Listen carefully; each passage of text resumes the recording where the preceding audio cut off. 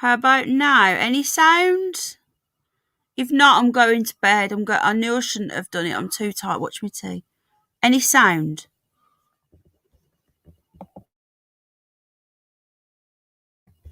Right, I think it's working. She's back with sound. Okay, then that was my engineer. That was my sound engineer. Just helped me out there. He told me to refresh the page and it worked. So there you go. Thank you, Mr. Sound Engineer.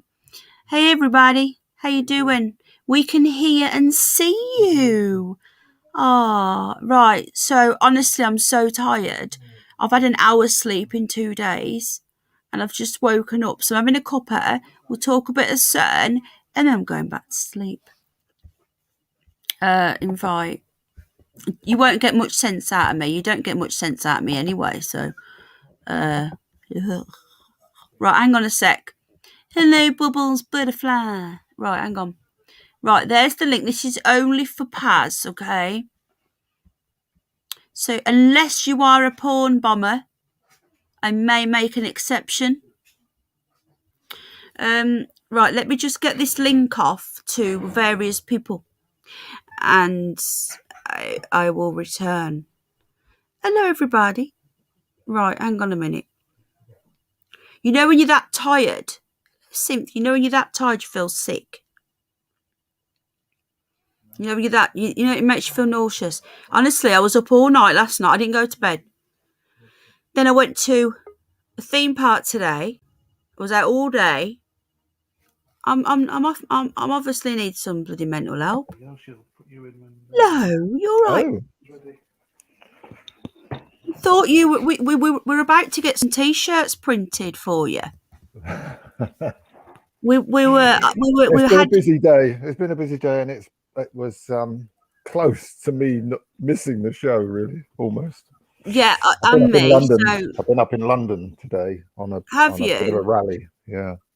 Well, I literally have didn't go to bed at all, and then I went out all day to a theme park. So I don't know how I'm still awake. I dropped off, and then I had to wake up. I had an hour's sleep, went into complete dream mode, and then I thought I can't let you down. So I might not last very long. I'll do my best. So yeah, I'm similar. I must say, I've been working hard all week. I've been doing stuff all week, and it's culminated in this event today. We were supporting the Gurkhas as well. Oh yeah, they're awesome. They really are. So that was quite nice. Met a few of them. Did you?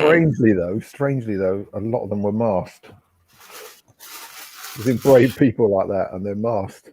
I suppose they have to do what they have to do, don't they? I can imagine. You know, I'm just going to send this link out to. Hang on. Send this link to Mr. Underbelly. Hang on, it won't be a section. Do you want to do a little bit of pleasantries? Do you want to say hello to chat, or can you see chat? I have it up. Yeah. Yeah, I hate that sticky feeling when you're really knackered. Yeah, I think that's me as well at the minute. Yeah. It's like a beyond knackered, isn't it? It's horrible. I didn't get to bed early last night, and I didn't get to bed early the night before, and I've been up early, and it's not good. Don't even go to bed. I'm up early tomorrow as well. Yeah, let's just do an hour then, mate, and we can do it again. We can reconvene. Yeah, of course. Yeah, we can do a different night. Right, I've just sent this to right, Mr. Underbelly, Bri, if you're watching. Just right. Anyway, I'm gonna go through chat and say hello to everybody. So we have Bubbles Butterfly. Hello, darling. You okay? Right, we have iBogey. Hello, iBogey. I love your name. Kate, Symphy Cliff. Hello, everybody. How are you doing? We have Metal Dog in the house. Hello, Metal Dog. Mike. Hello, Mike. Oh, we need to talk to you as well. We need to ask you about coming on our portal ghost hunt as well. He looks tossed. Me? Are you talking to me? Sorry. Yeah. Okay, Yeah, yeah, Simon. Hello. yeah. That's quite interesting. Have you heard? Do you know what I'm talking about? Then, has Um, has he asked you? no, but I have. Yeah, I've got a few stories probably. Oh, Mr. Belly's here. Ben. Hello, Ben. Paul from Newcastle, Delta Dawn, Lee. Who else is here? Ricky. Hello, Ricky. Hello, Mr. Underbelly. Hello, it's nice to see conspiracy guy free. I knew they couldn't keep you. I knew it. We were having T-shirts printed, free the Aylesbury one. Yeah, So yeah, that's it. How are you we, doing? we, How are you we doing, were Mr. planning Underbelly? on, I'm we were good. going to come and get you, weren't we, You Mr. know, Belly? man, I was ready to set the dynamite charges. Oh, shh. Hi, Jamie. We were all here. We were deciding on how to get. Hello, Stefan. We were deciding on how to go to get you out. We actually thought that they'd taken Paz because when you walked in the door, we just seen the door and then he disappeared, and we thought that he'd come and took him as well. So, do you know about this? I'm Scary guessing. stuff. Did you hear about this? I did hear a bit about it. Yeah, yeah. And we did a whole stream, named it Hello Bubbles Butterfly, and we did a whole stream dedicated to your arrest. And yeah, yeah. Anyway, as long as you're okay. I'm okay. Yeah, yeah, definitely. You look very tired. I am terror. Yeah, I am tired. We are. We're all tired, Mr. Belly, so we're not going to last very long. How Me are you, too. Mr. Underbelly? Oh man, Brian just took all my money. Did he take a lot of money? Oh, it's not real money. Oh, It's pretend money. But yeah, I was up till 7 a.m. playing poker, man. I was like, man, I gotta go. hi, Tom. Yeah, that's he's hardcore, isn't he? Yeah. Actually, it's like this is probably like that was probably the second time me and him actually talked. Just me and him. And the more I talk to him, the more I like the guy, man. He's yeah. so there. I love him. He's great. Oh, He's a good guy. He's an awesome guy, man. He is an awesome guy. Hi, Kate. Famous last words. I know, Kate. So, do you want to just do you want to leave the CERN and just have a general chinwag? Are you too tired, or do you want to give us your thoughts, Mr. Conspiracy Guy? Well, we can talk a little bit about it. I mean, to start with, it's the world's biggest motor, isn't it? Biggest engine or engineered device. And they keep upgrading it, keep messing around with it. And their latest plan, so I've heard, is that they want to now shoot these particles into the sky. So they're going to put an extension on it and point it skyward. I think this is Mr. Underbelly's kind of area, because they're shooting at the dome, and that's their latest little scheme. But the whole thing Is that what they said? Yeah, that was one of their latest. That's their latest thing. Their latest plan is to shoot high-speed particles into the sky, and I'm assuming it's to break through the dome. That's what their plan is.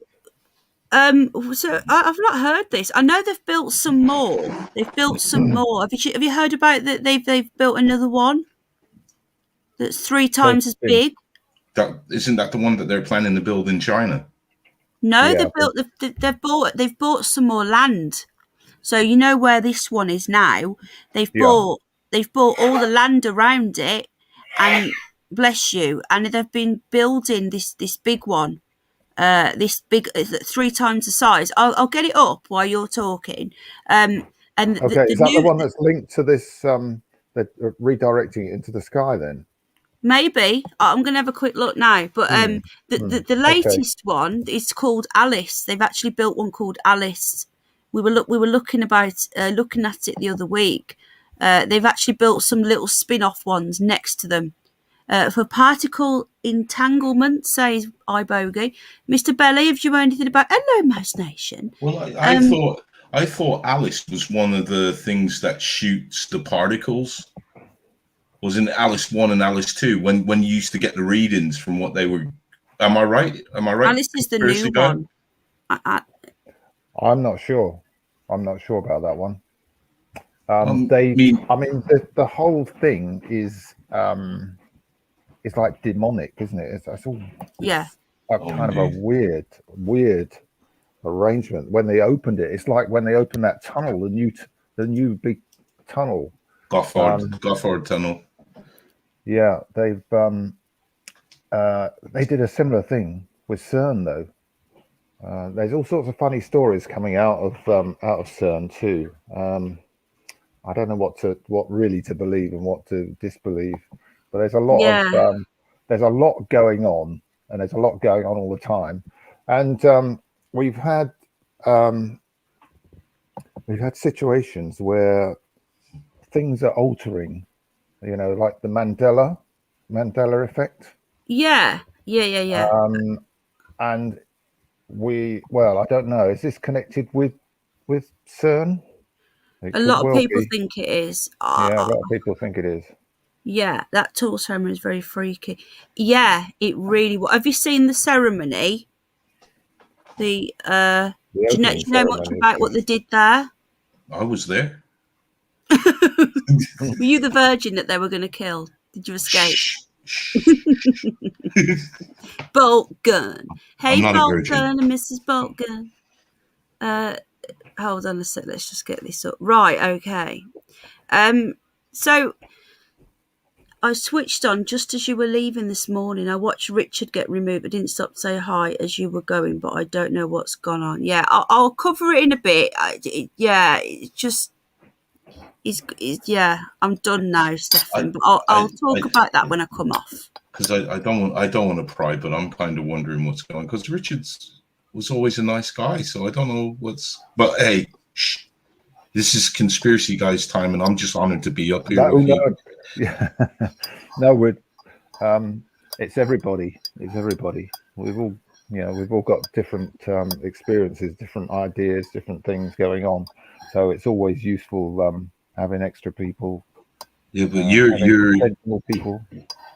a very good guy, and you got a lot of information, a lot of stuff that we don't know, and we're just really interested. That's why I said again, I'm honored to be up here with you. Well, thank you. It's likewise, really. We've all got bits of information, and sharing it is the way to go, really. I'm still laughing. Yeah, I don't know. Have you found out about this redirecting into the sky? I mean, they're talking about this entanglement, but the latest information I had was that they were going to direct the beam into the sky. Now, I can only assume they're trying to break through, because they've tried break through the dome. They've tried it with rockets, power, and failed. So they're trying a different tack. They've tried using atomic weapons in the sky to break through it, and they haven't done. So now I heard that they were going to use CERN and direct the beam straight up. So where have you heard? Is this official, or is this like a rumor? I did hear it from a credible source. Is it anything? Have you picked it up yet? Anything? Well, it's CERN. Right. There it is. Yes, there we go. CERN proposes space elevator accelerator. Okay. Yeah, exactly. Doesn't that remind you straight away? Straight away, I see that. You know what came into my head? The Tower of Babel. Yeah. So I'll tell you, these guys here, these clowns here, are just mirroring stuff. And it's out right there. That looks like, to me, that's the Tower of Babel, and that's what they wanted to do. They wanted to build a structure so high that they could touch God. I'm going to say, can I just stop you there? This story came out on April Fool's Day, just letting you know. That says it all. Okay. Update. So Did you enjoy our April Fool's Day story? If you want to find out more about the antimatter research we do that is really going on, check out this recent update. So I think it was an April Fool's. Yeah, because they knew there would be nuts like me that would say, "Hey, that's the Tower of Babel." Yeah, so that is, yeah. What do we think of this info? It looks like it was an April Fool's. But then was it? But was it, you know? They messed with us. Hello, Grumpy Grandad. They messed with us that much. Tony. Oh. Hello, everyone. Nothing, I'm guessing. Operation Fishbowl. See, could I ask you a question, Mr. Conspiracy Guy? That wasn't real, guys. If I know that you said that they're trying to shoot you believe that they're shooting the particles to hit the filament. But when I hear that they're trying to shoot particles in space, do you think it could be they're trying to use the natural electromagnetic energy to increase the power of the particle to possibly open something up? Because we know that they can pull energy freely out of the sky. Yes, but that's not the way science works. I don't know if you've... Tesla did it. Tesla did it, yeah. But he wasn't a science guy. He was a genius. Indeed. He was out on his own. Indeed. And science is like a religion. So basically, they think in terms of Newtonian kind of stuff and atomism as well. That's another kind of term. Sometimes they do use pseudoscience. When they hit a wall, they always say, "Well, let's try this." So, I mean, when I heard the particles, I wasn't thinking of the filament or the dome, because me personally, I don't believe in that. But I know what my understanding of CERN is, because what made me kind of believe that they know what they're doing is when they devised them cameras that can photograph the interdimensional beings. And that's their words, not mine. Do you know about that? The cameras that can photograph the interdimensional beings that's coming through CERN. Well, that is, I don't know if you know the story about, I think it was when they were trying to, I think it was in the 60s or 50s or 60s, when they were trying to get cameras to view night, that, you know, have a night vision system going.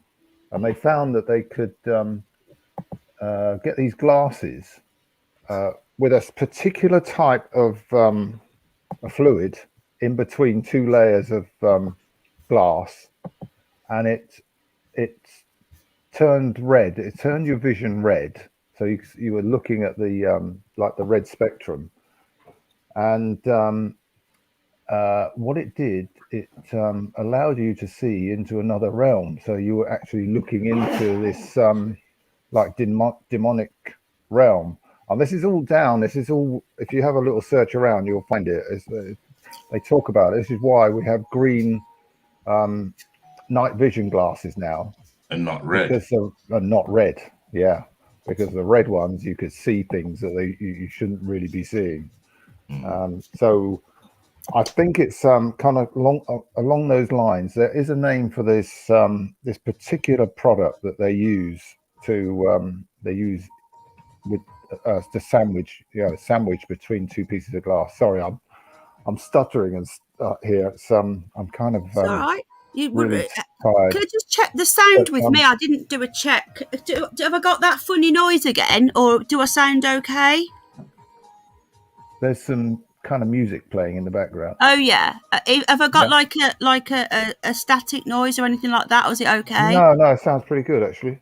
Yeah. Sounds good to me. Okay. Just checking. I'm not quite sure what this is about, but this is CERN Cam.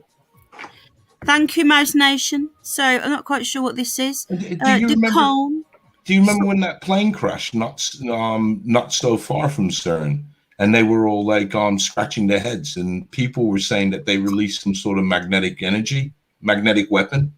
Do you remember that? I think there's a lot of stories going on. You hear a lot coming out of coming from people about various effects that have been sort of noticed around there, around that area. Have you seen Bubbles Butterfly? She's asking a question. Oh, sorry. Right, okay. Does any of the panel think that they're trying to open up a portal to hell, maybe to get more demons out or something? Probably, yeah. I do. I personally think that they're opening up portals. Now, they might think that they could be opening up, say, stargates to go to other planets or go to other, what the word I'm looking for? Dimensions, other parallel dimension. Or, but what if they open up a place called the Hell Dimension? Did you see that then? Yeah, I saw the Alice. So yes, I was wrong. But did you see what it was? It was like some sort of like weird star or something. Did you see that? So that was like they've bought all this land, like I was saying to you, and they've extended it, and it's literally now something like 3 or 4 times the size of what it was originally. So I just find that interesting. This is on the CERN YouTube channel. Look at all that land. Where's the curve? Geneva Airport, CERN. Can you see the circles? Look, the 666 in the logo. Oh God, don't mention that video.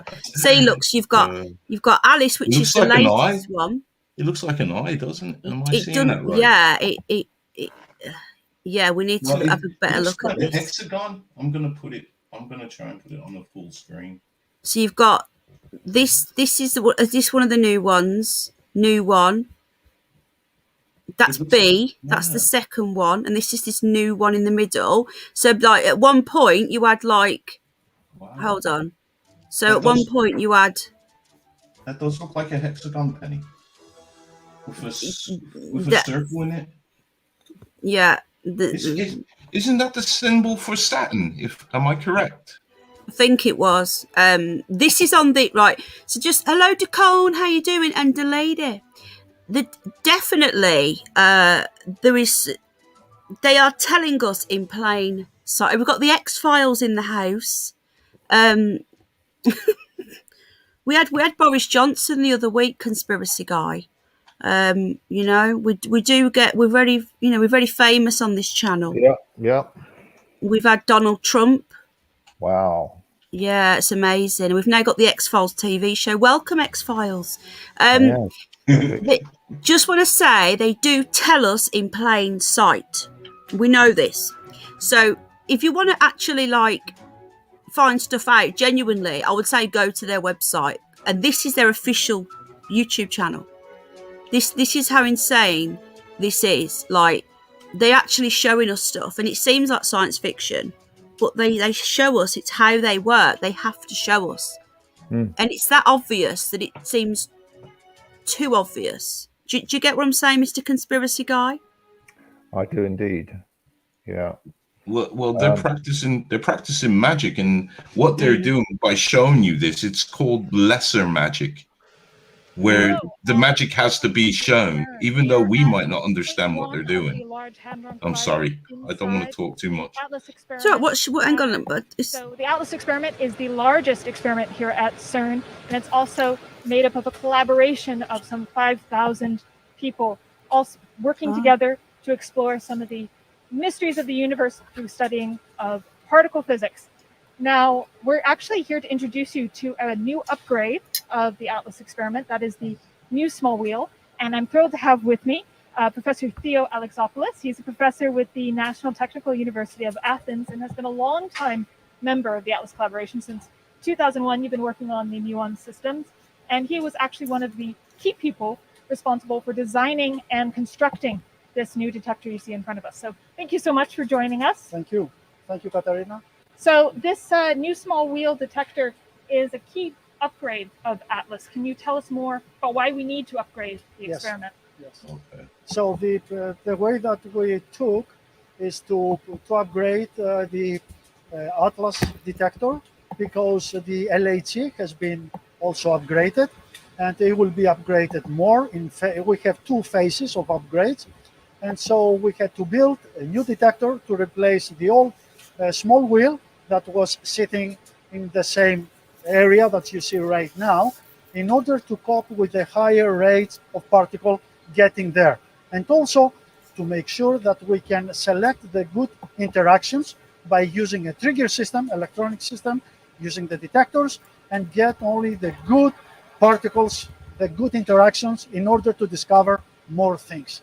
Yeah, that's one of the things people don't know about the LHC is there's a lot of collisions. We can't study all of them. So triggering, selecting the best collisions is a key part of what physicists do. So maybe we should see some of the footage of constructing this incredible detector, which was actually not built here in the cavern. It was built above ground. Correct. So the way that we decided to go is that the modules, the detector modules, they were built all over the world in actually 11 countries. So they came here, the same the electronics, they were built in 6 countries. They came here, and then we had to put everything together. So that means you have, as you see in the footage now, you see the construction, the commissioning of these detectors. So each, imagine the wheels like a pizza, and then you have the slices, and you have 16 slices there, as you see. Right now, the last slice getting into place. This slice, the one that you see there, we call it sector. It covers more than 85,000 channels. So you can imagine how complicated it is, just only one sector.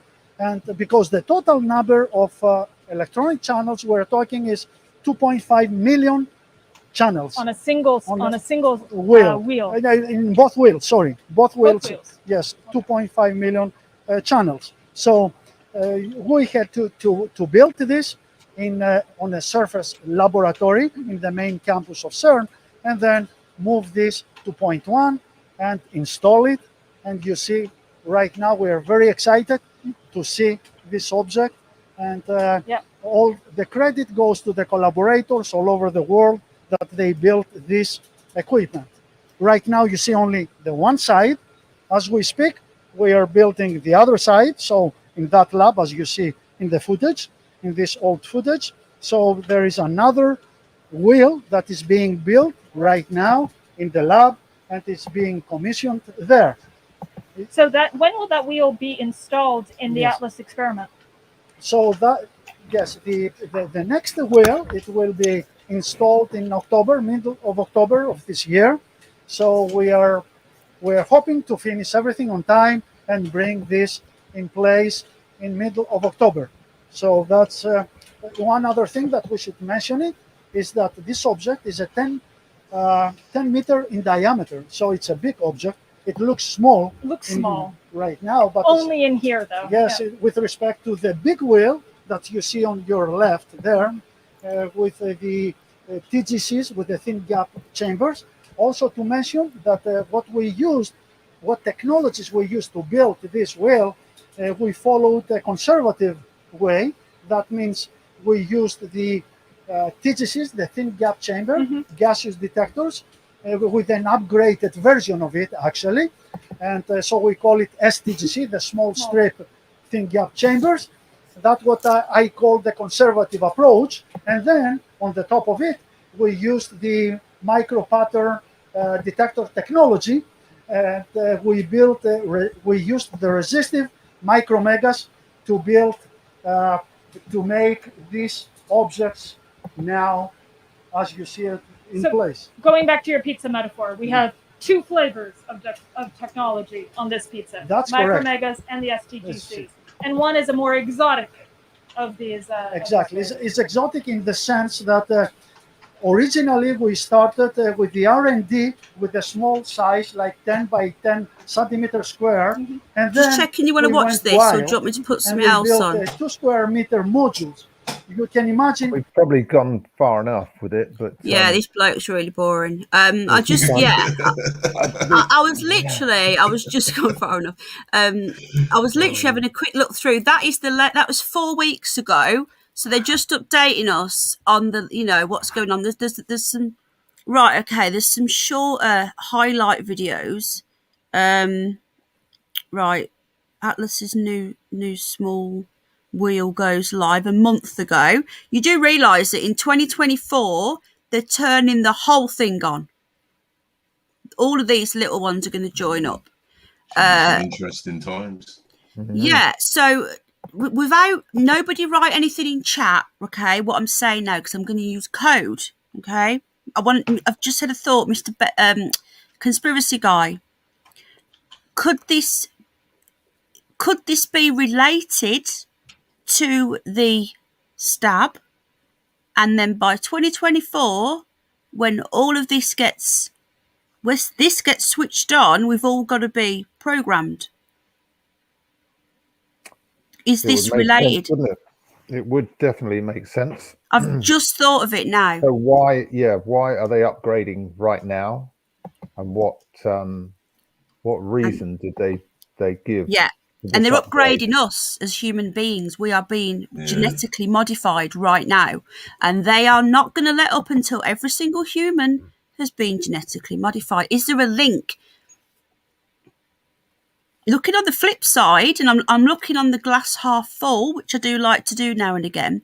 Are they trying to help us? Now, I don't think they are, but just putting it out there. No. Are they actually, do they know something's going to happen?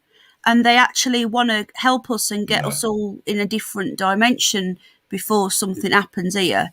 Does anybody have any faith that they could actually... Could I just give my opinion? Because I want you to. When you were saying that, David Icke's words just screamed into my head. And he always said, well, the one that I always quote, which is my favorite, is they always have the solution. They just need the problem. Yeah, problem, reaction, solution. So that's. I mean, I never thought, but no, never mind. I'm stopping. No. What's this? There's a new one here. There's a high luminosity one here. They're doing all honestly, right? They're no bounds at CERN. This is only a 2-minute video. I have no faith, says X-Files.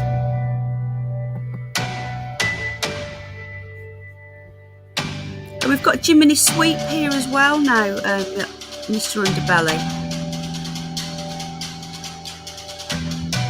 This is just a short 2-minute one. I don't know. Yeah, they're all coming in tonight.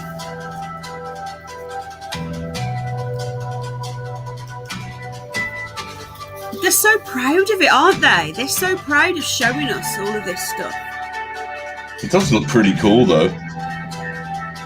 It does look cool. Could you imagine being in there smoking a joint? Who's paying for it?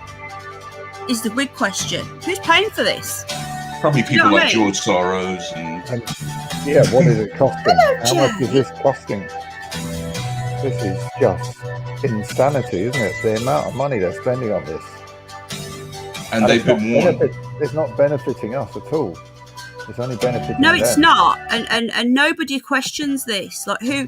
You can imagine the amount of money, billions and trillions, just the manpower. Well, isn't it with that building there, they could just totally eradicate world hunger with just the cost on that one building. Yeah, exactly. This is what I'm saying. Like Tupac says, you got no money to feed the poor, but you got money for wars. Exactly. Yeah. How you doing, Dirty Rotten Imbecile? How you doing, bud? Decone. I live where's that then? I don't know where that is. So, they actually, it's unbelievable that they have a YouTube channel. It doesn't it sound so ridiculous that, you know, we're not having to go to some sort of underground sort of website to find out what they're up to. They bloody tell us. It's insane. They're showing us what experiments they're doing, the cloud experiment, whatever that is. What else have we got here? We've got Meet the Large Hadron Collider B, which is the second one. So this is we're going to get some guy waffling on. I like that. You join us here, 100 meters underground. Actor. There's a 2-minute video if you want to watch it. He's going to tell us what he's doing there, and then we can talk about it after. Give me your thoughts in chat, folks, of what is going on there. What do you think is going on there? Hi, Rachel.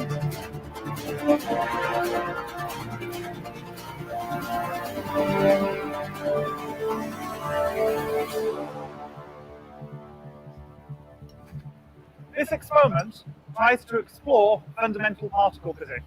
The way we do that is that we look at the collision of protons, which are flying from the right-hand side of this detector and from the left-hand side of this detector, and they collide on the far right-hand side inside the first part of the LHCb experiment.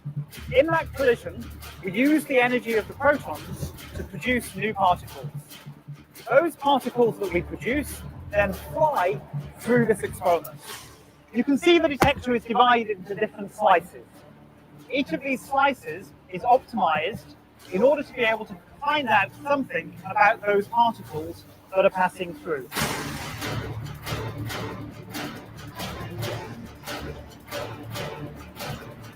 By analyzing the signals from these detectors behind us, we can try to identify what happened in that collision. The electronic signals are then transmitted and sent out to big computer farms. Those results, those data, are then analysed by 1,300 of my colleagues and myself across the world. Right at the moment, we're constructing the next generation version of the experiment. 10 years ago, smartphones were just being launched. We've had huge advances in technology, and we're exploiting those technology to produce the next generation version of the experiment that will allow us to record even higher amounts of data and to be able to analyze those results with higher precision. The music. I know, I love it. I want to use that. I want to get that music for one of my videos. I know, yeah. Do you reckon they'll let you borrow it? So yeah, check this stuff out. CERN VR, a year ago, and you'd think that this channel would have more views. Some of these videos, like a couple of thousand views, and you'd think because people don't even think that they're going to tell us about it. There's highlight videos, CERN highlights from 2019. Most people don't even know what it is. The average normie, they might say, "Oh, I've heard of that thing that they're doing, making black holes," but they won't know anything about it. CERN open days. What exactly they're doing? They don't. They're exploding these things at high speed because they're using one to start the experiment, and then they transfer it, as he was saying there, transfer it to another part of the system. I mean, they're smashing stuff. But for what purpose? Well, why are they doing this? My understanding of this at the very beginning was they were trying to replicate the Big Bang that created the universe. Said, yeah. Well, that was my understanding, and that's when Stephen Hawking stepped in and said, "Mate, you don't know what you're doing. You really don't know what you're playing with here." He was a robot. He was. Well, whether he was or not, that's what he said. And, but does anybody actually believe that he was really? Well, this is atomism. You see, again, as I was saying, it's atomism. They're not using nature. They're not. If they worked with nature, then they could sort this out easily and quickly. And they're not. They always go overboard. Everything they do is working against nature. Indeed. They're trying to open up they're trying to tear the veil open. Yeah. That's literally what appears to be the case. Especially when you see this, and they're increasing the energy and the power and where's it all leading to? Where is this going to? How is it going to benefit humanity? It's not, is it? It's not to benefit us. If it was something that was benefiting us on a regular basis, and they would be telling us. I could support it, but at the minute, it appears to be the other way around. It's against us. Well, don't you think science got pretty interesting when Einstein started talking about the God particle? Yeah. Now Einstein is one of those guys that kind of has nicked everybody else's ideas. Yeah, he wasn't that intelligent, was he? He's quite a clever guy. I mean, his calculations on this what do they call it? I can't remember the name of his Sorry, my brain is fried at the minute. Yeah, here's I know what you mean. Well, it was, theory of relativity, but there was another name he's using. That E equals something. And it's a really complex, he made it particularly complex. And there's a guy called Nassim Haramein, and he actually breaks it down and he shows you what he's actually did. And they were adding in and subtracting huge amounts to make it all add up, the way they wanted it to add up, which is what I was saying about science being a religion. It's not based on nature. Virtually nothing we do is based on nature. We're fighting nature all the time, even in our motor vehicles. These explosive type. Everything we do is explosive.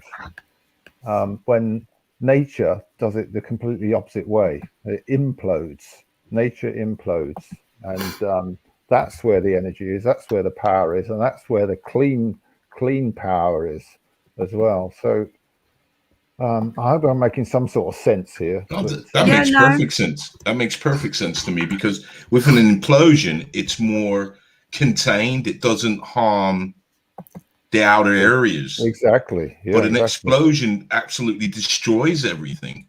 Yeah. So it makes that's how nature works. Nature works that way. There's another guy, I can't remember his name. German guy. He did a lot of experimentation. He looked at nature and analyzed nature to a great degree, and he came up with many solutions. It's not Fabinucci. Sorry? Was it Fabinucci? I think he's Italian. No, so I could be wrong. No, it wasn't. God, my brain is not working at all. Sorry. Was you playing poker too?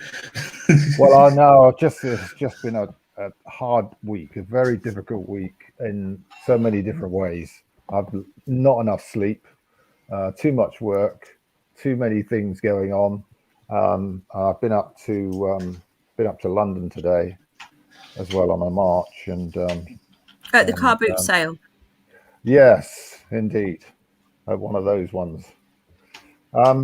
So my brain is kind of a bit fried at the moment. I'm just trying to think of, but anyway, this guy, he analyzed nature, but what happened? Science didn't like what he was doing. Again, as with many others, and there are many other people who have come up with solutions, credible solutions, and then these have been dismissed by the current scientific minds. So we have this system going on whereby they're hiding so much stuff. There's so many patents out there. Literally tens of thousands of patents that companies have brought up to hide a lot of information, a lot of useful information that would be helpful for humanity, particularly with clean energy, simplifying things, making things easy, which we're just not, normal science is just not doing that. It just fights nature every time, everything they do, they're just fighting nature. And that's how I see CERN. It's just fighting with nature. I mean, they were trying to get this God particle, which to my mind isn't really there. It's not really a God particle, because it's infinitely small. The particles go infinitely small, and in the micro and in the macro they go infinitely large. So the smaller the particle, you'll find another smaller particle, and then on that you'll find another smaller particle. It just goes on and on and on. You can't ever stop. You won't ever get to there's always a smaller particle to find, and this is the problem they've got. They keep building these bigger and bigger machines, faster and faster, smashing the hell out of stuff, and they're still not getting anywhere. They're not. Well, do you remember that story when they were examining a couple of particles, and the particles they believed knew that they were being watched? Yeah. Do you remember that? What? I think that was from BBC. Oh, yeah, Penny. It was proper scientists came out and was talking about this, that when they left the room, but they put the camera on, the particles would move. But when they came in to observe them, they wouldn't do nothing. There's you see, there's a lot goes on. There's a lot of stuff which we don't understand, or we've been deflected away. We've been directed down a different path, and this is the trouble. We haven't gone down nature's path. We've gone down science path, and that's where I see the issues.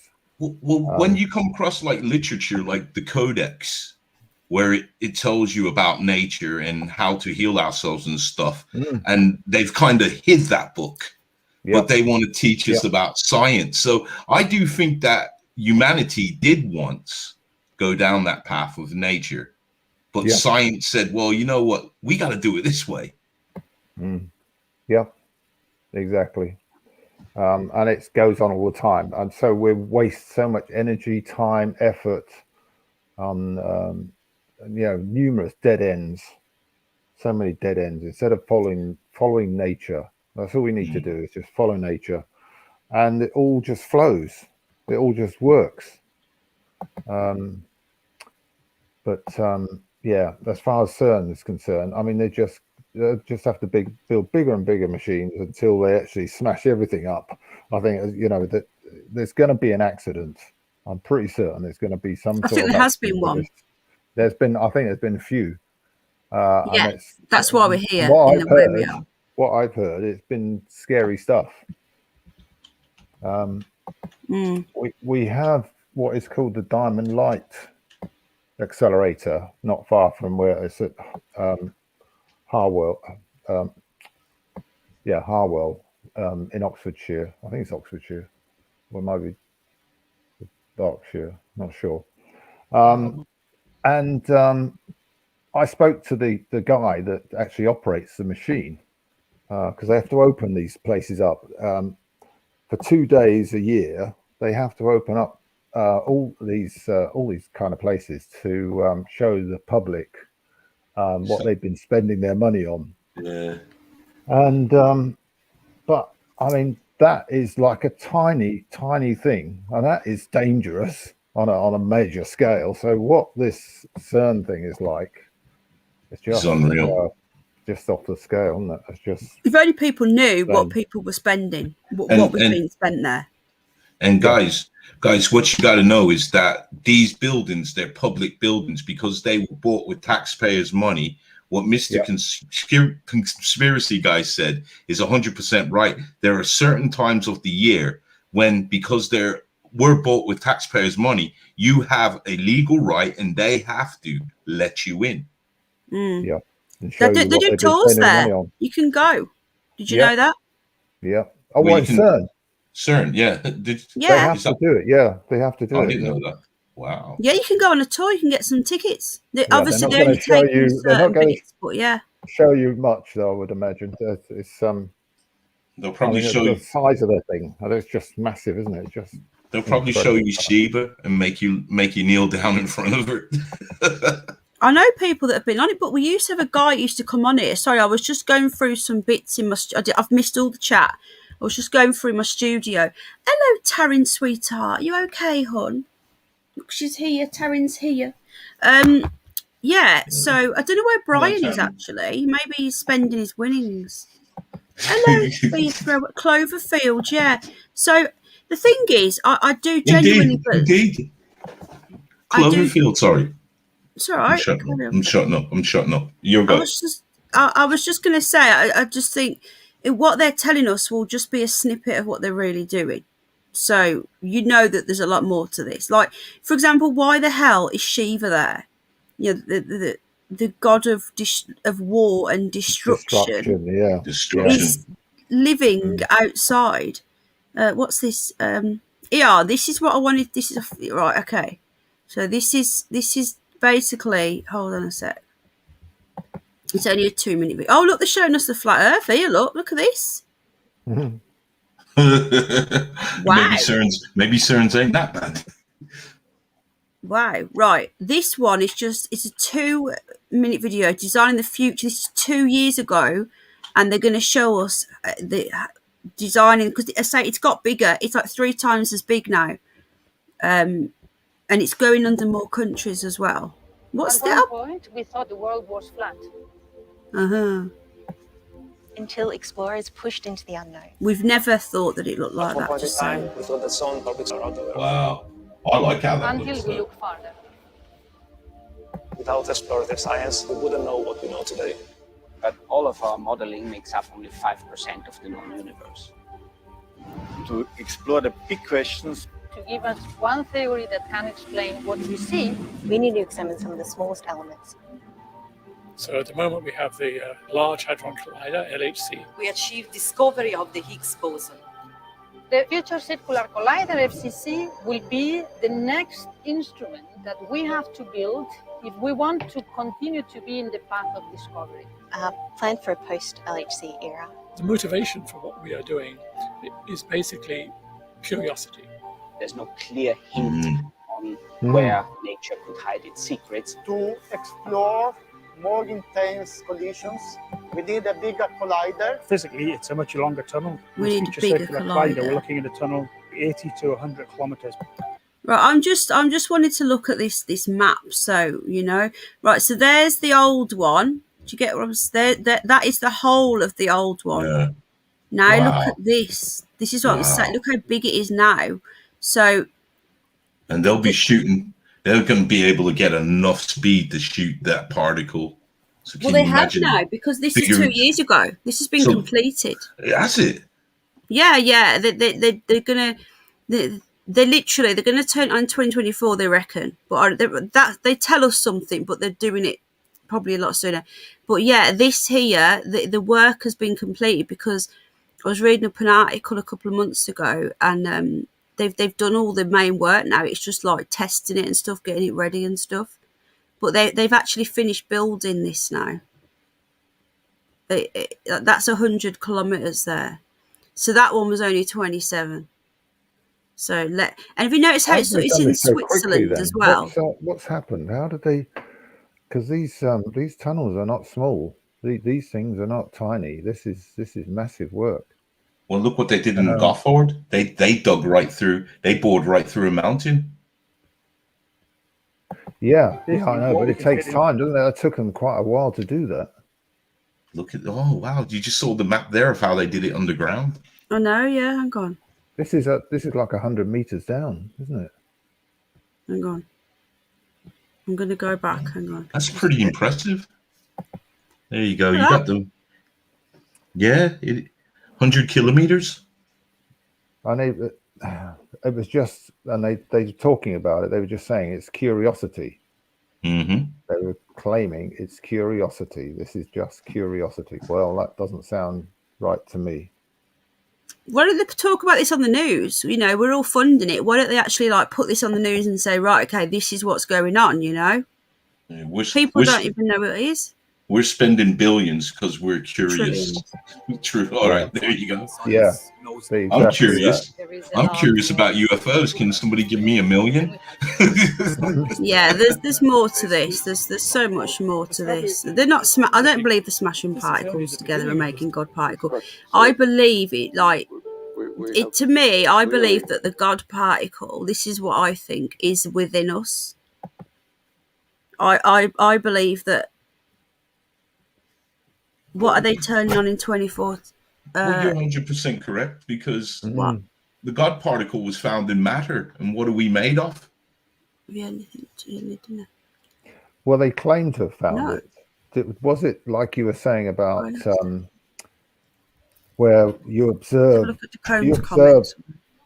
something and it changes? It's like what is it? The Buddhist thing about if there's nobody to hear a tree fall in a forest, does it make a sound?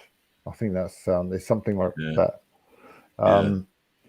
really? Observing and observation does make a difference.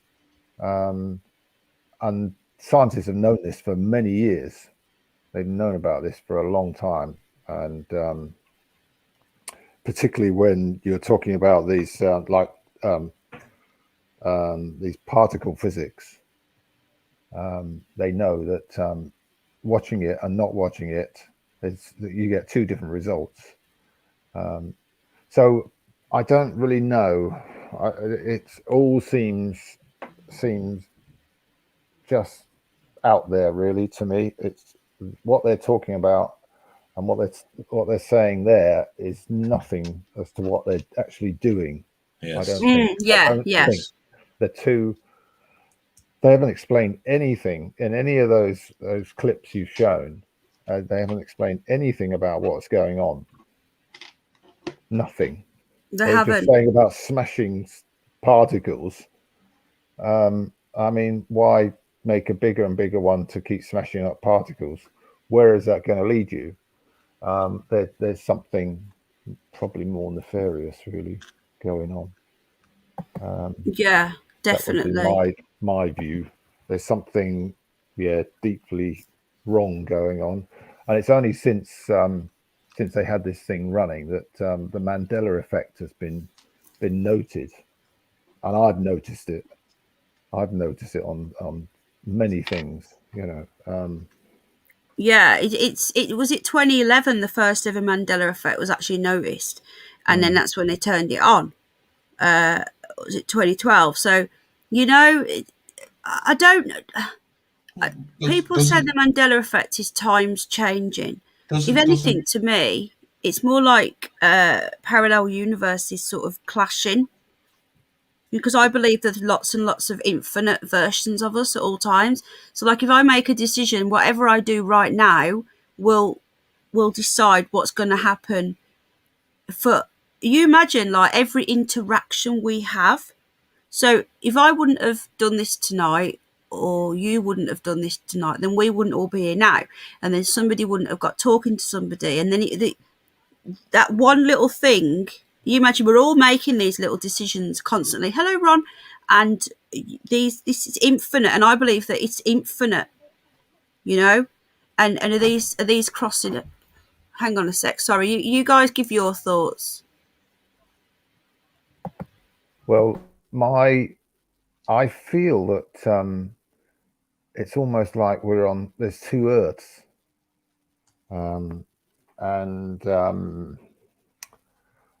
People describe it as a 3D one and a 5D one.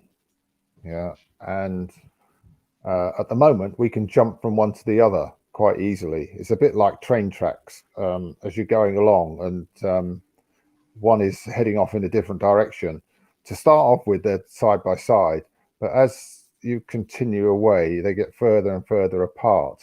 I think it's almost like that. It feels like that. Like we're in two Earths which are together at the minute, but they're starting to pull apart. I think that's the only way I can describe it. Sliding doors. The Mandela effect. So you got one. There's one. Has got one type, like you were saying. There's one reality going on in it, and the other one's got another reality going on in it. So we get this kind of joining. There's a kind of a clashing between them at the moment, but ultimately they will be parted. Yeah, if I'm making sense. Hopefully I'm making some sort of sense. No, I get you. You're preaching to the choir. Oh, right. Okay. Yeah. No, I totally get you. I'm just sending this to Brian again, but he's not responding. So. See, one thing I wanted to just say about the Mandela effect, though, I thought it was noticed a lot sooner, like before CERN's, because doesn't the Mandela effect stem from people actually recalling that Nelson Mandela was never released, that he died in prison? Yeah, that was after CERN, though. That was in 2011. Yeah, it was just after 2011. He's supposed to have died. Okay, I stand corrected. Like I said, I am not always right, so question me. So all of this come about after CERN. Okay. I mean, I have seen some videos where they propose the Mandela effect, and it's really interesting because it's just like a lapse in perception. Like the one video in question I'm talking about is like this guy, he looks in his living room. It's really bizarre. And I watched this video over and over again. And I'll tell you what, if this guy edited it, he should work in Hollywood, because I can't see where he edited it. But what he done is he walks into his living room, because he's telling you, he says there's something freaky going on here. So he walks into his living room and there's this white car parked in front. And then he walks around to his bedroom, which is facing the same, and he looks where this car is, and it's an empty parking lot. And he does this about 3 times. Like a glitch, really? Almost like a glitch in the Matrix. Yeah. But I get what you're saying, because the how I understand the realms is they're kind of stacked on each other. So if there is a little seepage in, it's going to mess with everything. Yeah, especially if somebody is fiddling around. If somebody's messing around with subparticles, which is the basis for everything. Yeah, we could. It could be some more fun ahead. But the biggest thing for me was the Ford logo. The F on the Ford. I mean, okay. I've looked at that all my life, and now it's completely different. It's changed. I say completely different. It's the cross across the F. It's completely changed. It's like a pigtail now, where it wasn't. I that's one of my sides is motor vehicle engineering. So you should know this. Yeah, exactly. Well, I know what that looks like, and it's different now. It's definitely changed now. But can you go back now and look at old Fords and see the old logo, or you just can't find that old logo that you remember? You can't find the old logo anymore. Wow. Because I saw something the other day, because in my searches, because I don't just look for UFOs, I look for very strange, bizarre things. And in my searches, I did come across the other day, they were talking about Chevrolet, and they were saying how that logo has changed. Yeah. But I can't remember the old logo, so I don't know. There's so many examples of this at the moment. It's I don't know whether they've actually opened up something. I think they have. I really do. Which is, I don't know, either affecting the Matrix. How is it? I don't know. I can't kind of work it out. I haven't really put my mind to working it out. What is going on? I've just observed some of these effects. That's all. Have you seen the CERN logo? Have you ever looked at the CERN logo? I don't think I've broken it down. No, I haven't really paid much attention to it. I've tried to. There's so many other things going on in life that it's been on the back burner for me. I'll put it up for you, and then you can see it for yourself.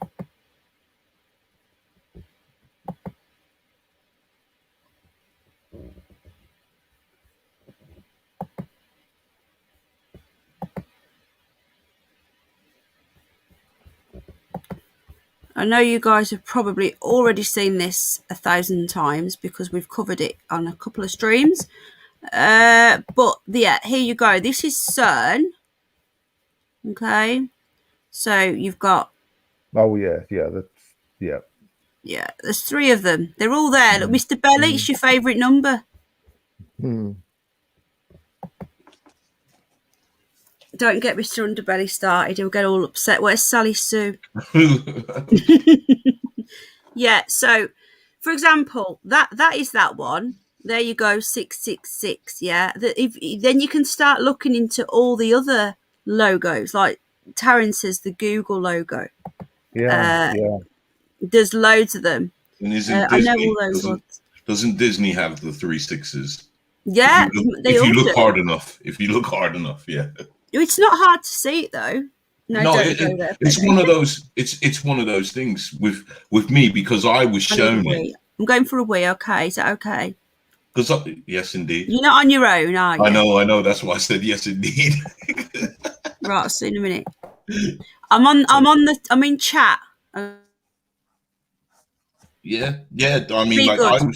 I was shown the Disney logo, and now I can't unsee the 3/6s. But I never noticed it until it was pointed out to me.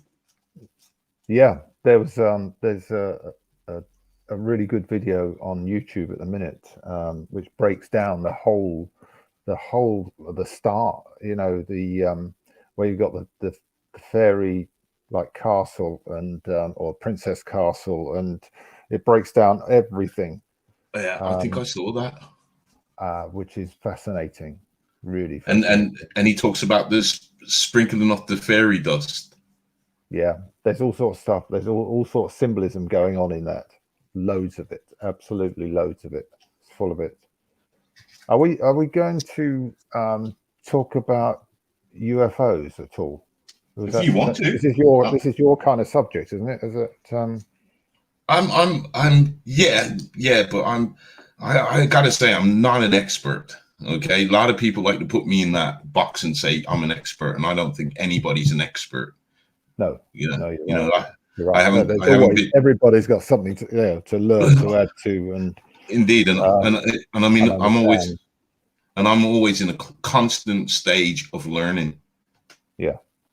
But I do say I'm a little bit better than some other people, but I'm not tooting my own trumpet here. That's not what I'm trying to do. There was one thing I wanted to mention, and it's an observation I made when I was about 15.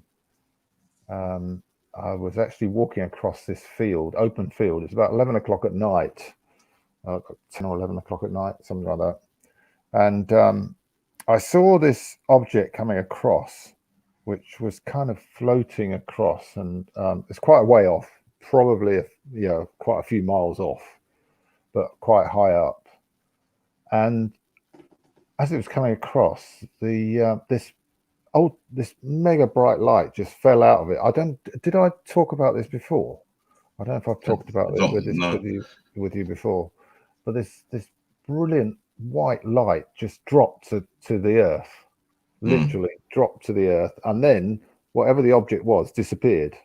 It was gone. The main object or the white light? The main object. Yes, the main object disappeared, just vanished out of sight. Now, the interesting thing was, about 3 or 4 years ago, I was on YouTube and this video popped up, as they do, when you're searching for something, suddenly something appears.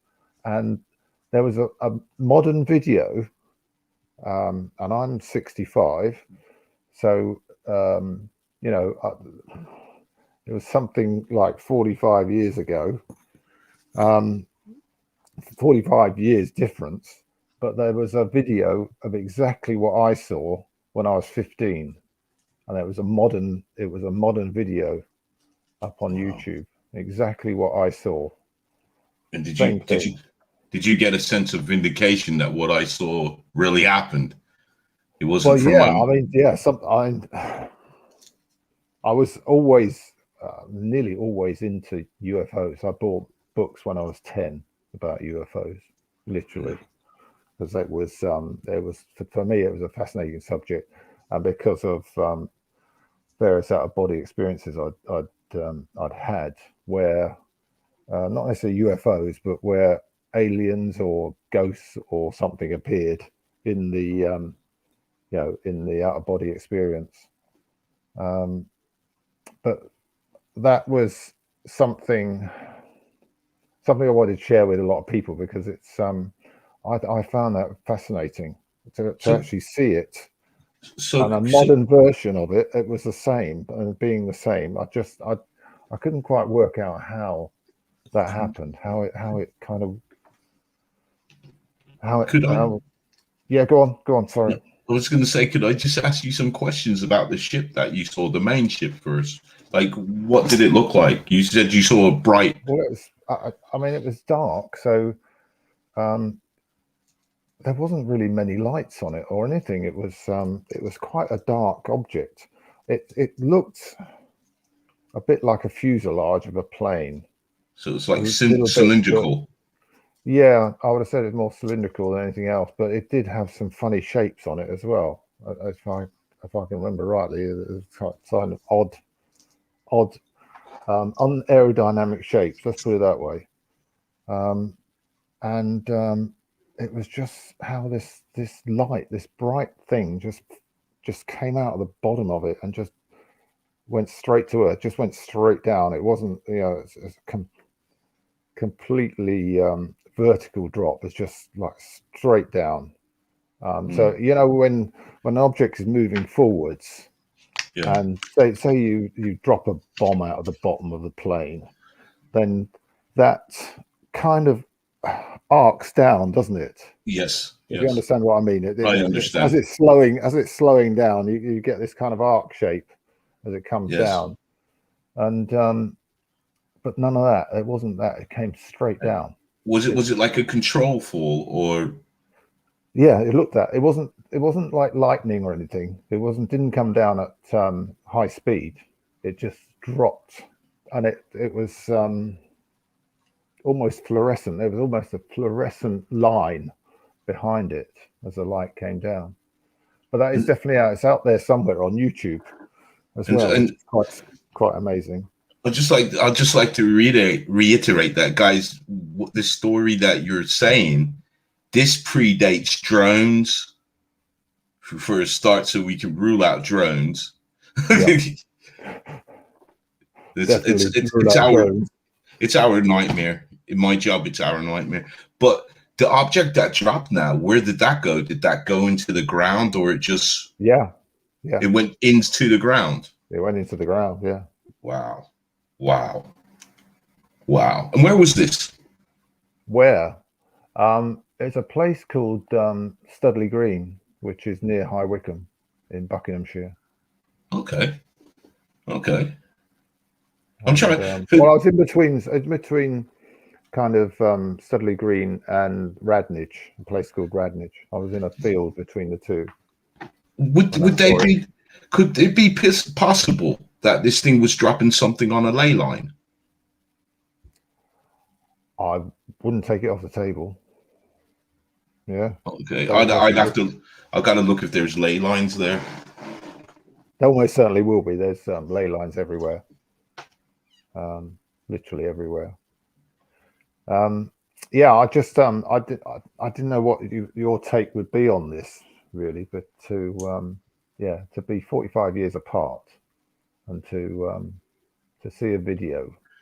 See, got a current video was quite a shock to me almost. It was like quite a surprise, really. See, I have personal beliefs, and my personal beliefs are that I do buy into there's extraterrestrials. See, I know that the flat earthers don't, but I buy into that there's extraterrestrials that are coming from outer space. And I do believe that there are some of them that help us or help the planet. Like, for example, the Russian meteor. You remember that big ass meteor that flew over Russia a few years back? Yeah. And if you look at the footage, you can actually see an orb fly, blow the meteor apart and fly off. Did you ever see that?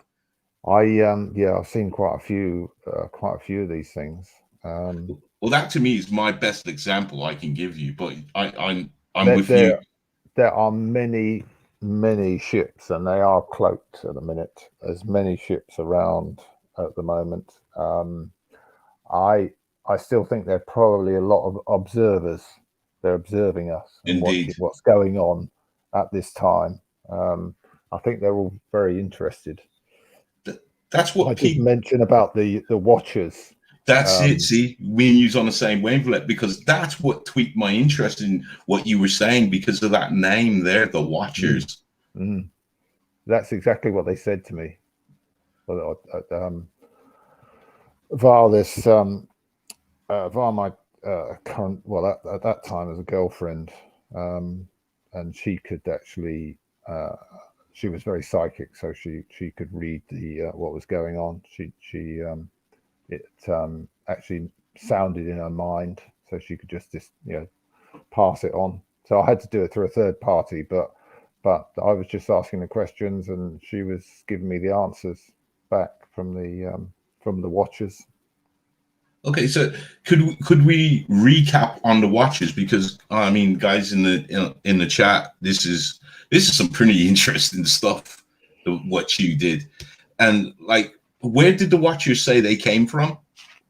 Sirius. Okay. I mean, they, yeah, it was some. That was the area they came from. I don't know whether that was the actual. That wouldn't have been the planet, because the Sirius is a star, a dog star. But so they just told us as simply as they could. I think that's what they were doing at that point. They weren't complicating anything when they spoke to me. They're highly intelligent by the way they answered the questions, but because I asked them where they come from, where their ship was, what were they doing. I asked them a few questions, but we didn't. It was only kind of over about 5 minutes. That was it. So the questions that you asked, did you receive answers to all of them? Yeah. Because also, guys, when he was also looking into them, they were also looking into him. Is that a correct thing? Yeah. So yeah. What were some of these questions that you asked, and could you also give us the answers that they gave you? Well, it's like, where are you from? And they then obviously they couldn't say, we're Sirius, then turn right and then left, and then they couldn't give us third planet from the left.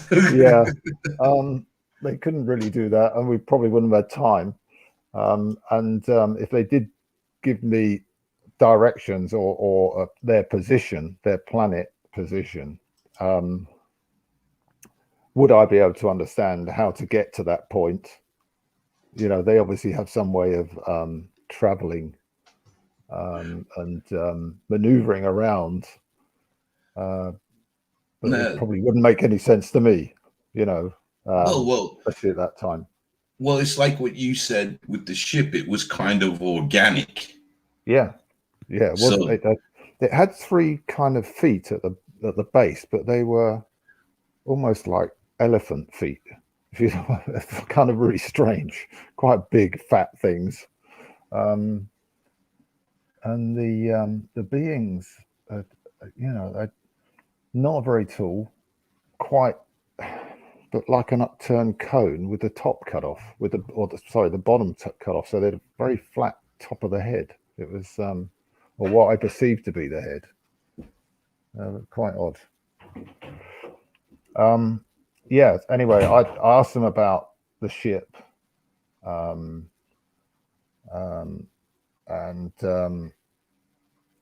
they explained that it's not like ships and vehicles that we have. There's nothing like that. It is organic. And they did explain that to me, and they did explain that they use the energy from the point on Beacon Hill, which is right next to Checkers. They actually use that energy to power the ship. What sort of power are they using? Electromagnetic? Well, it's like an energy point sat on top of Beacon Hill. There's an energy point. I think this is it's an ancient site. It's like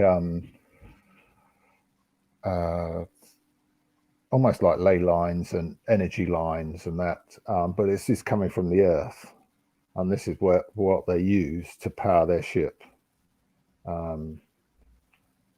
Quite how they get that energy, collect that energy, I don't know. Obviously, I'd have been there for weeks probably.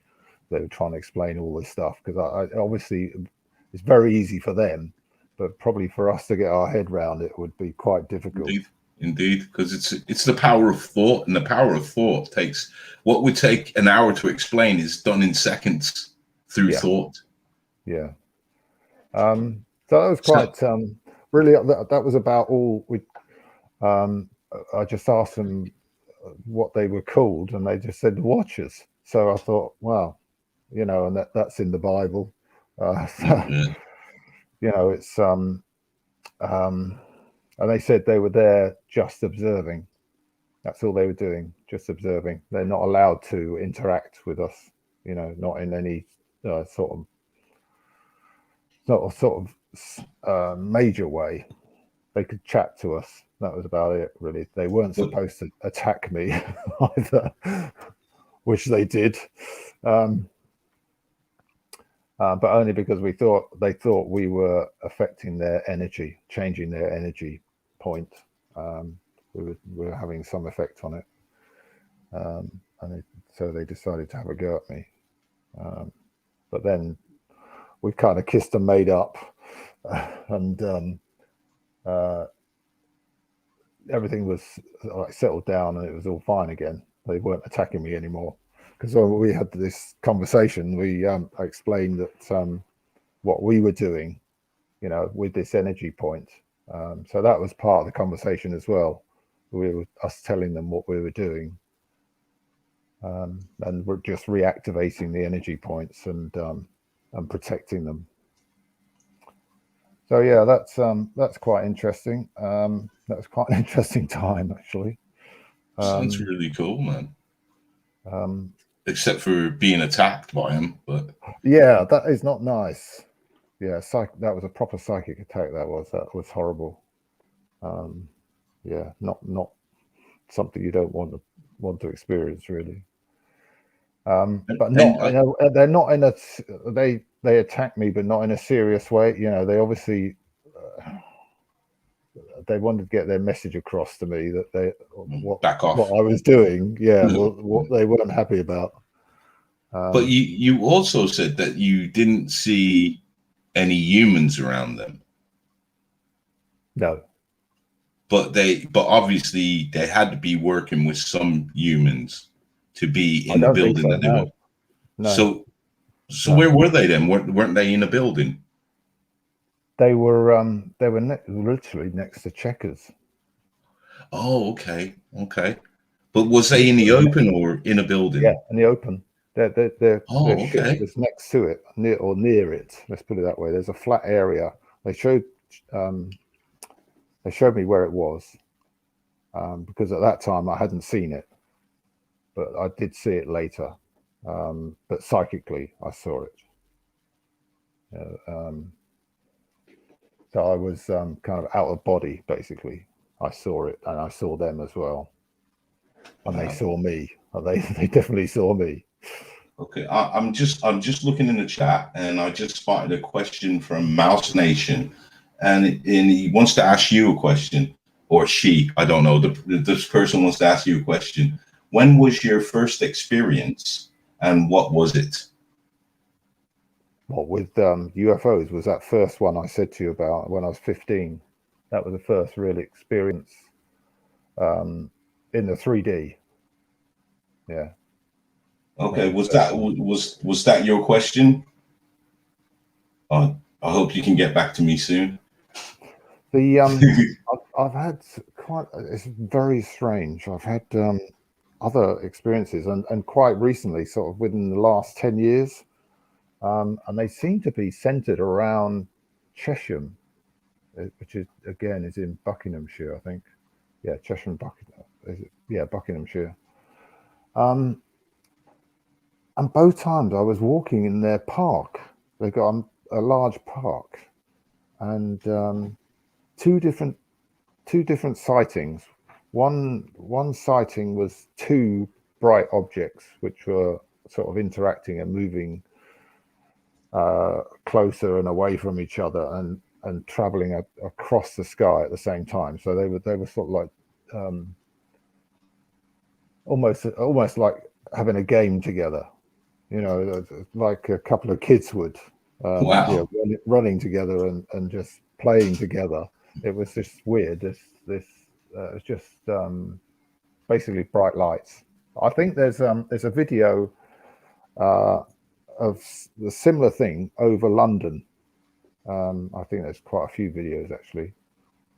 And another time, strangely, I was in the same place at the same time, or not the same time, but I was in the same place on a different day, and there was this really strange object, not a plane, definitely not a plane, and it kind of had a fuselage which was rotating, it was spinning, because it was either catching the sun and reflecting the sun, so it like flashed as it rotated it, and it picked up the sun. It kind of flashed as it was rotating. It was there was obviously some shiny spot on the fuselage of this thing, whatever it was, but it was spinning. The fuselage was going round and round, and so it was kind of just flashing the rays of the sun down towards me. It was that was a bit of a weird thing. No sounds. There's no noise from any of these things. It must have felt kind of spiritual. I don't know what I felt at that time. It was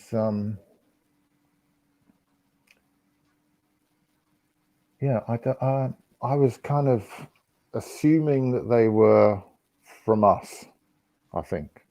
Or certainly the second one with this fuselage, this spinning fuselage,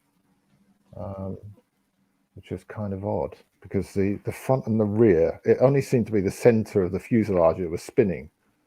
It wasn't a plane. It didn't have wings. It didn't. There was no sign of wings or anything really to guide it. So it's some sort of turbine. I don't know what it was. I don't know. That was very strange. We have another question from Mouse Nation, and this person wants to know: did you ever feel you were gifted? As some young people say, they've always had a feeling that they were different. Is this the case with you?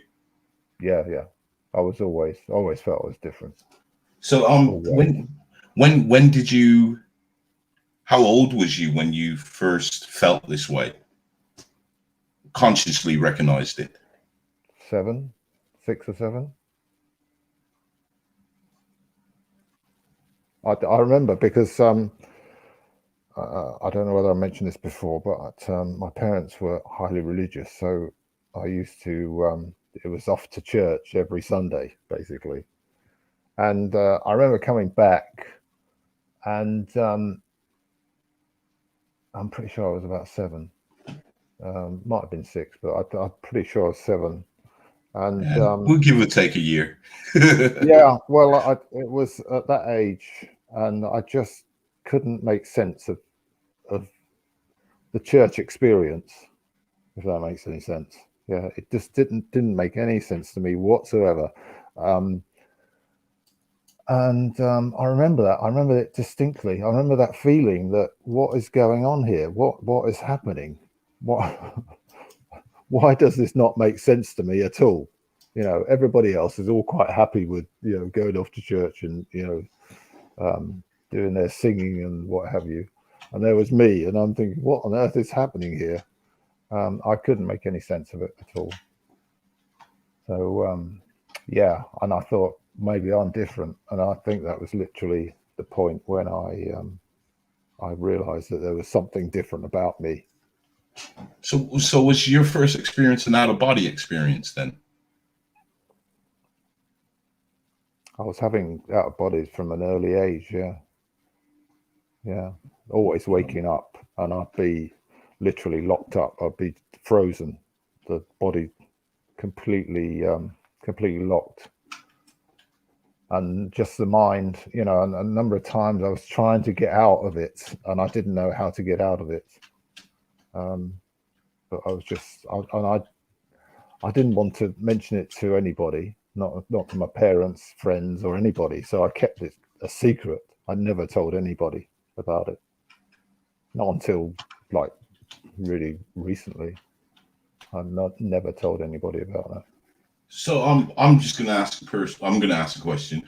What would you say would be your most, I don't know, see, I always get lost for words. What would you think? What would you say?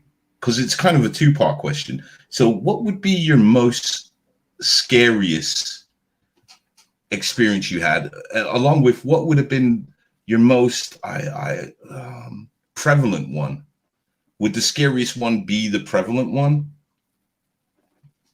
Do you understand what I'm trying to get at here? Whenever I've had these experiences, I've never felt fear. I've never ever felt fear.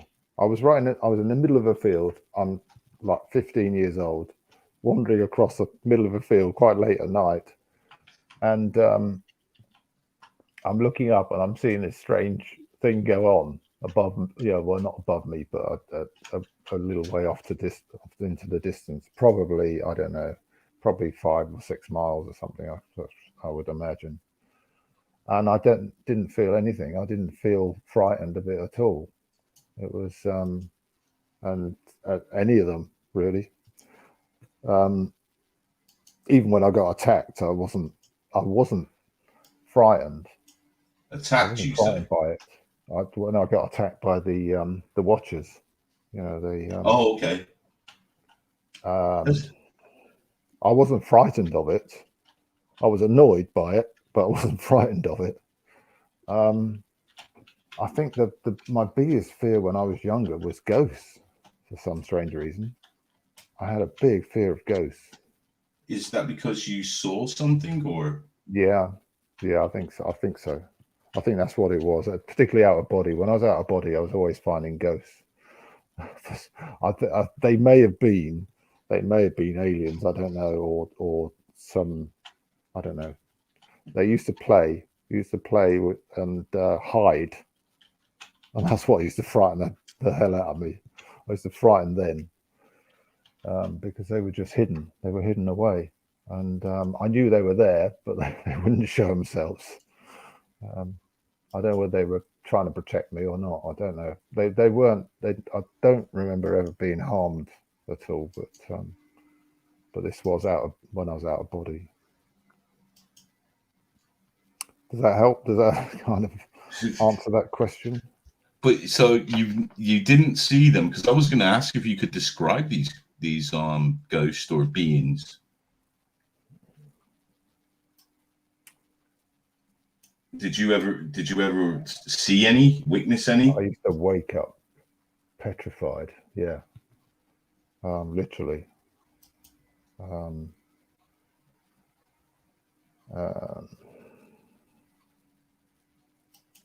That's a description of them.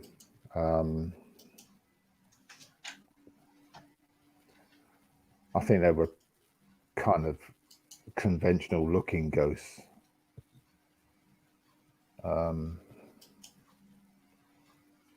In conventional, the kind of floaty, see-through-y kind of things. It used to terrify me. I don't know whether that was deliberate by them or what it was, or whether they're trying to toughen me up, or I have no idea what was going on. Yeah, that's a good, because that leads me on, because I was going to say, did your experience of these things help you to harness? Because some people with natural abilities, and you obviously do sound like you have these natural abilities, they have to be honed in. Yeah. Because they go here, there, and everywhere. Yeah. So there has to be a level. So, like, because the first time I met you, and you were talking about the able to, it was, what was the word we used? Remote viewing. And the moment you said that, the first thing I said was, well, are you from the military? And you said to me, no, but I had somebody look out for me that was. Yeah, trained me, did some training, but had gained the information from the military, because they had high-ranking brothers or siblings in the military. No, he did. The guy that trained me had high ranking. It's a fascinating subject. Is there anyhow you could you share any of that with us? Because I do believe it's fascinating. I think the people in chat would like to, because I don't think they understand how. Well, I shouldn't say that, because I know the guys in the chats are quite intelligent, but just in case you don't understand, the military has took remote viewing very seriously. very seriously, especially after they found out that the Russians were using it against them, because the Russians are way advanced, way advanced. But the Americans, and I presume the British as well, would be involved in some of this too. They wanted to create a system that anybody could use, or I say anybody. You know what the military is like when it comes to what could be described as the woo-woo kind of stuff. They are a bit strange about it, and many times they tried to actually stop the funding for this research because they didn't think it was credible.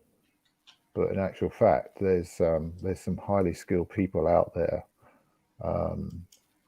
They can describe so many things. So could I ask then, just to be inquisitive, because obviously you've had to train to do this. Did you go anywhere with your remote viewing? We were given tasks to do we were just given a card or number or something like that, and you work it from that, really, basically. But I also did not just remote viewing, but also psychic viewing, psychically viewing stuff as well, and that was quite interesting, doing a lot of that. But anybody can, I mean, it's on, I'm pretty sure it's on YouTube. You can find people that will actually train you in remote viewing. People have been everywhere, haven't they? They've been all over the place. You can go to planets, you can go to other planets and all sorts of stuff. I must admit, I've never kind of tried that.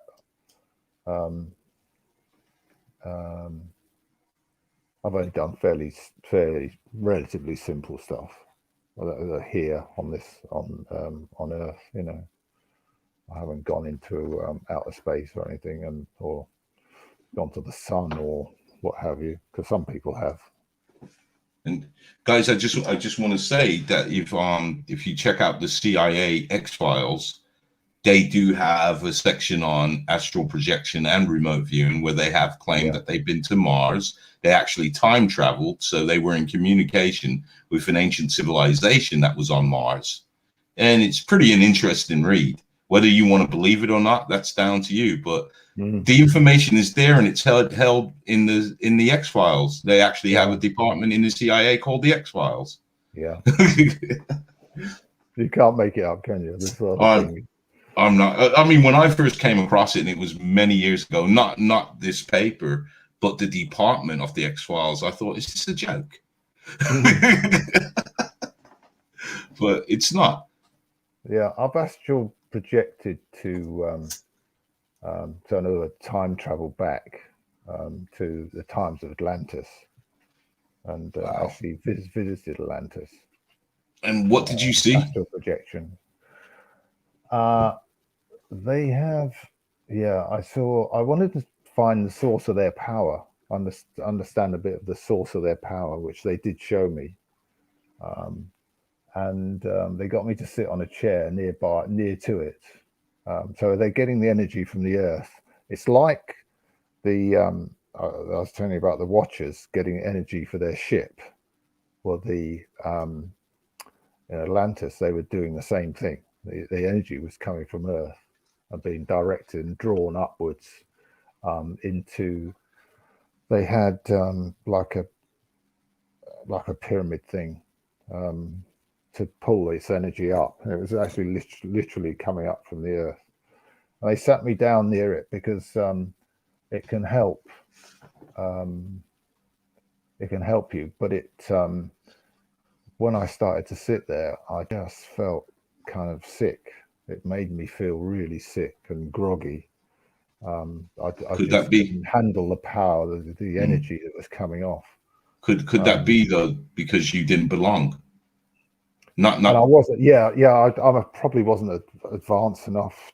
For they could handle it. I couldn't. No, I don't mean that. I mean that you didn't belong in that time.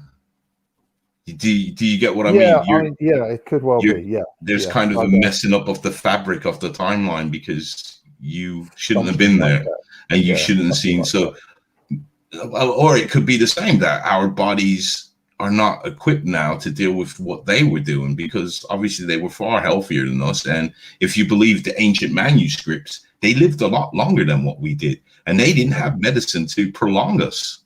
No, they used natural sources. They had this kind of weird lift, almost like a lift thing, but it used to fly through the air. So you jumped on it, it opened up, had doors on the side of it which opened up, and then you walked inside this thing. It was like a lift, but it wasn't a lift, and you could travel anywhere from anywhere to anywhere in Atlantis with it. It would take you directly to that point. Yeah, that sounds really cool. And they had tall ships that they actually used sails on their ships, but they didn't look like the kind of sailing ships we have. I'm hearing you, and I'm envisioning like a solar sail. Something like that. Yeah, you're right. Yeah, something along those lines. It wasn't like a normal sail that we have, but they're very tall, big ships, and the sails were really tall, really high. Wow. Massive things. What else did I tell you about that? Would you know the location? No, I didn't ask any questions like that. I was more interested really in the energy, where the energy was coming from, and how they were, they were collecting it from the earth. But there was only a limited time. We only had a limited time to do all this, before we had to get back. But oh, go on. Sorry. I was going to ask, did the people look any different, or did they look like us, or have we devolved, or? I think we have devolved. Yeah, I think they were a lot stronger and more powerful, way more powerful. They were built very strong. But they communicated psychically. Yeah, so when they spoke in my mind, not by didn't use my ears. In other words. Could somebody write that we are talking about Atlantis right now? Paz wants to know: have you talked about Atlantis? So he's asked that question at the end of the. Well, it's not at the end. It's still kind of fascinating. Did you ever? Did I know that you may not? I'm just curious, because I follow a lot of the prophets, like Edgar Casey. You've heard of it. And Edgar Casey talked about the Library of Atlantis. Also, Thoth talked about the Library of Atlantis. Did you manage to see it or hear of that? No, I didn't. Like I say, there were certain things that I was interested in at that time, and we had a short space of time to do this in. I was aware of it. The buildings.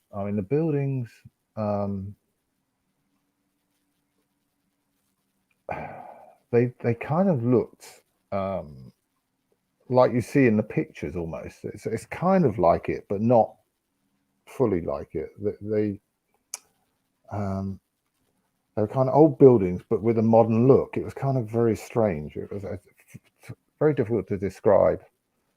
So they had like modern architecture. Did they have lights and all that? Oh yeah. This thing, the central point, this central pyramid thing, was powering everything, powering all the lifts, wow, everything. It was they were like a bit of a tube, these lift things, but they could go up and they could go up, sideways, backwards, forwards. You know, they could go in any direction. Is it? Would you describe it? I know I'm know that this is going to sound silly, and I don't mean to be silly, but you know the cartoon Futurama. Have you ever seen that? You know how they get around? They go through chutes, and they're like tubes. Was it a bit like that? I suppose in a way it probably was. I'm not trying to belittle you. They were tubular. And I say they could travel any direction. Wow. They could go anywhere. So you just programmed it. You just psychically programmed it. So everything was telepathic as well. Yeah. Yeah. Wow. So we have truly devolved. Oh yeah, without a doubt. Yeah, So it's all been hidden from us, isn't it? I mean, this goes back thousands of years. They've kept us away from all this information. Well, when they knew that, if I'm right in the story, when they knew that Atlantis was going to be destroyed, because they did know that it was coming, they managed to get rid of half the library. They got rid of their library, but they broke it in half. And both Casey and Thoth said that they never mentioned where the other half is. So I believe that was out in the public and somebody took it. But they said the other half is buried at the Sphinx Foot in Egypt. I have actually, strangely, now you're talking about the Sphinx. Yes, we took a look in there. I did take a look in that. Did you? What, did you see anything? Initially, it's very dark, and we couldn't really see much at all. But then there's it's kind of like the walls were lit. It's kind of strange. The light, there was light, but it was like the walls were light. If that makes any sense. Like kind of, it does in a way, because they would use some sort of luminous. Yeah, it was almost like that. It wasn't bright. It wasn't mega bright. It was quite low level, but obviously good enough to see. But we never found it. We never found the library. Mind you, because we didn't spend huge amount of time. We only had a limited amount of time. How much time do you have? I know it probably seems a lot longer when you're on the other end, but how much time do you actually have in real time? Is it hours or minutes? I mean, you get tired after a while. It just tires you out. Kind of, it is mentally and physically tires you out. It drains your energy. Yeah. So you can't go for too long, really. Well, I can't go for too long. I don't know if anybody else can, but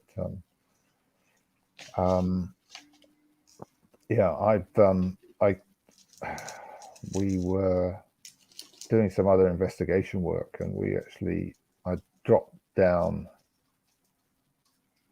through the pyramid, the pyramid at the big pyramid at Giza. I actually dropped down, and I could see the kind of layers of stones as you're going down,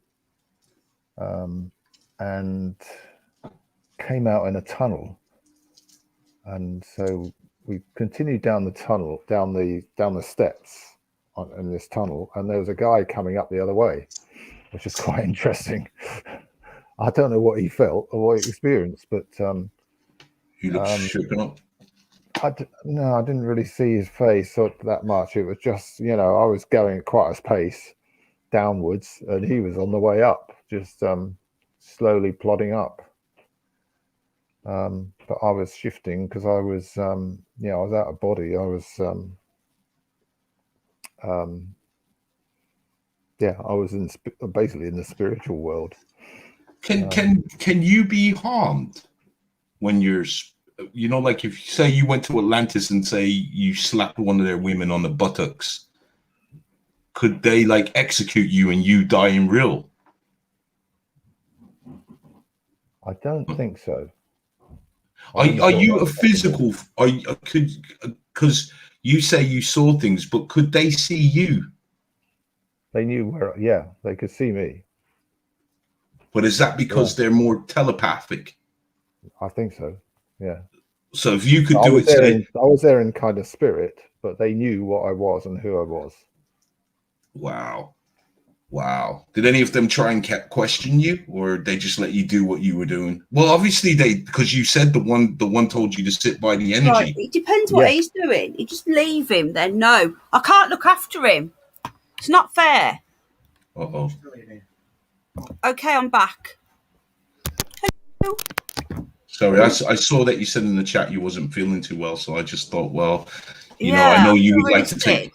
Jack's got up now as well, so it's like I can't look after him and not be sick and do this at the same time. I'm all right now a little bit, so I'm feeling dicey. When I'm really, really, really, really, really tired, you know, when you're so tired that you've not slept for that long, that you get this nausea thing. Do you ever get like that? Yeah, I've got it now. Isn't it horrible? Because I was literally away. I did a 9-hour stream the other night. Then I had a night off. Then I did a 6-hour stream, and then I stayed up. And then I stayed up all night last night and didn't go to bed. And then I was out all day at a theme park. And I got home and I had an hour's sleep, and I went into a massive deep sleep, and then had to wake up for this. So it's knocked me sick. I'm that tired. So I went really nauseous, and when I'm nauseous, I can't move or talk. And I had a tummy ache. I've been sipping milk. It's the only thing that helps. So that's why I was like 50-50 on whether I can come back in the chat. So I'm back. Good. For now. But Did I do a good job? If you want to go, bud. I'm all right. Again, it's eased again now. So, but Mr. Conspiracy Guy is very tired. So let me know when you want to go. He spent all day in jail yesterday, so I was loving the conversation though. It was honestly, I think that's what relaxed me, you know. Did I do a good job then? Yeah, you were doing really well. You're like an expert interviewer. Yeah, a 9-hour stream. Did we have a troll on? I just come in and looked in chat. I just got to say, if people do pop up with no wrenches, yeah, I've just been promoting the live show on my outlets. I've seen it. Yeah, thank you. I should have done it a lot sooner, so I'm real sorry. I said thank you. Yeah, but when someone comes, this guy should work for NASA. Never a straight answer. Is that one of you, Corey Scott? I hate to say this. I mean, it's going to sound bad, and it's going to sound flippant. I don't know. Are you Corey Scott? Are you from Mr. Underbelly's channel? Because I've not seen you before. Just wondering. You're very welcome to stay as long as you be polite to the guests. Don't be rude. You can be rude to me, but you can't be rude to the guests. You can be rude to me as well.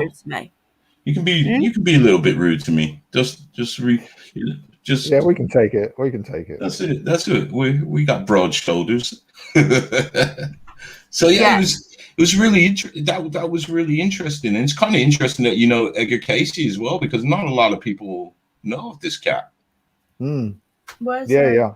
I've known about. I've looked at quite a bit of his stuff as well. I think I've got a book on his on stuff. So I've got loads of books. I went through.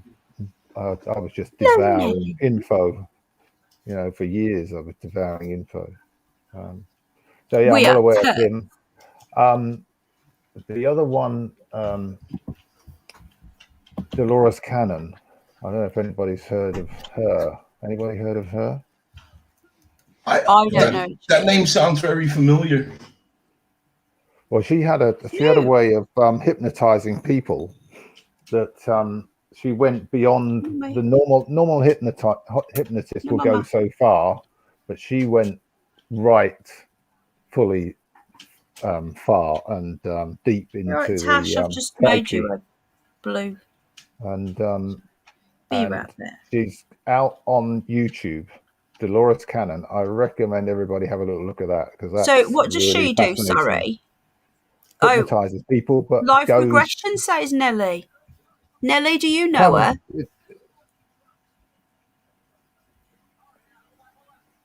Got something in my eye now. She does a lot of stuff, and she gets like information from source through people. It's quite fascinating. A lot of very relevant information as well.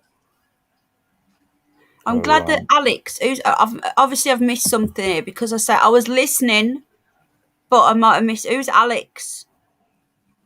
I'm glad that Alex said who he was as it opens debate. You know about Alex Jones?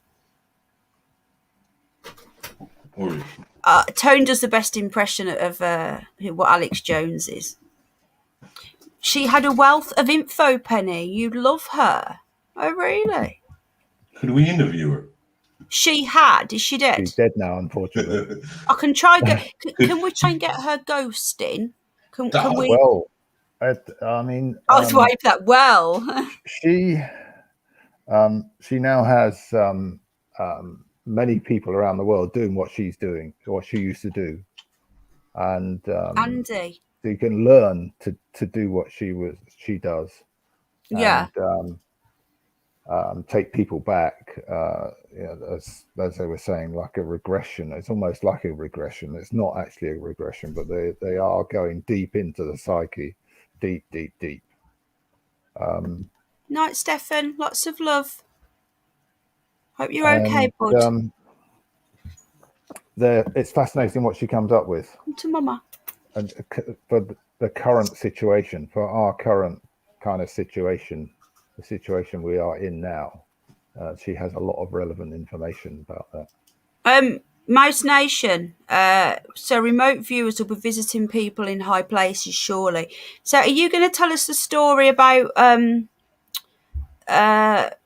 what do you call it? You know, the checkers thing. Yeah, we've because wasn't there something more to that you didn't get to tell us? Because Paz said he got the story wrong. Taryn, thank you, sweetheart. I did mention it last time about the fact that all these buildings, these governmental buildings, are protected, psychically protected, from psychic attacks and viewing, psychic viewing. Every building, military, governmental, most of them are protected, so you can't actually have a little look in if you are psychic. Is that what you mean?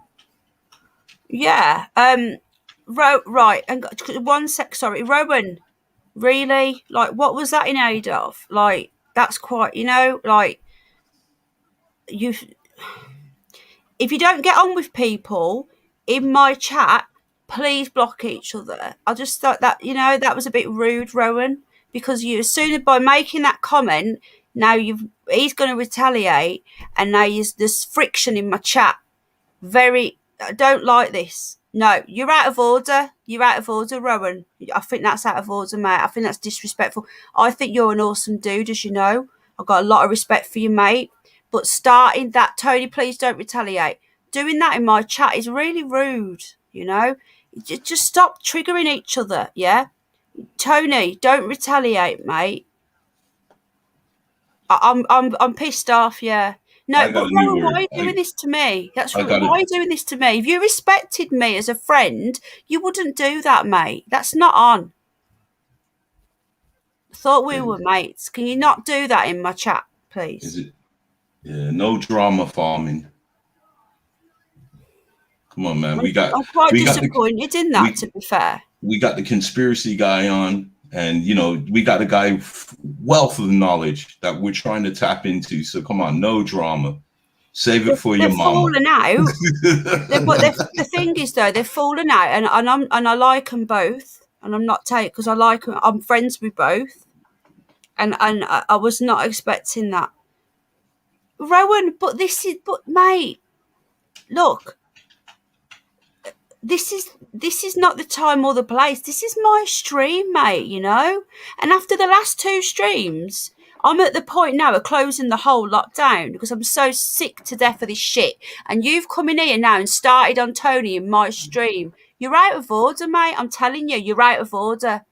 I'm think not y'all going to should. if you carry on, I'm going to time you out. I think y'all should get Viking on each other. I'm really peed off, and that says a lot because I really, really, really, really like Rowan. Honestly, I've got so much respect for that guy, so I'm quite disappointed that he's done that. Because them two are busy mates. I've been sick. Them two are busy mates, and now they fell out, and they're taking it out on my stream, and that's out of order. Do you not think that's out of order?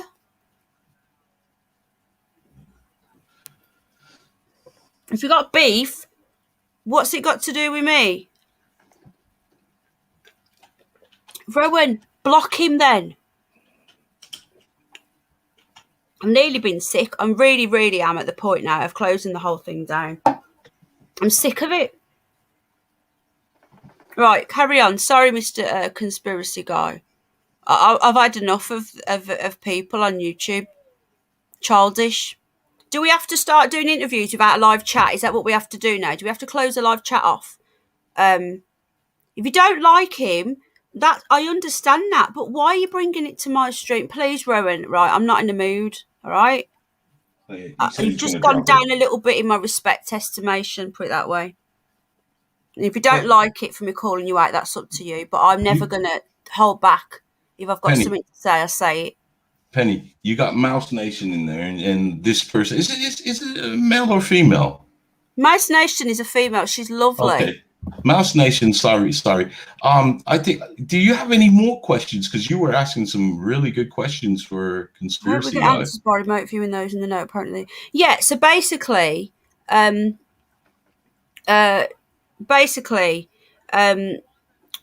was telling me about a story, and then he thought he'd got it mixed up. Is he there? Has he gone to bed? He's gone to bed. Oh, okay. And then he said that thought you were playing him up, and then he said he was right in the first place. I'm getting about your friend died of cancer. It was, yeah. I had a friend of mine who had an experience near Chequers, and he saw this this bright light thing in a field there, and he got out to have a look. Next thing he knew, he was surrounded by police and dragged off, and ultimately ended up being sectioned under the Mental Health Act. That was it, yeah. Yeah. Yeah, so what that was about, I don't know, but there was a very strange bright light that landed in the field, and yeah, he's seen a UFO or something outside Chequers, and they carted him off. Didn't he die of cancer or something though? No. I think he's still around, but is he? I mean, obviously, years of like the psychotropic drugs has taken its toll on him. Seriously, taken its toll on him. Hello, Crafty. How mad's that though? You know, he sees a UFO. And is it right that they turned up in a van or something and took him off? Yeah, they took him away. Yeah. Yeah. Well, we was very, very worried about you. You know, like we were literally, weren't we? Mr. Belly was on the phone to the T-shirt printers. Right. Free the Aylesbury one. We were all. Mouse Nation was actually at the forefront. You're right, Ron. Mouse Nation was at the forefront of saying, "Do we need to go and get him out?" We were planning the trip to London. We are, you know, was it Saggy Paw came in earlier and said, "Hello, resistance. We are the resistance." We are the resistance. Yeah, we are the resistance. That's it. I think she meant we are resistors. No, I'm playing. I'm sorry. Sorry. Hello, Nadia. Hello, sweetheart. See, Rowan's going to go off now in a mood, and I don't want to fall out with him, but I'm just peed off. Rowan's still here, man. I'm not the sort of person that can sit here and... I think he is. Oh, yeah, we need to ask Conspiracy Guy. I'm not the sort... Oh, there he is. Good, Rowan, don't go. I'm not the sort of person to, like, hold back when I've got something to say, and people can either take that as, you know, this is just how I am. Thanks for staying, Rowan. Tony, please don't feel you have to go. So has Paz spoken to you about Cannock Chase and Halloween? Is the first question.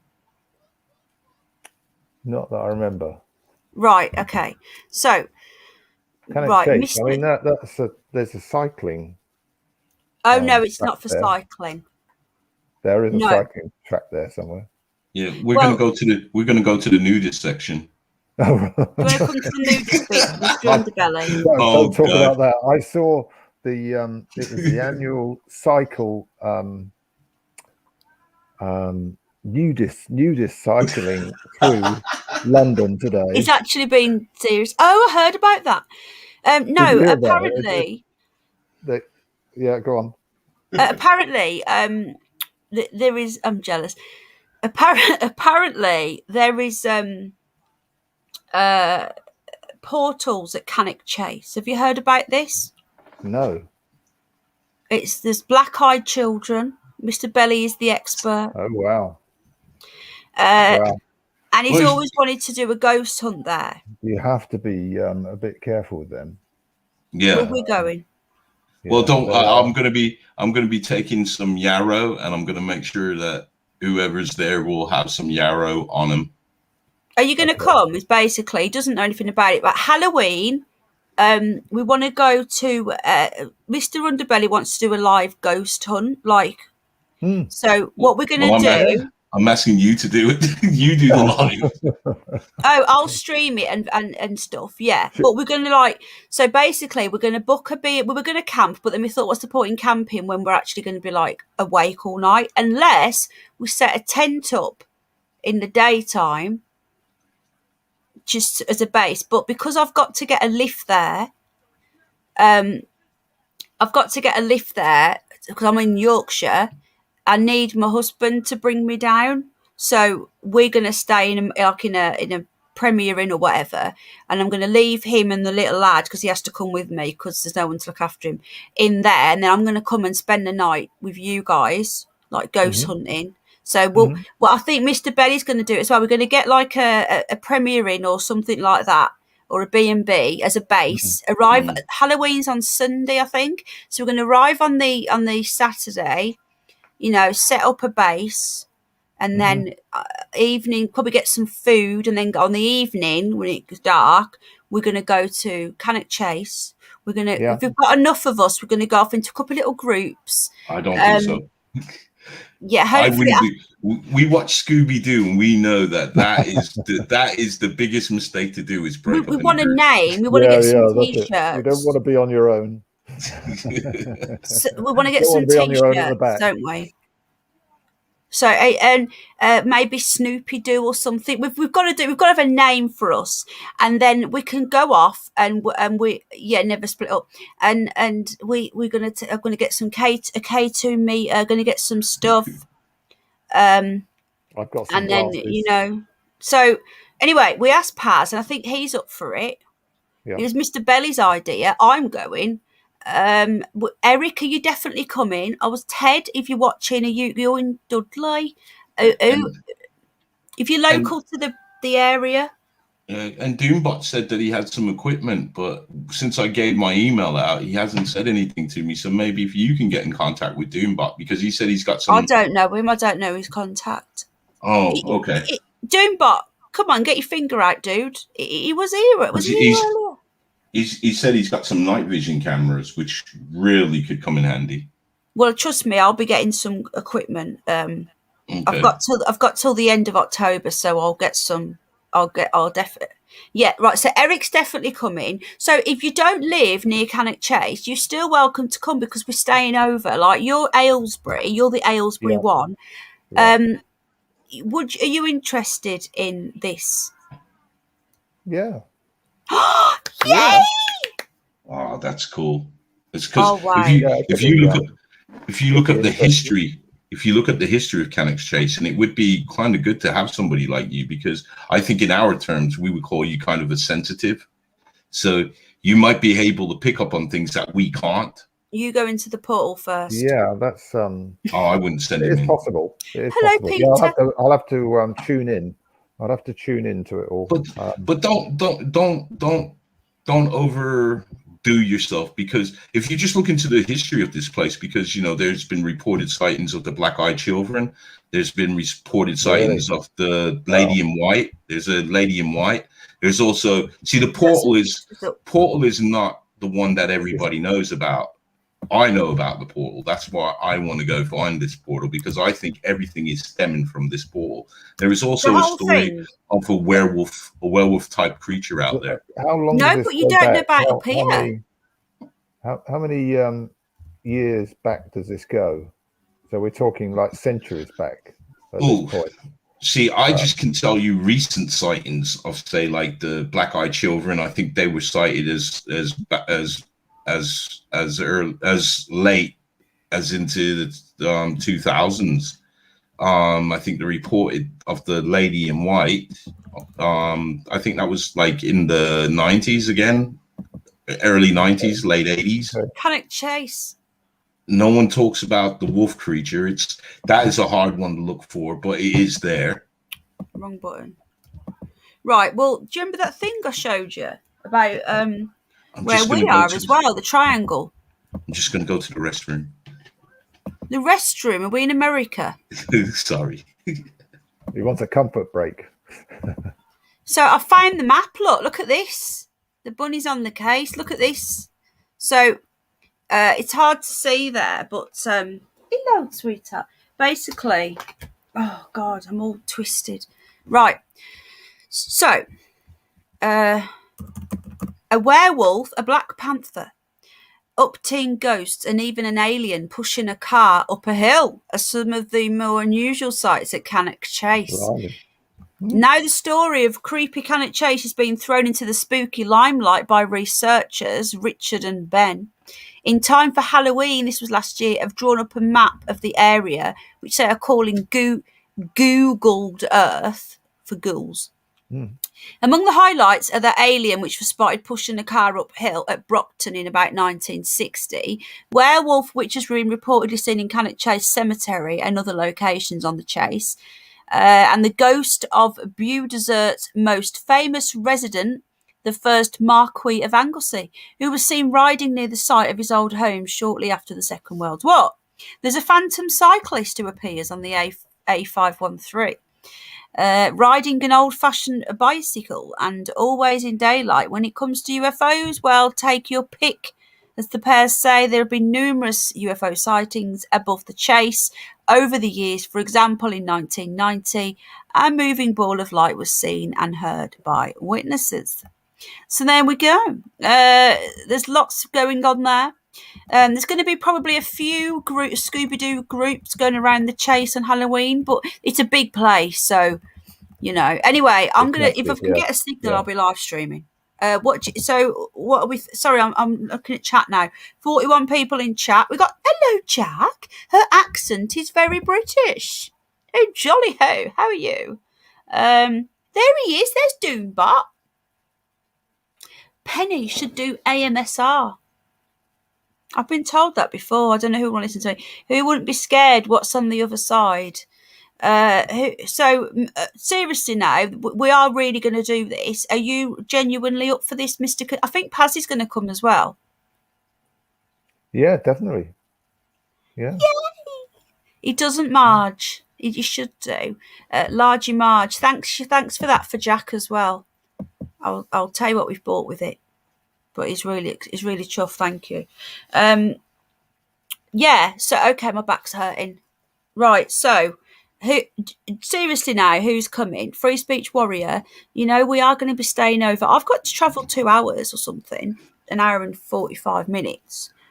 I'm near York. Thank you, sweetheart. Welcome, Jack. It's about 2.5 hours. It's over. Oh no, hang on, man. What am I talking about? He doesn't have a channel, Rowan, mate. I think it's about 2 hours for me. Yeah, I think you're sort of the same, the other direction. The other way, yeah. It's an exclusive. We have the conspiracy guy here as an exclusive on the Curious Bunny channel, you see. Don't we? They all want you, mate. They all want you. Oh, I'm feeling left out. Oh. Well, they've already been spammed with your channel to bits, haven't they? Mr. Conspiracy Guy, how do you feel about making this like a regular thing where you come and join us like every week or every 2 weeks or something? I could probably do every couple of weeks. Yeah, definitely. Yeah. What's Awesome. the best day for you? It's in the Midlands, Staffordshire. Do you have a better day? Because I know like weekends are your car boot sales, aren't they? They can be, yes, but so can the weekdays as well. Yeah. So they got them on all sorts of days at the moment. But because it'd be nice if we could have like a Saturdays good for you or not, because they do seem to be a popular day. But if they're no good for you, well, I don't mind. If we're, are you talking about going up and visiting this the Staffordshire site? Yeah, the Cannock Chase. Yeah, is that what you're talking about? The day for that, or are you talking? yeah, about, no, we're doing that on Halloween. No, I meant as in coming and doing a regular, like like joining us with Mr. Underbelly, like every week or every couple of weeks, like a regular just chit chat. And I am I on don't know to what be days. What days do you do then? What I days can work around you, mate. So like, I stream like every other night. I probably have a little break after the next stream though, because I've been doing a lot. Welcome in, Sweet Peace, Quebec. So yeah, I'll just think, because we've done like last Saturday, we've done this Saturday. People are really loving this stuff. Underbelly's fascinated. No, I like that. Tend to ghost instead of rent a ghost. Tend to ghost. Tend to ghost. Awesome. I mean, the Saturday is convenient for most people because they can stay up quite late, can't they? I mean, it's not. Yeah, we can go earlier. Like if you want to do it a bit early in future, but obviously I've been out all day, but we could do a bit early, like 9 o'clock or whatever, if you wanted to, and do like a couple of hours, or we could do later. But I just wondered if you wanted to do like, it's nothing set in stone, like every week or every other week. If you want to come and just hang out with me and Mr. Underbelly, talk about different things and like-minded people, because the same people come back time and time again. We all know each other, sometimes I can open the panel up and we can have other people join, like at the moment, because we took me so long. Hello, Metal Dog. Because it's took me so long to get you. Welcome, Obi, to get you in. I didn't want to overwhelm you, so we've had like Underbelly, who you know him a little bit now. Brian was here, but I couldn't let him up because I wasn't at my laptop. But I hope he comes back. So like, you're getting to know people. Do you know what I mean? So like, we become friends, and it'd be nice for you to become part of that, because I think people are, really interesting guy, and hopefully you like us, even if it's just a little bit. Yeah, definitely. Yeah. So I just wondered if it's something you'd be interested in. Yeah, we can. I mean, Saturdays are okay. I mean, they're okay for me. Sunday's better. No, No, Friday. Better. Yeah, let's leave it at Saturday. Let's leave it at Saturday if that's okay with you. Yeah, and you don't have to do it every. Yeah, we aim it for every sort of couple of weeks or something. Yeah, that could be. Yeah. So like, we'll just say in a couple of weeks, and then people will, because people definitely like enjoyed it, and the feedback was really positive, and and we've got different, like, so for example, we've got a guy coming on Tuesday night in America, and he's like, I was saying this did you used to watch the X-Files? Yep. Do you remember those two conspiracy guys in the camper van, and they used to help out Mulder, and he had like glasses on? Yeah. We've got a dude that looks just like him. Really? And he's a UFO hunter type person. He's in New York State, and he came on the other day right at the end of my stream, and he's really into his UFOs and alien stuff, and he's going to be joining me on Tuesday. I think it's around 10 o'clock on the evening, Okay. He'll be coming in, and he's never really been on before. So like, you're going to meet more. You know, if you become like regular part of our little group. Well, I say it's a group. It's not a group. We're all just friends. You know, there's some really interesting people you'll meet from all over the world. Yeah. And Always more up for that. Yeah. Always up for that. It helps as well because we don't feel as isolated. Right. You're right. Yeah. That's a big. So, that makes a big difference. It does make. It does, yeah. If you're about, have a look on Tuesday night. What's the matter, Snoop? Have a look if you're free. Just have a look if you go onto YouTube. But yeah, it does help, doesn't it? So, yeah, let me know. So, couple of weeks, or if you say to me, let's say you say, "Oh, I've found out such and such," and do you want to do a show on a different night, and you as a one-off, and you say, right, okay, do you want to do this, and just let me know, and we'll make it happen. But if we leave it loose every second Saturday, is that all right? Yeah, perfect. Yeah. What do you guys think? The return of Conspiracy Guy. You do need your own channel. No, actually, no, don't use this channel because you'll leave me. Yeah, no, it's better that I come on your channel, I think. It's a lot of work. I'm a bit of a technophobe really for a lot of this stuff. Understanding how all these bloody things work. I can understand other stuff, but computerized stuff, I'm not really that great at. You do get there, like when it's overwhelming at first, when you first like look at it all, and it's like, but then you get used to it. Like Mr. Belly was saying that it wasn't you didn't know you could do this and do that, and once you know how to do it, it's like riding a bike. But no, you're welcome. It's easier for you because it is work. You have to put work in setting up these channels. You have to make thumbnails and like the little pictures to go on the video. You have to make like a little picture for the actual video. I get around that because I don't. I kind of you don't make them, do you? Well, I make my thumbnails, but what I just do is I put a little message up saying I'm going to be live at what time, and come over. I don't put up like a link because I don't set it up, and then I just go the little live. Picture. You don't do thumbnails, do you? For your videos. Yeah. Oh, you mean like on the regular channel, like on the regular videos? Yeah, both. No, I see. The one thing that I don't like is when people come over to my channel and say I'm a clickbait channel. So that's why I don't make thumbnails. The thumbnails are directly from the videos. So there's no clickbaiting. What you see on the thumbnail is what you're going to see in the video. Whereas, as most channels, they'll say UFO passing a plane, and then you get this image of this UFO in a plane, and it's not that. Yeah, I get that. But then YouTube, no, they're trying to get you to have your own channel. No, we want to keep him with us. They're trying to get rid of you on your own. This is fun here. Tell them all to shut up. It's an underbelly. All right, calm down, or else we're gonna have to get the Vikings out on you. Yeah, we are. We're gonna have to get Snoopy out. Yes, Pete. Who says Pete? Yeah. It was it.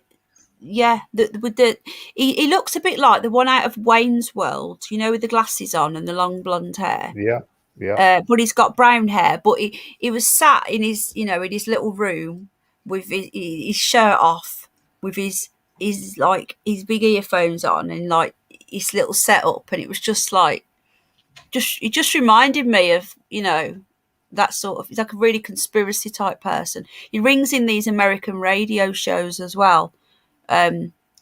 He's a really cool guy. Unleash the Vikings. Sounds smart. Yeah, that's backtracking. Well, definitely interesting to speak to him at some stage. Sure. Yeah, definitely. Did you ask about Viking? Wayne's World. Yeah, so they've really enjoyed it. Is there anything else you want to cover? Because I know you're really tired. I've woken up now. Oh, thank You've woken up on the sleep, yeah. Yeah.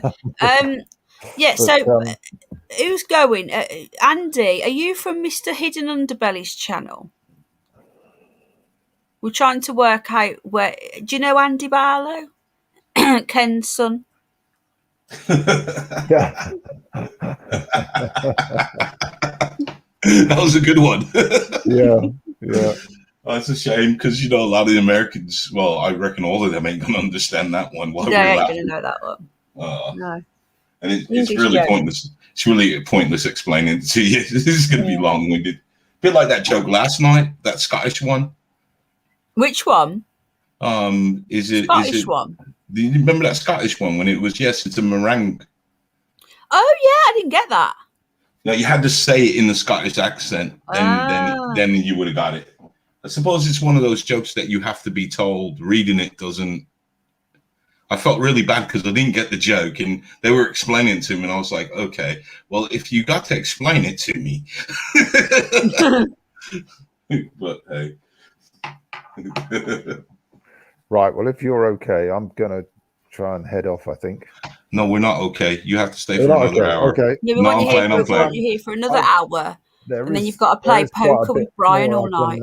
I can discuss. But Oh no, he thinks you're already joking. No, we're joking, mate. We're joking. We're gonna let you go. I know.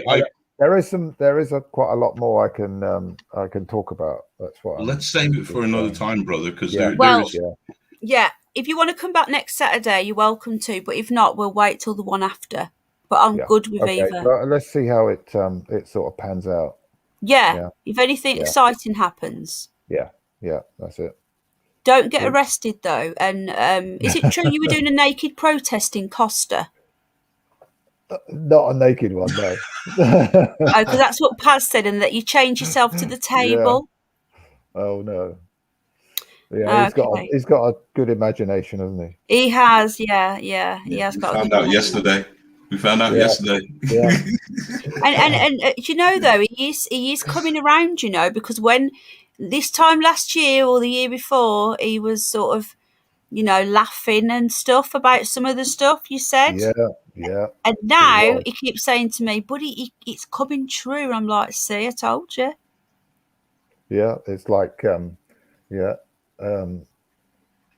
everything we've been telling you has now come true. Yeah, it's like things that you can relate that to the current situation with the sea thing. Yeah. Because we've been telling everybody about all these things last year and the year before that even. And now it's all coming true. All of it. Anyway, okay, let me go because I am feeling pretty knackered at the moment. And I need a bit of kip. I think that's definitely you carry on, mate. Thank you for being so interesting. Oh, well, I can only explain things that are kind of I've experienced really in my life, and what on the next one? And well, it's just stuff that I've done. It's just kind of weird, isn't it? Over the years, you build up so much stuff that you feel that you could write a book. You could almost, you could. I mean, you could literally almost write a book about it all, about these kind of experiences. But it's just I've just been lucky. I think I've been very lucky, really. Well, have you got so when you come back, have you got more stories to tell us then? Yeah. Awesome. We love stories, and we loved hearing about because obviously I was listening and I'm really intrigued about this remote viewing. Maybe when you come back, you could tell us how you do it, and because we have a reptilian on from Mars, and he was trying to tell us about how to do it, and he says you give him a number. You give somebody a number, and then they have to find it or sort of where it is. Yeah. Thefarsight.org or something. I will try and do a bit of research into it and see if I can give some people a bit of a idea what goes on really with it. Could I just ask though? Because don't you have to find your way back as well? You don't want to get lost. Because isn't that kind of what? No, isn't it's not quite like that, but it's not like astral projection. Because I think they're both the same thing. Isn't that sort of what happened in the Philadelphia experiment? Is that the sailors they lost their place, so when they came back, they got infused with the ship. Yeah, that was because again, like I was talking about earlier, really with particularly with CERN, you're going against nature. Does that make sense? They're not acting with nature or using nature as it should be, as it should be used. Or I'm not explaining things very well because No, you're tired. We'll let you go.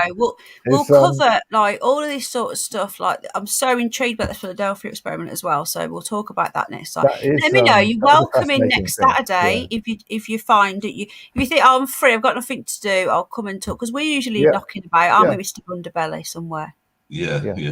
We usually keep stuff on the streets. You see. Sounds cool. But all right, then, I must head off. Yeah, get some sleep, mate. Yeah, I'll see you next week if it all works out. Yeah, and if not, the week after. And no more naked car boots. Oh, no, definitely not. No, that was frightening. That was frightening.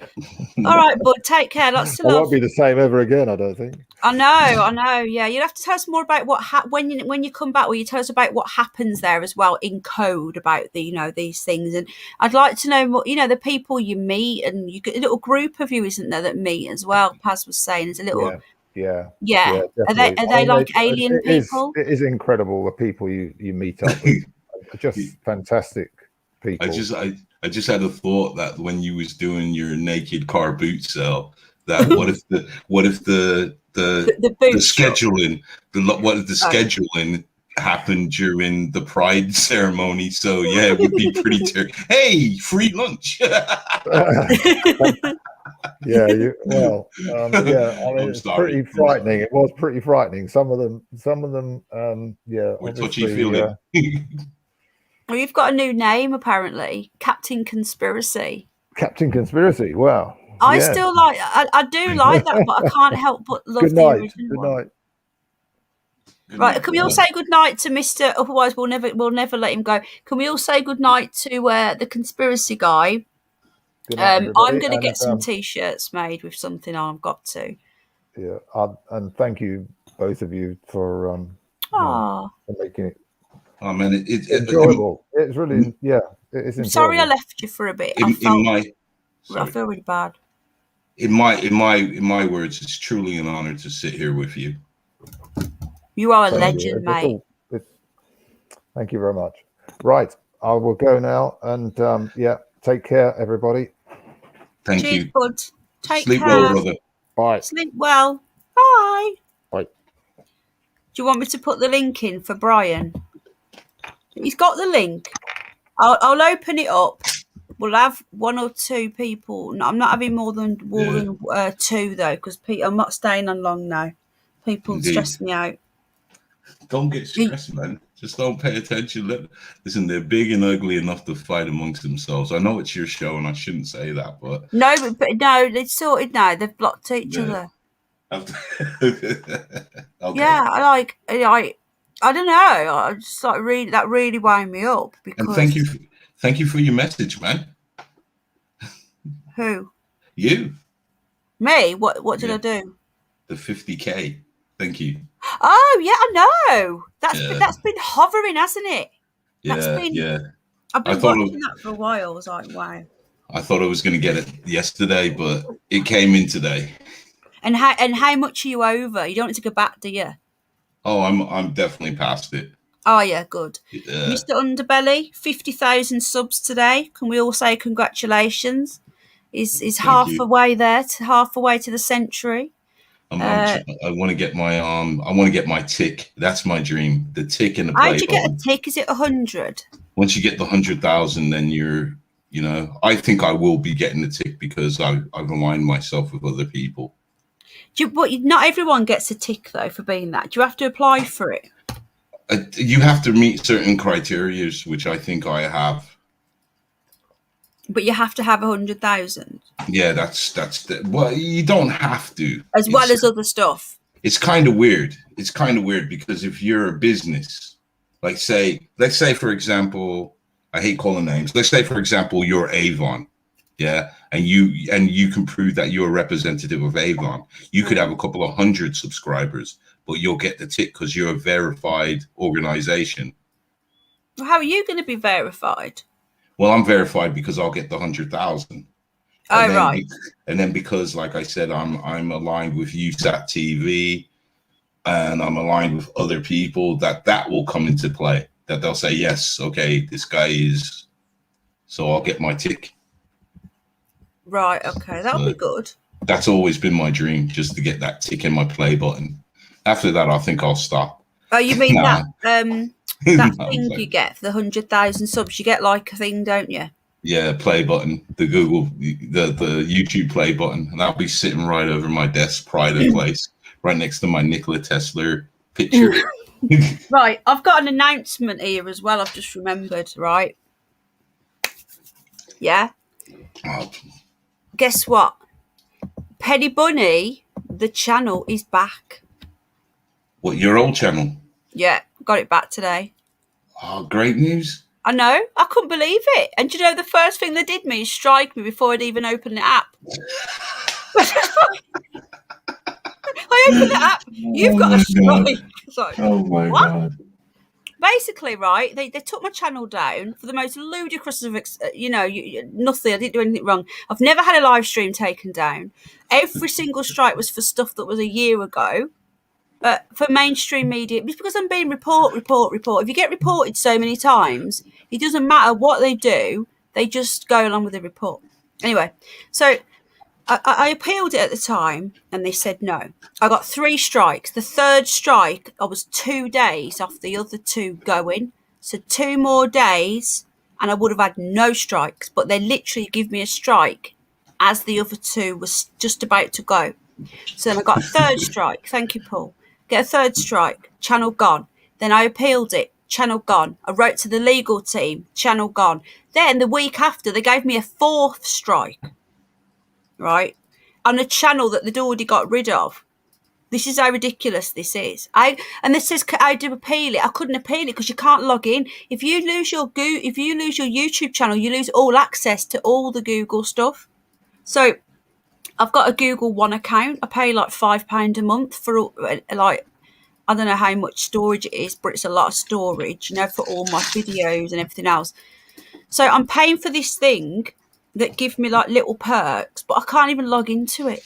All my channel memberships. So like I was a member of Bruce Cecil's channel and a couple of other channels. Even though they took my channel, so I couldn't actually log into my own channel.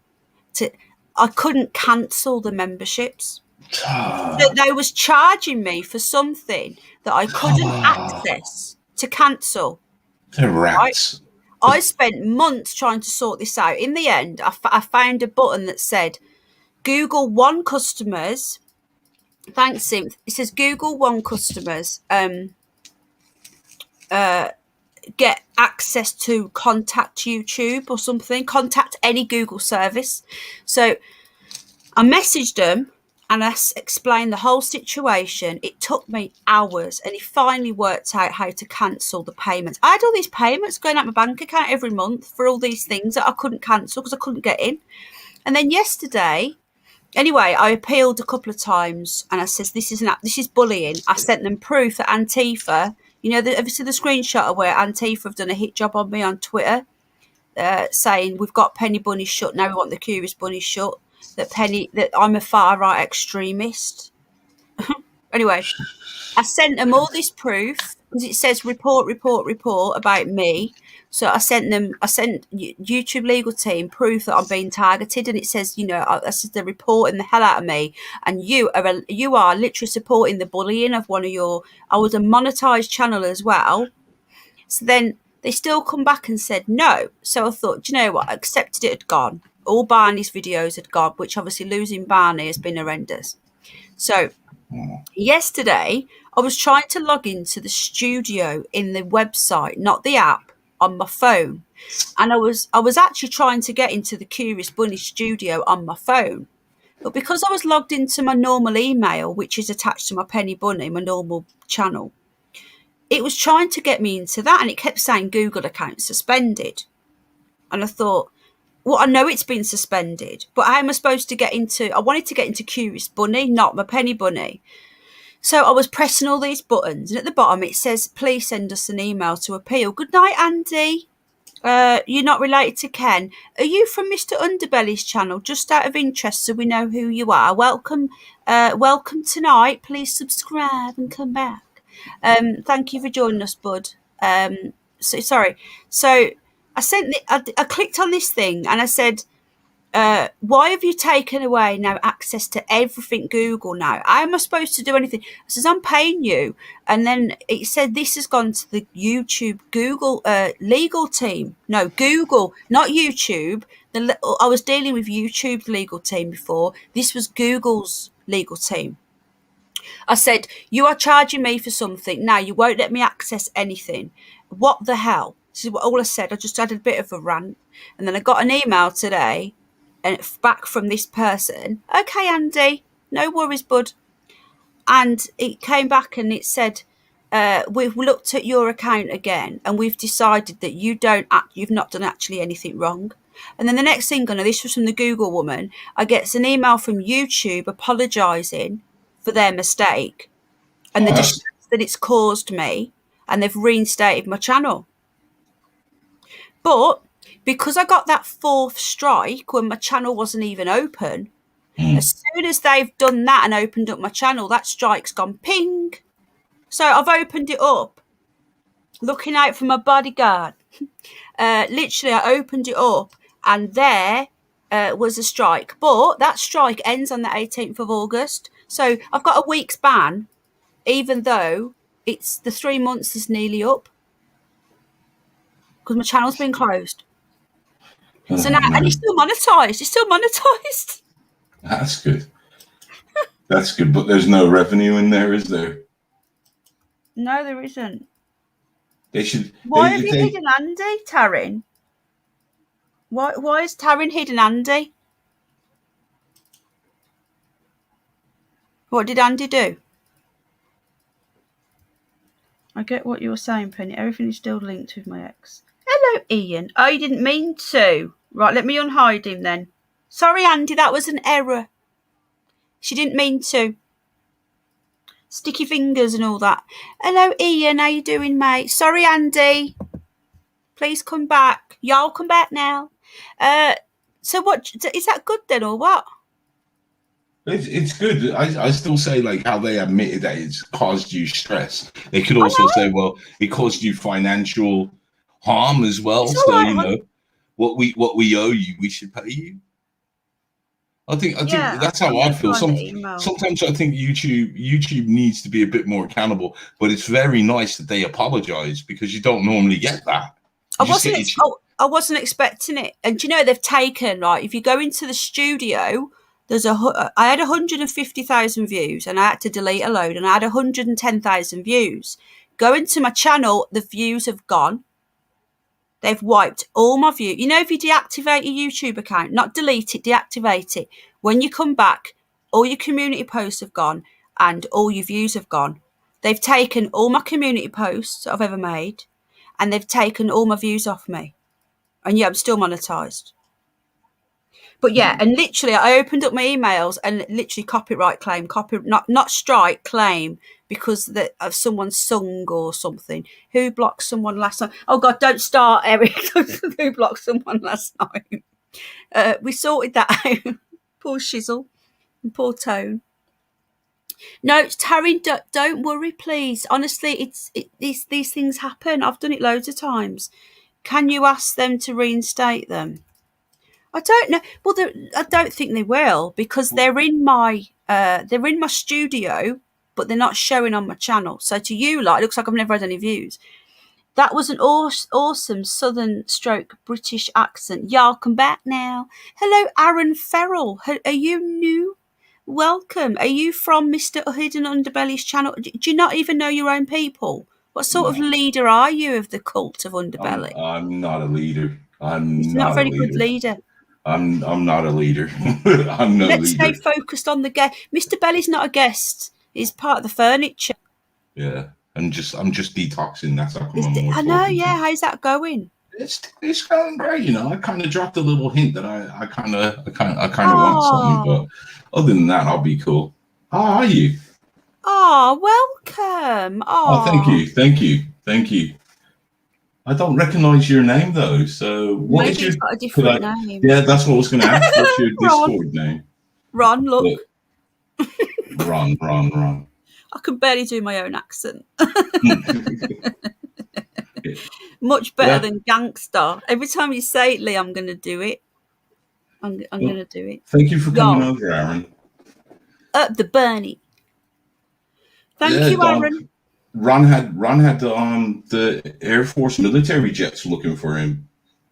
Did he? So I got 1, 2. This is a copyright claim. Like my whole email, I knew I'd got it back because I sent an email and it's all of a sudden it said support reply, and then it just says copyright claim, and my whole email's full of them. But then I got a separate email and it said this was a personal one. This was from the YouTube legal team, not the no.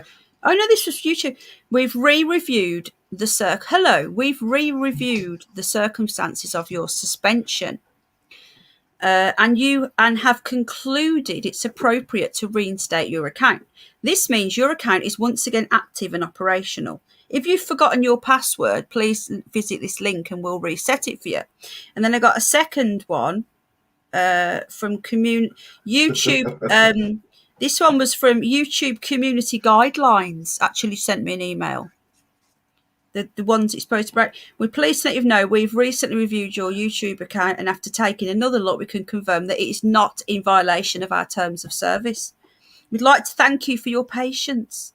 I wasn't even expecting to get it back. I was moaning about not being able to use my Google One. I had no idea I was ever going to get this back. I weren't trying. And then it says, thank you for your patience. We've lifted the suspension. We want to make it a safe place. We realise we make mistakes and now we're trying to make it right. We hope you understand and we're sorry for any inconvenience or frustration that we have caused. There you go. There you go, Tone. I've got my email. I've got my YouTube channel back. So they've taken some subs off me. Not a lot, only about 20 or something. So they're probably just channels that have closed. So my channel's back, but I'm on a strike. But it'll be gone next week.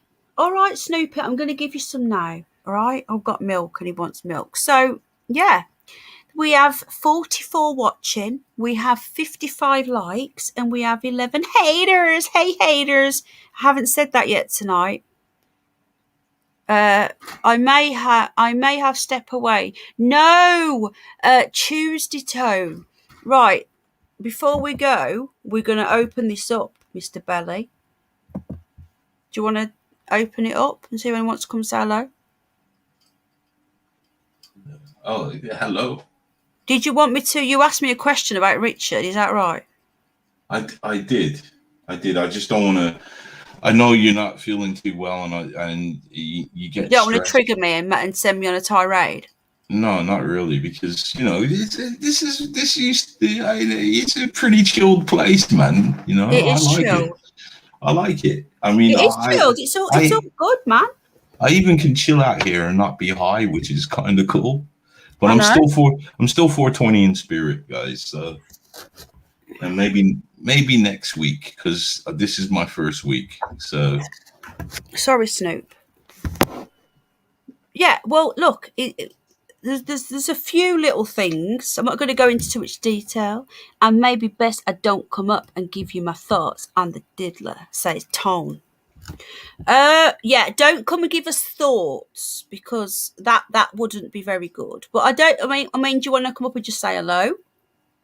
No controversy. You know, Tony's never controversial, really. We don't want him to start tonight on my channel because he's usually a very mild-mannered fellow. No, do you know, Tony's so respectful to me, and I've never known him be disrespectful. I've never seen him be disrespectful to women unless he's got issues with them. But then they should just come and talk it out, you know. I find that YouTube are relaxing their censorship because they've lost so many viewers. Maybe, Sim, that's a good point.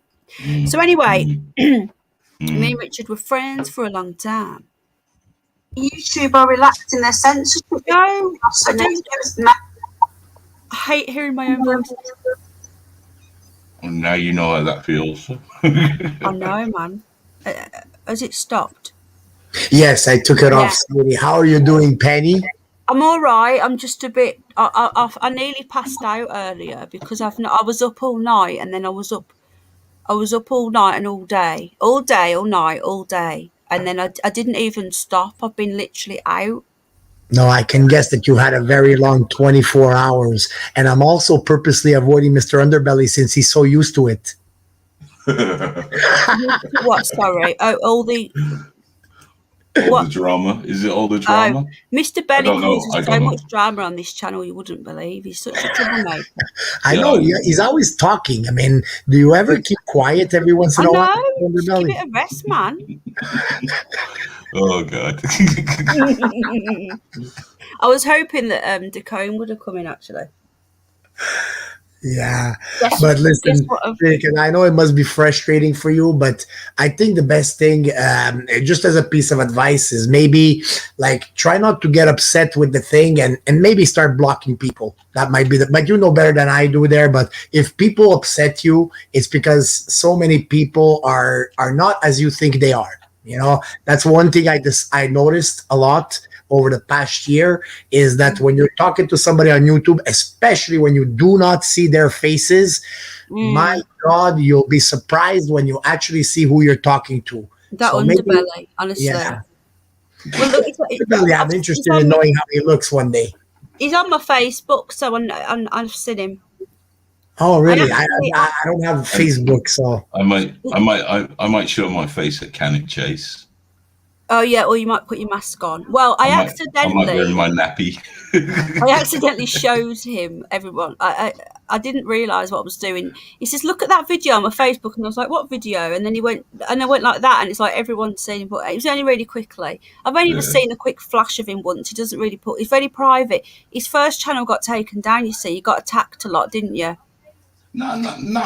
It was you said you had to go underground because of what happened. Nah. YouTube basically put the kibosh on the channel. But you see, like people attacking me on the channels doesn't matter because I have. When you have the channel, this is how I look at it. I have my channel. I have the power. If you could say what you want to, I don't practice censorship, but if you're swearing certain words, I don't tolerate that. But I've got a catcher. There's a thing that will catch these words written in the chats, the swear words, and so it holds it back. And if it's but I don't tolerate, you know. So no, the reason it's just basically I don't want my family. I don't want my family targeted. So the less things I can give them, the better it is for me. You're absolutely right. Whenever they go after family, it's disgusting. Like, and one of the top most hypocritical things is when somebody, for example, is going to say, I don't want to bring in my, I don't know, son, wife, sister, and yet they don't see what happened to me. That's the top of the hypocrisy. I find, you know, when they look at themselves, oh, I don't want that to happen to me, and yet they look at someone else that it happens to, and it's like they lose their heart. It's terrible. And I think that I might be the only one on YouTube that has actually lost 4 channels, and never because of YouTube. Isn't that the funniest thing? Yeah, for people complaining, but then like people don't realize, like, oh, we lost today, that. If you like, you know this, don't you, Turn, obviously, but I don't know if everybody else does. If you put a copyright strike in against somebody and you're found to be wrong, they actually hit you back and you can lose your channel. And so they should. Yes, because just so that you guys know a little bit, because I've been through it and I've won 7 out of 7. So the way it works, I think maybe Penny, you know, but here, let me tell you straight. So for any other YouTube creators, when you do, because I figured out a lot of the algorithms, you know, because obviously you got to learn. This is the thing. Sometimes people always try to deny, right? Yeah, people always try to deny everything in life rather than just understand that certain things are going to happen, and you're better off to just accept it and try to maneuver. And this is one of the things is the YouTube. So because I've been through it so many times, 39 copyright takedowns by so-called truders have been lodged against me. And I only started fighting them at the end. But 7 out of 7 that I've won, and this is the way it works. YouTube, because it becomes a legal thing. So the way they do it is when somebody lodges a manual copyright takedown, it's a long process. You got to write out all your reasons, the whole thing, pick out the spot. Yeah, you pick out the spot and everything. And then before you actually do it, you got to agree to 5 legal statements, which basically you're now technically like you are legally now bound, where you're telling everyone, the world, that I am honestly lodging a thing because this is a copyright infringement. So now YouTube... It's a legal document, isn't it? Exactly. It is a legal document. And YouTube is counting on that now because they're not going to get involved in the legal aspect of it. So now they're saying, okay, so now we have a party here who is under oath, because that's how they even write it. You are under oath and penalty of perjury if you're lying. So now you're under oath saying that you're telling a truth.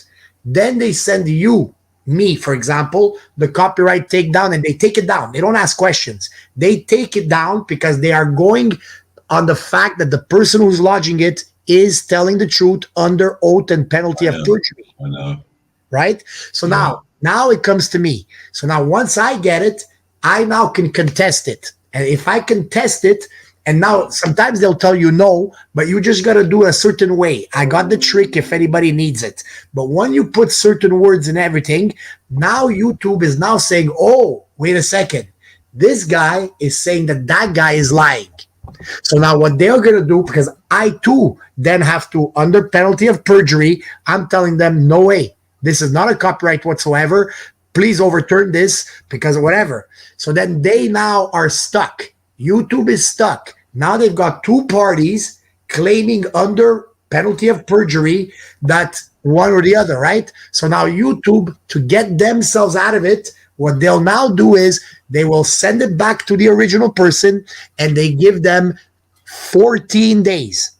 If the person, right, they give them 14 days. And if that original person did not produce document proving that they have taken a legal action or a lawyer document restating that they are telling the truth, then YouTube automatically will cancel the copyright, take off the strike from me, and now that person gets a strike or loses their channel. And let me tell you, 3 big channels are now not able to stream, and 1 other channel lost his channel, bam, back in their faces. Well, that see this problem, and that's what I hate with YouTube, because they don't look into anything. I can sit there and go to another channel and say, that's my video, I want it taken down, and they'll do it straight away. Before they should say, listen, prove that's your video. Because back in the days, now they've kind of sorted it out, because back in the days it was the wild west. And if another channel had a grudge against you, they could claim that the footage you're showing is theirs, and that's what YouTube would just do.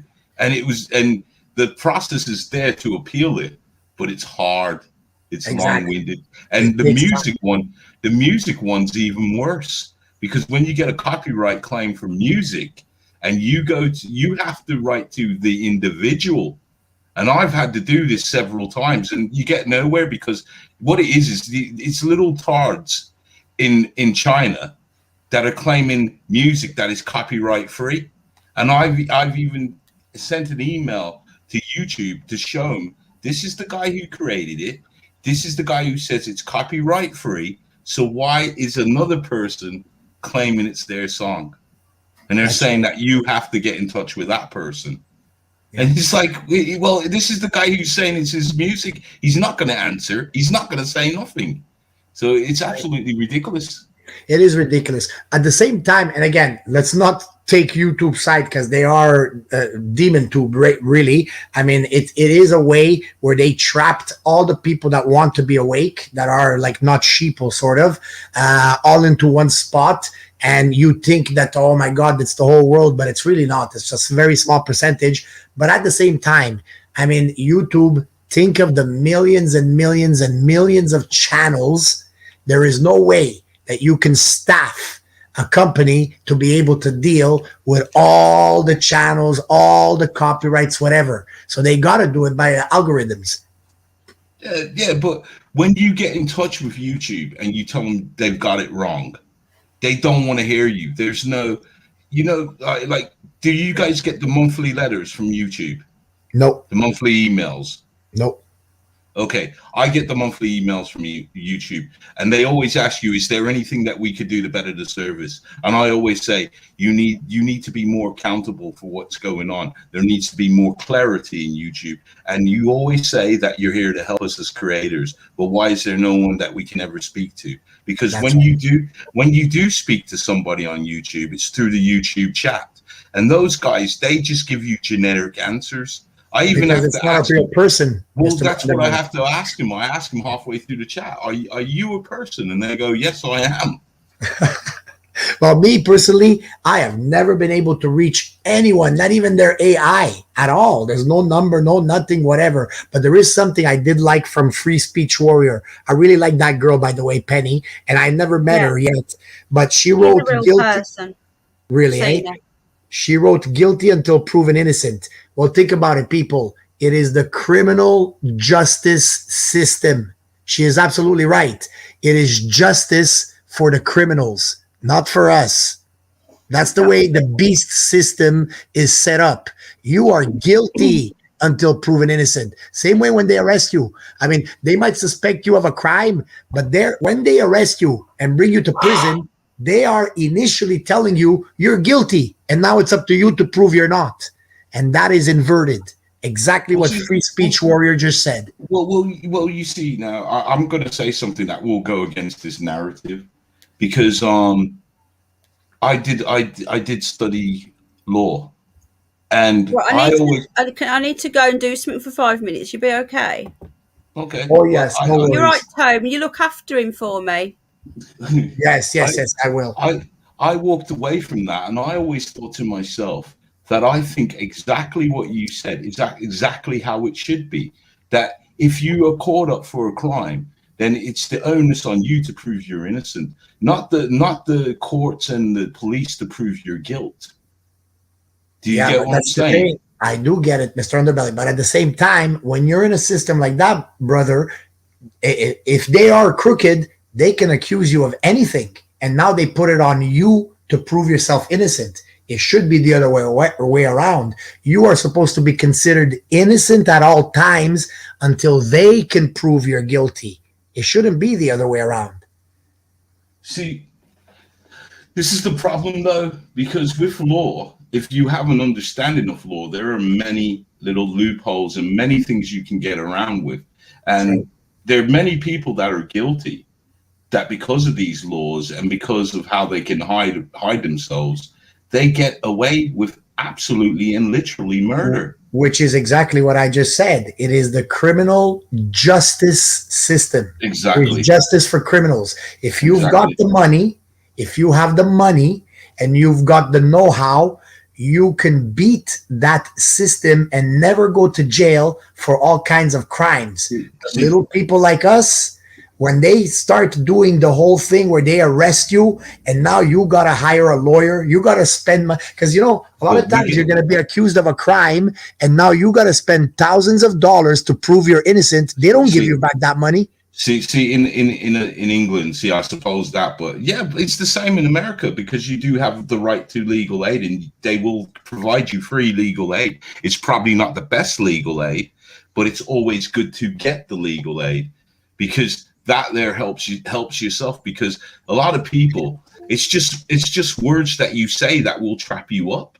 And if you have a lawyer, you know, like me and my instructor, we got he was very friendly with me because he was he smoked as well. So, and I asked him once, I said, why are you a teacher? Because you're quite knowledgeable. And he said with law, you have to kind of dispel your morals. That's right. And he said to me, I want to ask you a question. I'm going to be serious, and I'll give you the example. And this is kind of up your alley. He said to me, he said, say you got where you wanted to go, and say you were doing your criminal law, and say your client was a child molester, and you knew he was a child molester. What would you do? And I said, well, I'd do everything in my power to make sure this guy goes away. And he goes, there you go. He said, if just by you doing that, they could slap that he didn't have proper representation, and he would have walked away free. That's right. Hey, no offense to interrupt a second. I see Deborah in there. Hey, Deborah, are you my Deborah? Because it's been a while I haven't seen you.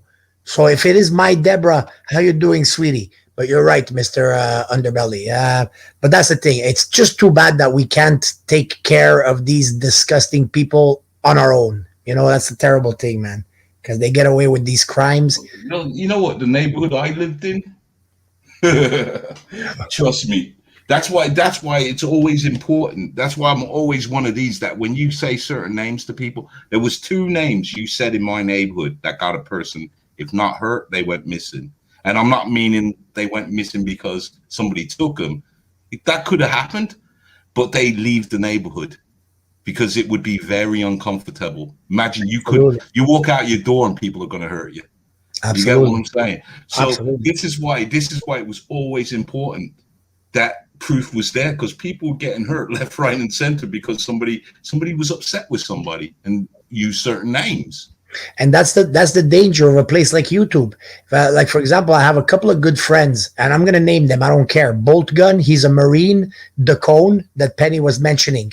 And we've grown up in certain neighborhoods as well. And when we were younger, when certain people, another disgusting example that I will not name, when he would do the stuff that he did, if it was back in the day when we were in the neighborhood, that person can never ever show his face again, or he would be dead.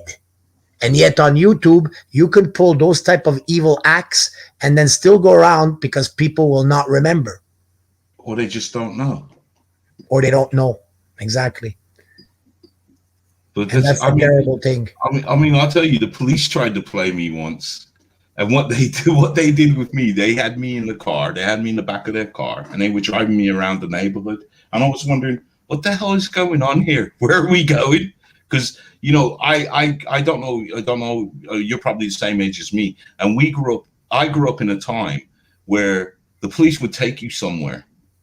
And if you were lucky, they would just leave you there, and you'd have to find your own way home. If you were unlucky, you were going to get a beating. Yeah. You know, me personally, I've never been in a police car even, you know, so I don't even know how it feels. Oh, I think everybody in my neighborhood went into a police car at least once. Really? At least once. Oh, yeah. It was. How does it feel? Like, is it like the police cars here where they have like a window that they block you off, and the doors you can't open them or something like that? No. I think with British people, we're a bit more restrained. I mean, at the end of the day, if you're a troublemaker, they call him what they call a Mariah. You know, it's a van, and they put you in a van, and you're in this van. But you know, they generally though, like in my day, we had what we called community officers, and they were actually police officers, but they just hanged out in our community, so they got to know all our faces, so they knew who we were, and we knew who they were. And they were kind of cool, but it was a yin and yang, because they wanted us to think they were cool. So they kind of, you know, like I was walking down the road. To give you an example, I was walking down the road, and I had warrants for me, and I saw this guy walking up to me, but he had his hand over his arm, over his chest, And straight away I said, that's a cop, man. He's covering himself up. So soon as I thought that, I just threw my weed. And he come up to me, and as soon as I was in him, I said, "Oh, Officer Mauser," because that was his name. And he said, "What did you just throw?" And he goes, "Go on, you can tell me. It's gone." So I said, "I just threw my weed." He goes, "How much did you have?" And I said, "I had just under an eighth." And he said, "Oh man, you didn't have to throw that. I'd have just let you walk with that because I can't be bothered to do the paperwork on you." You know what I mean? That's how relaxed they were. But then he turned around and he said, "Oh, by the way, what's your middle name?" And then when I told him, he said I had warrants. Wow. You know, that is a freaky story. And you know what else? I just got floored right now. I hate to say it again, jumping off the subject, brother, but Metal Dog, you're a woman? Oh my God. That is awesome. Wow. I thought Metal Dog was a male. Did you know Metal Dog? Do you know Metal Dog Hidden Underbelly? No. I just saw her write, "I'm a woman too." I'm floored. Wow. Does that mean you're gonna be nicer to her now? No, well, I totally respected the Metal Dog as a man, and I am now even more impressed knowing that it's a woman. Yeah. Man, I could tell you some stories. Man, I could tell you some stories about the police. I mean, I met this one police officer, and he was really nice. This is when I used to work by where he used to patrol, and he was a young lad, and he was really nice. And we built up this kind of, when I say relationship, it's not like a relationship, but we used to chat. We used to go for, because he was a nice guy, and he never approached me like a cop. He approached me like a person. Yeah. So I thought that was really cool. And then the one day, about 6 months into talking to this guy, he turned to me and he started asking me police questions. And I just looked at him, and he looked at me and he goes, "I'm sorry." And I said, "You just spoiled it." Yep. Although the way you were going with your story, I was about to say, when they're younger, they do seem to still be a little bit more human. Yeah. As they go in the force, then the whole narcissistic power trip grabs them. Well, I did say to one of my work colleagues, because like they all knew, because they were saying, "What are you doing talking to him?" And I said, "He's a good kid, man. I mean, he had his uniform on and everything, but he was a good kid." Yeah. And then I said to him, he blew my mind. He blew my mind because I didn't expect that.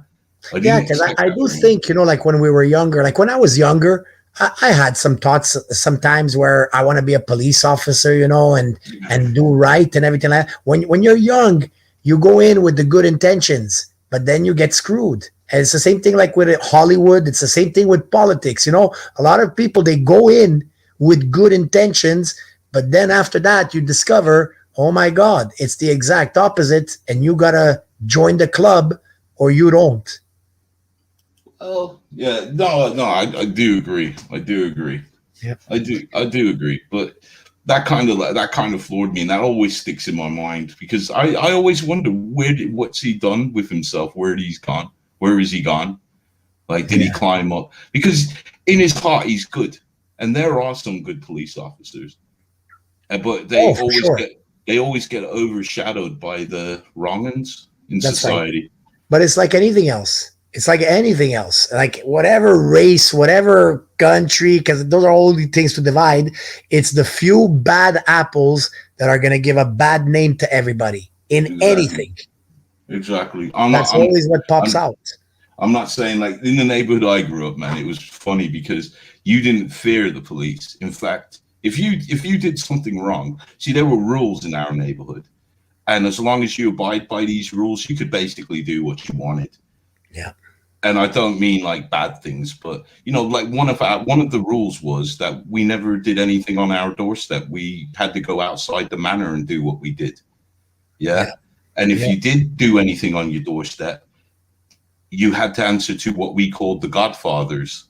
and that was the actual name that they had. They were called the Godfathers. They were older people. One guy was actually ex-military, and they would come and see you, and you did not want to visit from them. So many people used to just hand themselves into the police to get away from it. Right. Yeah. So it's a really cool place to live. Yeah. Put it this way, it was never boring, Tony. Never boring. I believe you. Even the night times. I mean, those were the best times in my neighborhood. The nighttime was the best time. Yeah, because everybody, people talk about a poor community, but I believe that when you're poorer, you tend to come together as a community more, or we did back then. We were together as a community. I mean, I used to feed this drunk guy whenever I cooked food, because I don't know how to cook just for myself. So whenever I cook big. So I used to always have food left over. And when I would see this drunk guy, he sadly passed away, God bless him, I used to call him over and I used to say, "You eating today, Rock?" And he'd say no. And I'd say, come over, have a meal. And God, the guy stunk. Because I used to just say, "Man, eating, you got to go." But, and when the guy died, it was amazing, his life story. I was like blown away about this guy. And I was like, well, how did he become like this? This guy actually won a boxing belt. He had a couple of restaurants. He had a boat, and this was not the guy I knew. The guy I knew was kind of like the village idiot. He was always drunk. He'd pass out on like a side of a road sleeping. Let me ask you, Mr. Underbelly, did you tell the guy that he smelled? Oh, yeah. You did? Yeah. Well, then I respect that, because that's the thing. Like the other night when we were talking with other people and everything, everybody is so freaking delicate, and that's why so much evil occurs. And when I was working, which really wasn't that long ago, it was right before this stupid thing that just happened, the vacation. But I was the boss of several people, and one of the biggest things that would come up as a problem would be, because we work in close quarters, right? So you're next to each other, cubicles. And it does happen that you have different nationalities. Certain people wash more than others. Certain people take care of themselves more than others. And one of the biggest things would be whenever I would get an employee come to me and say, "Oh, I cannot work no more. He smells," or "That person smells." And that's a delicate situation to approach.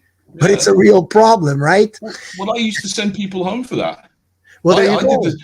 I had a job. My job now is YouTube, but I worked in the real world, and I was a big manager in an office.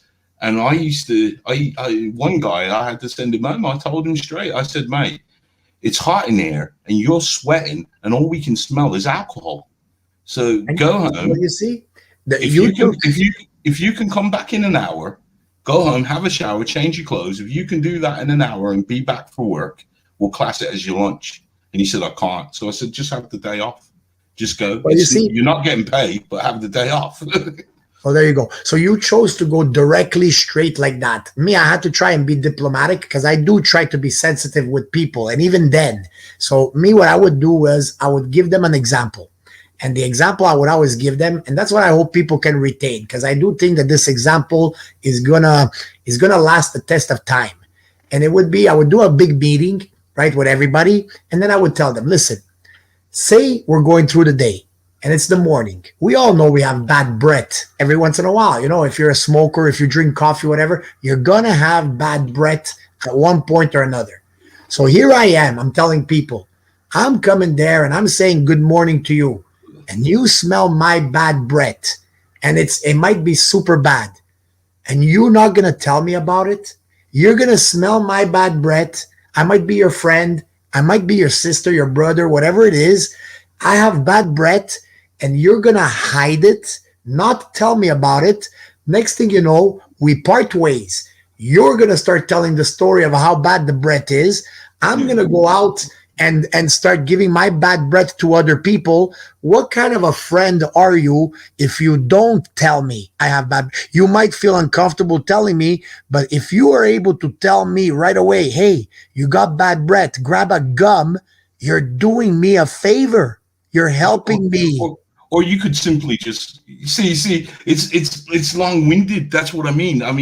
I couldn't take that time out of my day to give an analogy where it's a lot more simpler to say, mate, you stink. You need to go home, change your clothes, get a shower, and if you cannot be back in an hour, just have the rest of the day off without pay. If you could do that, people should do that, Mr. Underbelly. But today, nobody takes that approach. I think so I'm trying to find the middle ground, you know? I try to find the middle ground where instead of telling somebody straight and then all of a sudden they think that you're the demon, how dare you say something like that?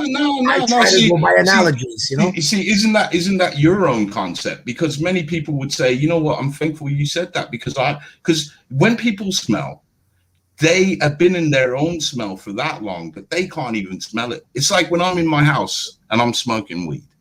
Now, after a while, I don't smell the weed. But if I was to go to the shop to get me a drink, and I mean a soda pop, and come back home, as soon as I walk in, I can smell the weed. Do you get what I'm trying to say? Now, that's my analogy, but that's how I see it, that these people don't really know they stink. Yeah. And it's affecting, like what you said, it's affecting everybody around them. So you have to step in, and if you're in charge of some people, that's what you're being paid for.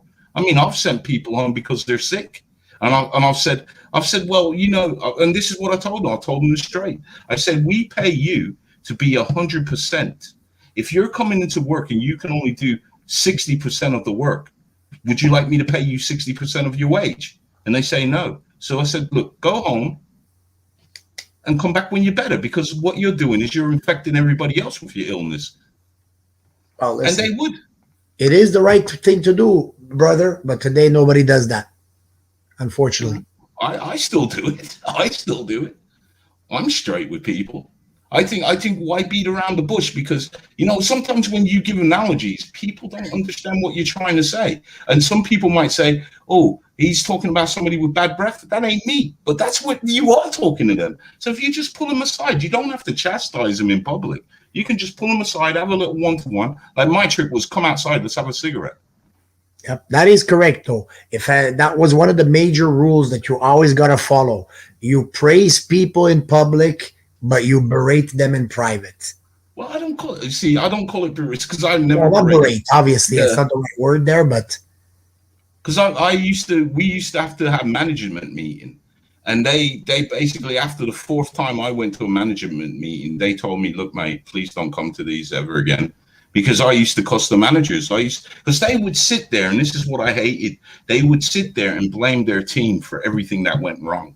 And I would sit there and say, well, how can you really blame the team? You were the leader of that team. So it all falls down to you. If the stuff ain't coming out in time, then surely you should stop over, because you're getting paid twice as much as those people, and make sure it's out on time. Instead of sitting at this meeting blaming your team because this person's off, that person's pregnant. Those are excuses, mate. Well, listen, you're totally right, brother. I mean, these are the right words, what you're saying, except that today people are too sensitive. And unfortunately, listen, if you say you do that, great. But when I do that, people lose their minds. And now I just want to get off the subject a second, because I'm noticing people are making fun of me because apparently they understood bad bread. I didn't say bad bread. I said bad breath. Bad bread. It still sounds like bread, man. It still sounds like bread. He's on about when the bread gets all green and moldy. That's bad bread. I hope people get that one too. No, but you know, sometimes in this world, life is too short, and sometimes you have to be straight to the point. That's right. With things. I mean, and again, growing up in my neighborhood, that's how everybody was in the neighborhood. It was straight. They weren't no grudges held against one another, because all beef was settled and squashed immediately. Exactly. Yeah. And what were we saying before? How real life started at night.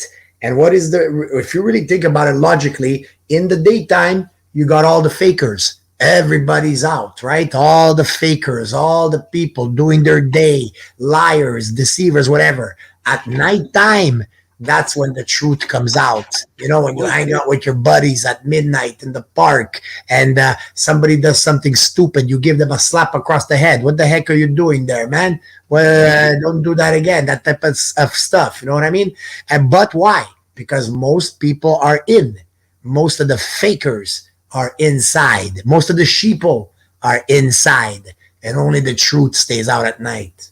Well, I just, man, all it was for us was just a way of life. When we went out in the day, it was all about trying to earn some money for the weekend, because we lived like we just partied.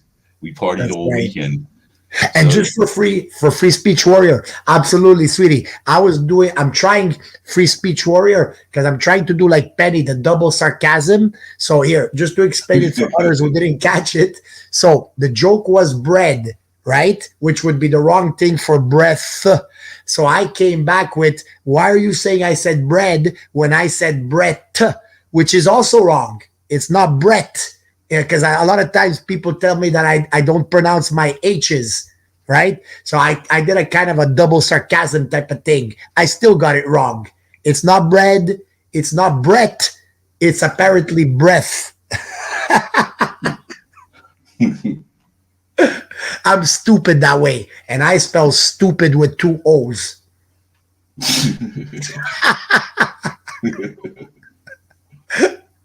Hey, you're right, Mr. Underbelly. I'm 50, right? So is that the age that you are about?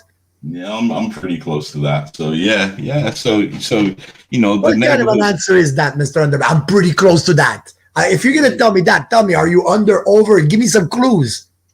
No clues, man. I'm close to that.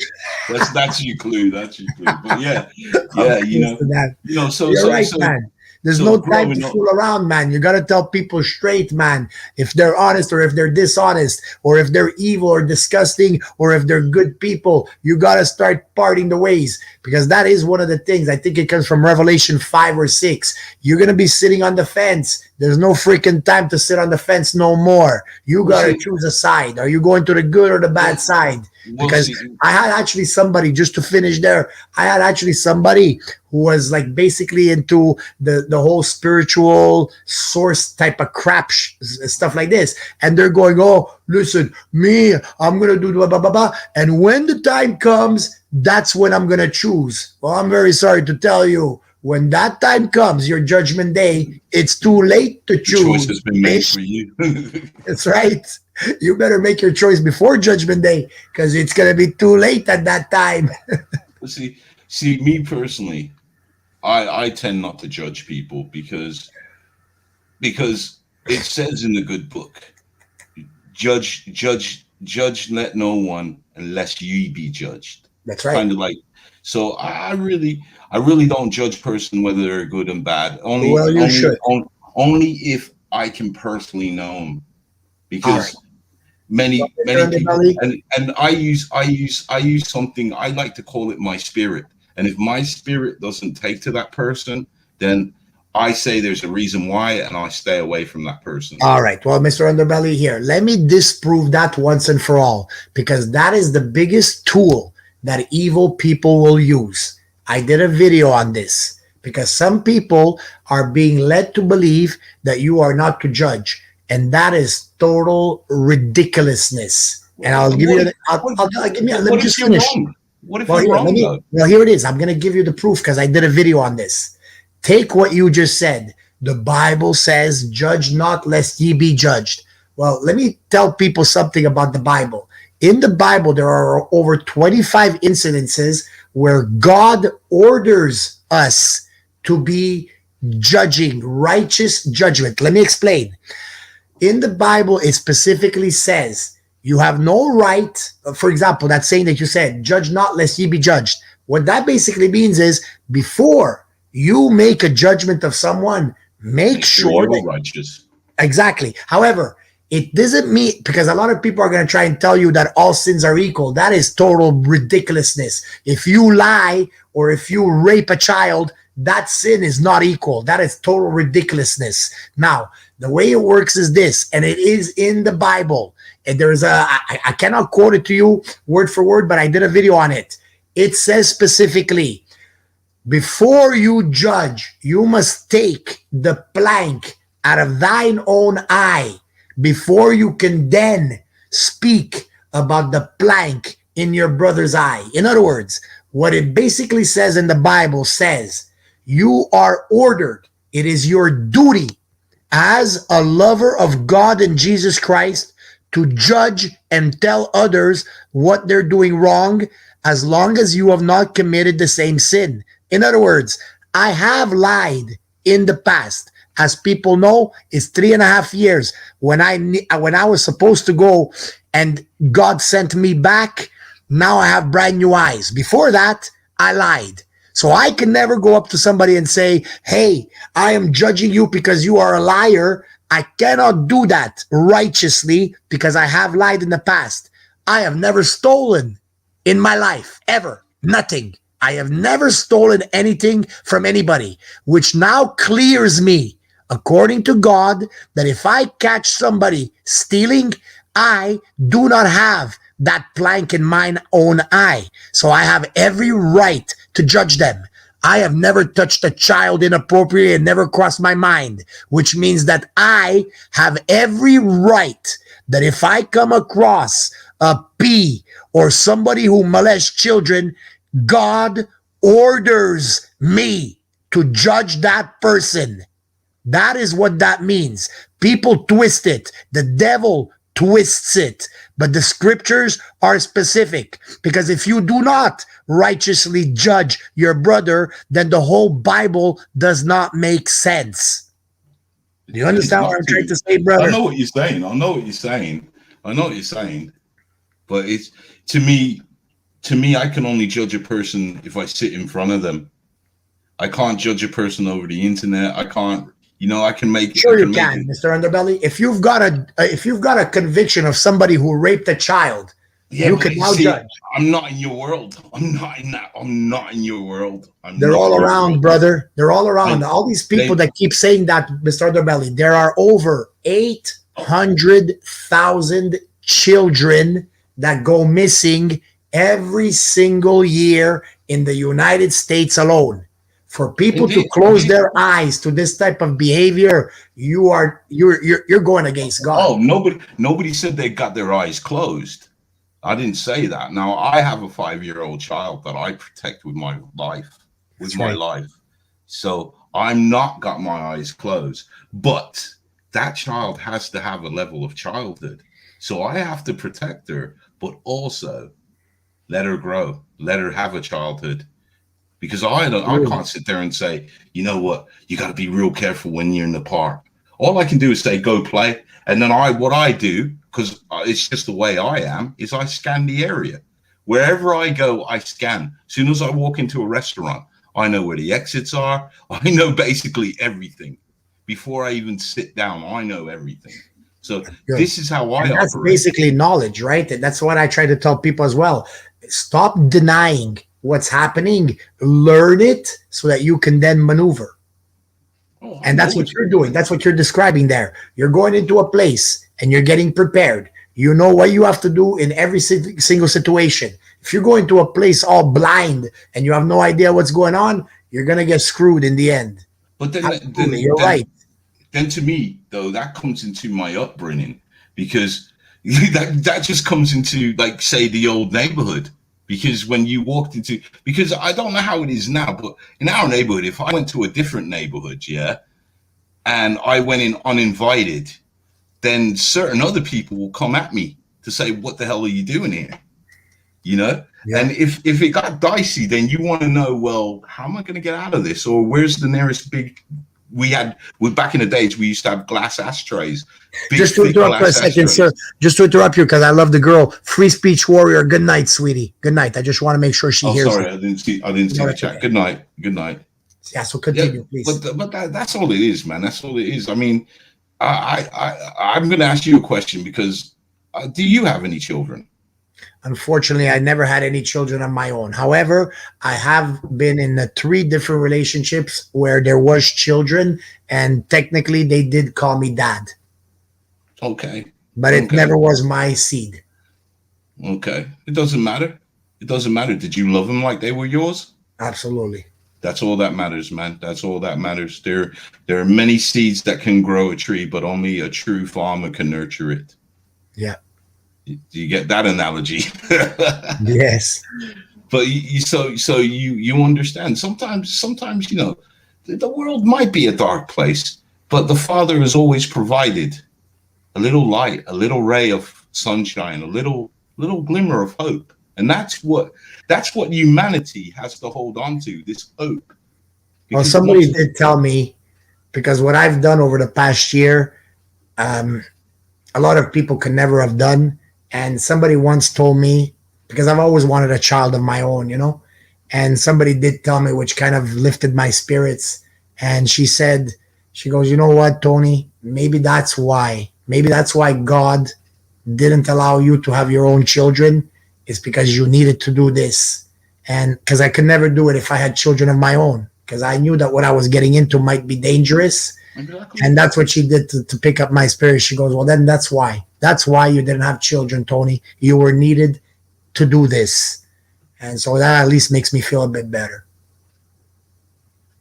That's it. That's well, God bless you for doing what you're doing, man. But it is not all darkness. Oh, it no. is not all darkness. And these cats, they'll get theirs. Oh, they will.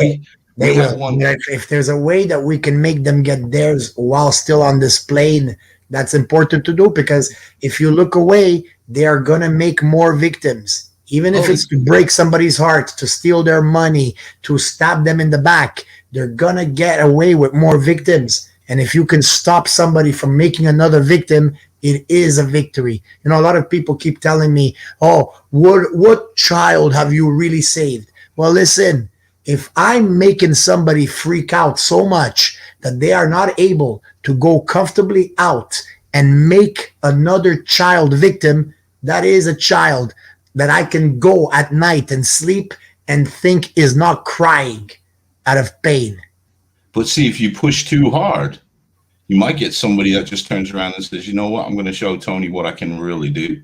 Well, that's what they're doing right now. But they knew that they could not get to me. They knew I was ready to die for this. They know that whatever they do to me will not affect me. So what do? They go after my innocent friends, my innocent family, including the children. And that is despicable. But when you start seeing other people that supposedly claim they're good participate in that, applaud that, and then they have the balls to go out and say that they're good people and quote Jesus and God, I spit on all of them.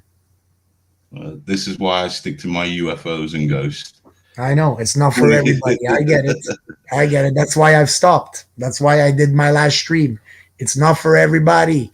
And that's fucking life.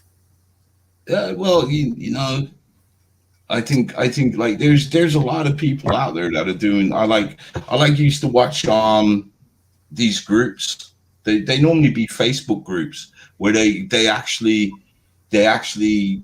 get them. They set them up. They chat with them for a while. They arrange a meet, and then they rock up, and they're adults. It's worse than that, Mr. Underbelly. I've discovered these people are LARPing.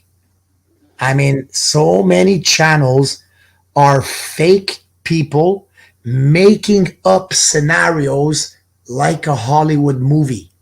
They make up, and the thing about it is that in this scenario, you'll have 2 supposed truth channels, and they're going to accuse themselves of true crimes that they have committed, knowing that neither one will press charges, but at the same time, it's going to draw a crowd.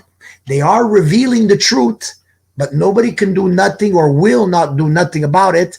But what it does result in is people will now get attracted by the drama of it, and then people will choose, because it's going to bring new people plus the old people they had. And now they're going to choose either one or the other when they don't realize That's exactly what it is. They're working together. And now all they simply did was they had the same people, they gained more people, and now they've split it between each other. And both win. It's a win-win situation for them. And that's what LARPing is all about. Making up all kinds of false scenarios so that people can get drawn in and forget about the real world and the real truth. It's evil stuff, man. Evil stuff. You know, I do. I do know because I saw. They do it on Facebook. They do all stupid things, man. Yeah. Let's go with a specific thing. Flat Earth. See, that's what I try to tell people. Listen, I believe that we live on a flat plane. Okay, I get it. If you don't, doesn't matter. The point is that according to the information that I can see and just logic, in my opinion, I live on a flat plane. So automatically, I'm already saying in my mind is I don't need all these channels to constantly into all the freaking legalities and big words and everything to tell me that I know already. That's not the even though they like. That's why I try to tell people. Let's say the governments all came all out together and say, okay, listen, guys, everybody together. All right, everybody listening. We lied to you. It's not round. It's not spinning. You live on a flat plane. What's going to change? Nothing will change. There is nothing. So right there, just that idea. Now, you take a couple of people who are crooked. They know, for example, that it is a flat plane. So what they're going to do, because they're crooked, they're still talking about that same subject. And even though they're evil, one or the other is going to start saying the evil stuff about them. That's the whole psyop. So now they're telling all the evil stuff about each other, which is true. But what's going to happen? The people who are so blind, thinking that this is the be-all, end-all of everything, oh, we got to show that it's flat. It doesn't make a difference, first of all. It won't change nothing in your life. It really won't. But what does it do? It's going to make the person, even if you're on one camp, and now you're convinced that he's an evil whatever, well, all the person's going to do is going to go to the other camp. When they're both working together, you lost nobody. You lost no one. Not only do you keep the same person who is not understanding the bigger picture, but then the whole drama aspect of it is going to draw in more people. And it's a bigger scam every time. And that's what people don't understand. Everybody goes around saying, oh, I'm awake, I'm awake. You're not even awake. These people have been doing this for centuries, and they have built layers and layers and layers and layers of deceit. And right when you think you know everything, you don't even freaking realize you only uncovered the first layer. There's still 10 more and 100 more. You're still trapped. I mean, this is what it amazes me over the past year. But it does take time. I get it. When you're when you're like me 3 years ago, where I was totally naive to everything that was going on around me, which is something I'm going to have to always make up to God. That's my sin for being asleep and shutting my mouth when I should have opened my mouth. That is my sin. But this is the thing. I was so naive to everything. Believe me, there have been some steps to where I was freaking shocked. Right when I thought I figured something out, then find out that I wasn't even close. I wasn't even close. It's an eye-opener, let me tell you. It is. But it's one of those subjects I really know, because, you know, I know it's a subject that has to be talked about, but me, myself, I know what's going on. I honestly do. And that's why I keep a very good eye on my child. You know? None of us, Mr. Underbelly, honestly know what's going on. It is a pyramid, brother. And the only people that know the closest to what's really going on are at the top of the pyramid with the one eye. And even they don't know it all. I know what they're doing. Trust me. Yeah, exactly. We do have an idea. You're right on that. We know the lie. I could sit there, Tony, and it probably won't shock you because you probably know, but there are people, there are doctors that are involved in this, And there are people that are having children that are unregistered. So these children don't exist, and they're being used for the magic with the K. Absolutely. So, and that's that again, what I just said is a tip of the iceberg. Yeah. Like here's another example just to throw people off. What you see on the news, everybody says, oh, we know it's fake. Yeah, but do you know how fake it is? Like, do people realize that many of the people you see on the news are not real people? They are computer generated people. That's one thing. Another thing, the stories that you're reading, they're made up. They were scripted like in Hollywood. I give you an example. There's so many of them, okay? But I give you an example. There was a story where they're showing, for example, an old woman. Well, sorry. It was a child who supposedly saved her brother from being kidnapped because the story went that the grandmother went out to buy something at the gas station, left the two children in the back seat, and went just very quickly to go into the store to buy something. And some guy just got into the car and started to drive away. And then the hero, the sister of 8 years old, managed to push out the brother of 6 years old from the back seat, and they saved it. And then they did it all over the freaking talk shows, and they're interviewing the little girl who's white, the little boy who's black, and the grandmother who's a fat hog. When you look at the camera, the video, because they have the whole video footage, right? Always, do you ever notice? We have, like, my cell phone has the best camera I've ever had in my life. And I could do way better than the stupid footage that they keep showing you on the news. It's always this freaking black and white messed up thing. Like, you really think that's true? Come on, people, wake up. So then you see the car driving away. You could tell the car is driving away slowly. You see the door open. You don't really see the bodies of the people flying out of the back. You see a woman running after the car. When you go and look at the interview, or the woman that's supposedly the grandmother, she's so fat that she can't even, if she really ran like that, I'm telling you that would be a surprise. In other words, the point of the thing is that was a totally made up, scripted bull crap to push whatever freaking agenda. They wanted to do a nice little beautiful story of a different family with a white little child and a black little boy and a grandma that's taking care of them, and it was all concocted. And that story went across the news for 2 weeks. One other example. Let's go with something big that everybody will remember. You remember the whole story when Bush was president, and there was the whole story that he was doing some type of I don't know, something in Abu Dhabi, whatever it is, and somebody threw a shoe at him.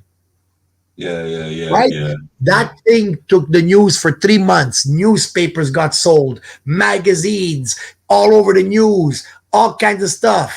When you look at the replay, you realize it was impossible. When you look at the two different angles, I did a video on this. You see the shoe that they showed you on the news, and you see Bush ducking. But what you don't notice, because people don't notice, the flags behind Bush never moved. They never moved. That shoe that got thrown never touched the flag. Then you look at the other angle, and you notice that where the shoe was going from the other angle was going in a totally different place than the first angle. It was totally scripted, made up, CGI, a made up story. And yet they carried that thing for 3 months. And that's what, so when people say, but let me ask you this then. They have no idea how fake. Let me ask you this. Did RT run with this story? Sorry? Did RT run with the story? No, RT is a show channel, please. I see the whole camera and everything. I broke it down myself. No. RT is a scam. Most of the freaking big channels, I hate to say it there, they're all scammers and everything that I've come across, that God has thrown me in my path. I mean, that's just the way it is, man. But all I'm telling people is stop thinking you know shit, because you know shit. That's an oxymoron. There you go. I didn't know that's what it was called, but that's what it is. Exactly. The crisis actor thing, Synth Cliff. I mean, I've got clips from 3 major things where you see the exact same person being interviewed at the Boston thing that occurred when they blew up the bag or whatever it was. Then you had the bar where supposedly a few people in Florida ended up getting burned. And then you had another big incident of a shooting. And you have the 3 different places of America, and you have the exact same person being interviewed and being involved supposedly in all these 3 incidents. How does that happen? But you got to be careful about talking about that. Yeah. Yeah, I don't know think what I you're said saying. anything They dangerous. called them. What do they call them? Crisis actors. Let's go with D, but add 2 letters. Okay. A, B, C, D, E, F, G. And let's start again. A, B, C, D, E, F, G. It sounds like an episode of Sesame Street.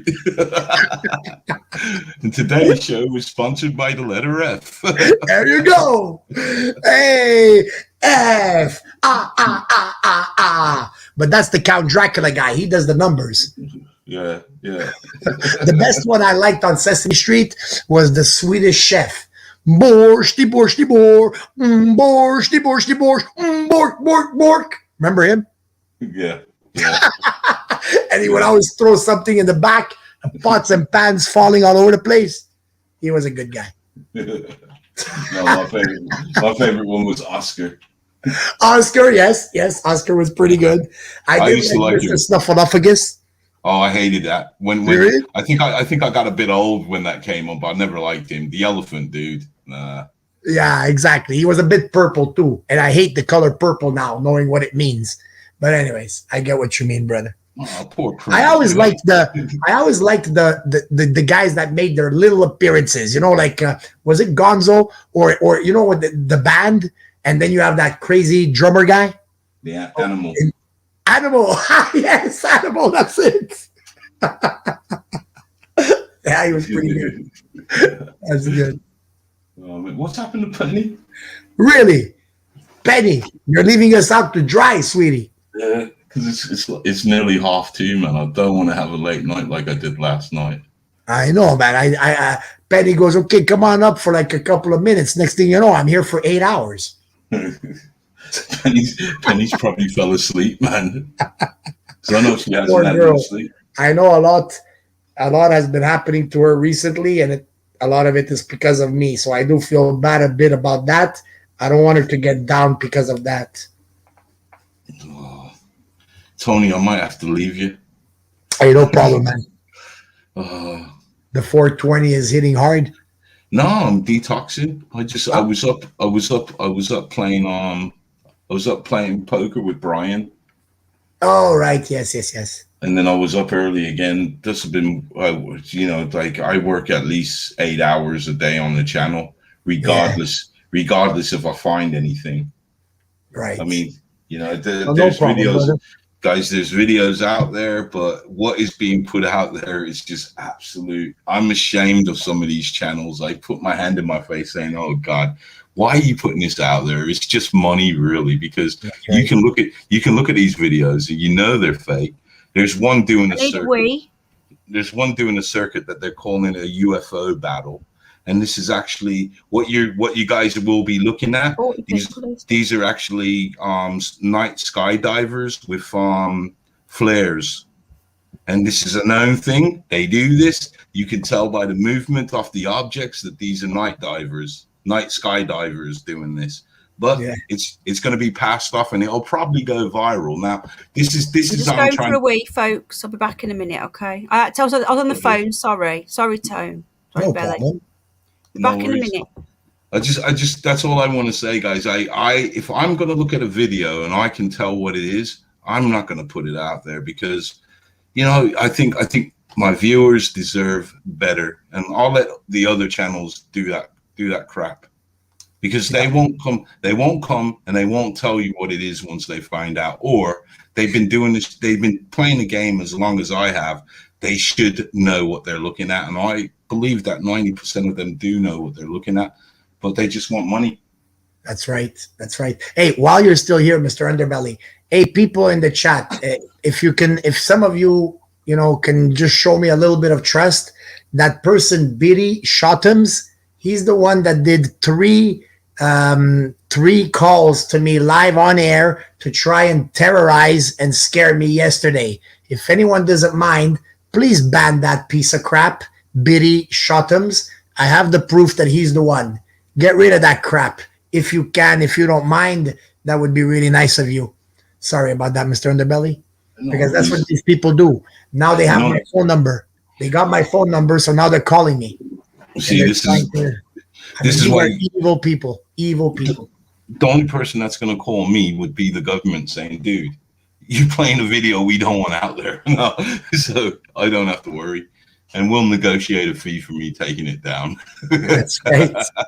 That's right. I'm just playing. But guys, hopefully I should have a video soon. I'm hoping. And here, before you leave, here's why I love Penny. I just said that because I noticed it, and Tom just said Penny got rid of him a long time ago because Penny is way smarter than I ever thought. Today, I'm a lot more wise to her, but that just goes to show she knew it before I even said it. That's amazing. There you go. There you go. There you go. God bless you, Penny. Yeah. I'm gonna dip out, man. So no problem, brother. I hope you come back soon, Penny and Tony. Always a pleasure chatting to you, man. Hey, a pleasure speaking with you as well, brother. And I just want to say goodbye to you guys in the chat. As always, you guys are awesome. I mean, I love coming over here. I wish you guys, if ever I go live, I'm not trying to steal anybody, but just come over and chill as well, man. Absolutely. And I just want to say it verbally since I never did. That night when my brother told me that my sister just got threatened again, you're one of the few, Mr. Underbelly, that totally understood my position. And I truly appreciate the sentiments that you expressed. Thank you so much. Respect. No worries, man. No worries, man. God bless you. God bless Penny. I'm going. So I'm going to say good night. God bless you all. And Penny likes me to say this, so I'm going to say it before I go. Until next time, stay blessed and keep safe. Goodbye, everyone. Good night. Goodbye, everyone. Good night. Well, we'll wait for Penny. But we were talking about before also the situation with the YouTube and stuff like that. How because I do think that everything is by form. Like I guess bigger channels might get some attention, right? Because I have heard some of the bigger channels with 50,000, 100,000 subs. And the best part is that the 50,000, 100,000 subs are not even some of the bigger channels. Because, I mean, you've got the million ones as well, right? But maybe those ones, you might reach a level where they might be actually emailing you personally, or you get somebody that speaks with you, or like through their algorithm robots. And then maybe the big ones, you're actually speaking with a person. But most of it is all done by form letters. Like I'm thinking Mr. Underbelly was mentioning a monthly newsletter. Well, I guess me or Penny might not be big enough to actually have the courtesy of a monthly newsletter, because I do know that Mr. Underbelly has many thousands of subscribers, and that's cool, but it is all algorithm, and you can tell that it is like a form letter. The whole process of the thing that we were describing before of stupid people taking copyright takedowns on your channel, and actually, because so many people still think that it could be actually people, I once did something like that with the people, and we did like an audio book, and we called it The Bad Guy and the Bish. And basically, it was one of these channels that tried to take me down, and their copyrights failed, or I got them overturned. The beauty of that is that when they do fail, when these people fail in their copyright takedowns, Demon Tube does a very terrible thing, I find, for them. They send me all their crying little reasons. So I was able to get like the letter when it came back, and it would say, okay, we're sorry, Mr. It's time to wake up. We have evaluated that no, it is not a copyright infringement, and we are restoring your video. We are taking out the strike.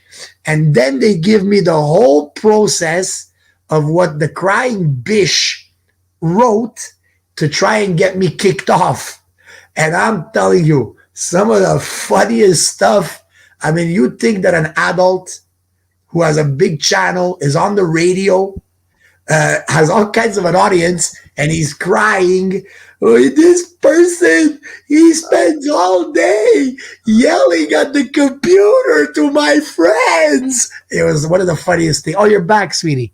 I'm back. Yeah, sorry, I was having a wee. I was on the phone. Sorry, mate. I had to take a really urgent call, and I was like, "Well, you're keeping Mr. Underbelly company because he doesn't like being on his own. He doesn't stream, you know. He doesn't like it. He gets quite. He's very reserved, isn't he? Yeah, I adult sat him. You did, yeah. Okay, that's good. He only comes here. He doesn't stream. I keep saying to him he should stream, but he just likes the chill, you know. But it's not been very chilled here lately, and I'm getting to the point now where I'm just going to tell everyone to fuck right off. I've had enough, Tone. Honestly, and then that fucking shitty bottoms, whatever you were called, crinkly bottom. You thought I weren't watching, didn't you? Thought, oh, Penny's gone quiet. She's not watching. Nah. Oh no, I wasn't even paying attention, and then I spotted his name because I have the clip where he admits it in one of those disgusting channels. He admits it. What? And I called him. Oh no, I'm guessing it. Good night, iBogan. Good night, Mr. Underbelly. Sorry, Tone. Good night, lots of love. Okay. Sorry. So what made you ban him? What made you think that it was fishy? Because of what he said. Okay, because he just said okay, he said something about who is this idiot or something? Who is this airhead talking? Bam. And isn't it funny how he writes that, and yet he's the guy, if you did list, because I do know that you got all the way to hour 9, sweetie. Apparently, because you wrote to me, I think you were giving me a rundown of where you were in my stream of yesterday. Yeah, I was. Yeah. I was giving you. Right? Yeah, I did. Was he on your channel then? Because I don't. He's the guy that called. Somebody, I didn't. He was the guy that was calling me. The guy you just blocked. He's the guy that was calling me on the phone to try and scare me. Was that Dank? No, it wasn't Dank after all. It was that Billy shot him guy. Who is he though? Sorry, Stefan said, I've said hi to Tony twice. Can you say, I don't think you've seen him. Hey, Stefan, how you doing? I'm very sorry I wasn't paying attention. Tony doesn't watch chat very much. We do, you know. Tone, come on, mate, get your finger out. You know, you people need I'm good at that's why I always looked up to Penny, and I've told you this many times, right? I always freaked out the way you can do a stream and then interrupt every once in a while to say hi to somebody and then continue in your story, then go back and say hi. I can't do it. Once I'm concentrated on something, I can't do it, you know? Yeah, well, I don't know if I don't think it's actually a woman thing, because some women can't do it either. But anyway, I think it's just because I can talk a lot. I got the gift of the gab. For Sweet Peace Quebec, thank you, Penny, for the live stream. Any time, mate. You're lovely. Thanks for coming in. He comes from Bruce Cecil channel. iBogey, lots of love. iBogey is a boogie. Is it a boogoo? What do you call them over there? A bogey. He's like a boogie. Hey, good to meet you, Sweet Peace. I don't know if you told me which area of Quebec you were, but I think he purposely wrote "thank you" as a compliment to me. I appreciate that. He did. Thank you, Penny, for the live stream. Funny, Melanie. Oh, are you a lady? I thought you was a man. Oh, sorry. Sweet Peace is a lady? Oh God, I've been calling a dude for the past bloody 2 years. So sorry. Just off the subject, just like that, what color is your hair, Sweet Peace? No, forget about it. Someone was calling me a redhead the other day. I'm a blonde. I haven't got red hair. What's this rumour going around that I'm a redhead? What's going on? Yeah, look. Yeah, I think they're trying to stir controversy. I do as well. It's a bit dull, which isn't helping. It's actually looking more. I can't really get the light. It's not red. It's blonde. It could, in a certain light, look auburn. You know, like the reddish brown. It's a bit dull because it's been not been in the sun. Penny's doing the one eye. Oh yeah. Of course.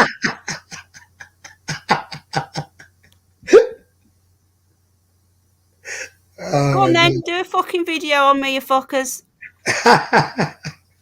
Go on then. Thank you, Stefan. Thank you so much. Yeah, sorry about that. I had an urgent person who had to wanted to talk to me urgently. I'm really sorry, but I knew that you'd be okay with tone. Nothing to do with this either. Don't start thinking I'm talking to people beyond. It was nothing to do with YouTube. It was a real life friend. What are you going to call them? You are real life friends. Thank you. We've got 38 people watching. How many haters? I bet you most of these are trolls now because Tony's not. Well, when I came in, you only had 11. No, I've got 16. Oh, that's not so bad. No, it's not. Lots of sex changes tonight. 58 likes. Yeah. So, what do you think of Mr. Conspiracy Guy? I think he's dead cool. He's a good guy, but he's obvious. Honestly, again, and see, everybody's gonna get butthurt if I give you my true opinion. But I hope not. I think he's dreaming. I think he's like Seven Spalding. But hey, he's enjoyable to watch for entertainment. I think he's a great guy and he's got a lot of knowledge. But yes, absolutely. Yes, some of the things he gets a bit confused on. So if he's talking about Mars, but then he says the Earth is flat. So I can't get a straight answer on that one. Exactly. And the thing is that he shouldn't take it bad. I mean, because otherwise, like, what does everybody expect? Like, I don't expect everybody to agree with everything I say. Exactly. That would be narcissistic. That would be a person that's acting like they know everything, you know? I'm pretty sure that if you ask him, do you think that you know everything? He'll probably say, no, obviously not. So some of the things he's right, some of the things he's wrong, you know? It's just that everybody loses their mind the moment you tell them you disagree with them, and they all lose their minds. Well, look at what, you've seen me again tonight, Tone. If someone pisses me off, I don't give a shit who it is. I did miss it though, Penny, because I was busy following Cardinal Alfonso. He made another. Yeah. Yes. Oh yeah. So I missed some time, but so what did you do? What was your show? I missed some parts. Like, how did you do? Was it just Conspiracy Guy, or did you do anything else? I was quite like because I haven't really slept. I feel really sick. Good night, Deborah, hun. Hey, good night, Deborah. Did she confirm if it's our Deborah? Is she blue? It's got to be, yeah. Good night. Okay. It is because she emails me and she's blue, so it's got to be. Cool. It's our Deborah. You all right, darling? She's been quite quiet lately. It's the first time I've seen her in a long time. Yeah, me too. It's been a while. Yeah, she said she's been having a break, I think she said. Oh, yeah, good I've not seen her for ages, so I'm presuming it's our Deborah. It is you, isn't it, sweetheart? So anyway, did you sorry, I had to step up. I feel like I'm doing a Tone now. Tony will say, I need a favour. 10 minutes max. Anybody? All right, I'll come up then. Philippe. Okay, half an hour tops. Okay, half an hour tops. It's turned into a joke. Literally, it's about an hour later. Or one occasion, the 34-hour stream was 5 hours snoring. That was funny. Going to watch Demolition Derby. Enjoy, darling, enjoy. Yeah, it was fun. I just tuned in. I said, oh my God, Tony's still going. And he come back on, he went, have I snored? I went, no, I didn't hear anything. I find that Bolt Gun, Casey, the Cone, they did well during that time. They covered up pretty well. And Bolt Gun's wife, I still have the clip that I have to release. Bolt Gun's wife came in at a certain point and she goes, hey, what is that? And Bolt Gun, oh, that's Tony sleeping. Oh, I thought it was the pig. She goes, a pet pig. Yeah, pig. Not the chicken crazy hair. No. That was another classic. That was Bolt Gun pulls out that rooster crazy hair. The guy couldn't even stop laughing before he even showed it to her. That was so funny. Crazy hair. That was I seen that on something the other day. I won't mention the channel, but I seen it on a channel the other day. I was like, I don't know, she's on that one now. Do you know who I'm on about? Oh yes. Hey, yeah, you know everything, don't you? The latest one appeared in a bathrobe. I mean, come on, man. You know you're going on I get it. but you're going on a stream and you purposely appear in a bathrobe, you gotta know that you're being bitchy. I'm sorry to She's say. so hot though, Tone, you know? She's Yeah. just teasing all the men and the Oh, women, sure. you never know. Absolutely. I love the way the lips move without the teeth. Oh, she's got no lips.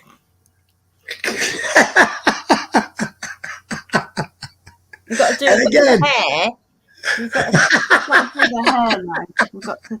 Oh, I don't know, Bruce. Bruce blocked you. What? No.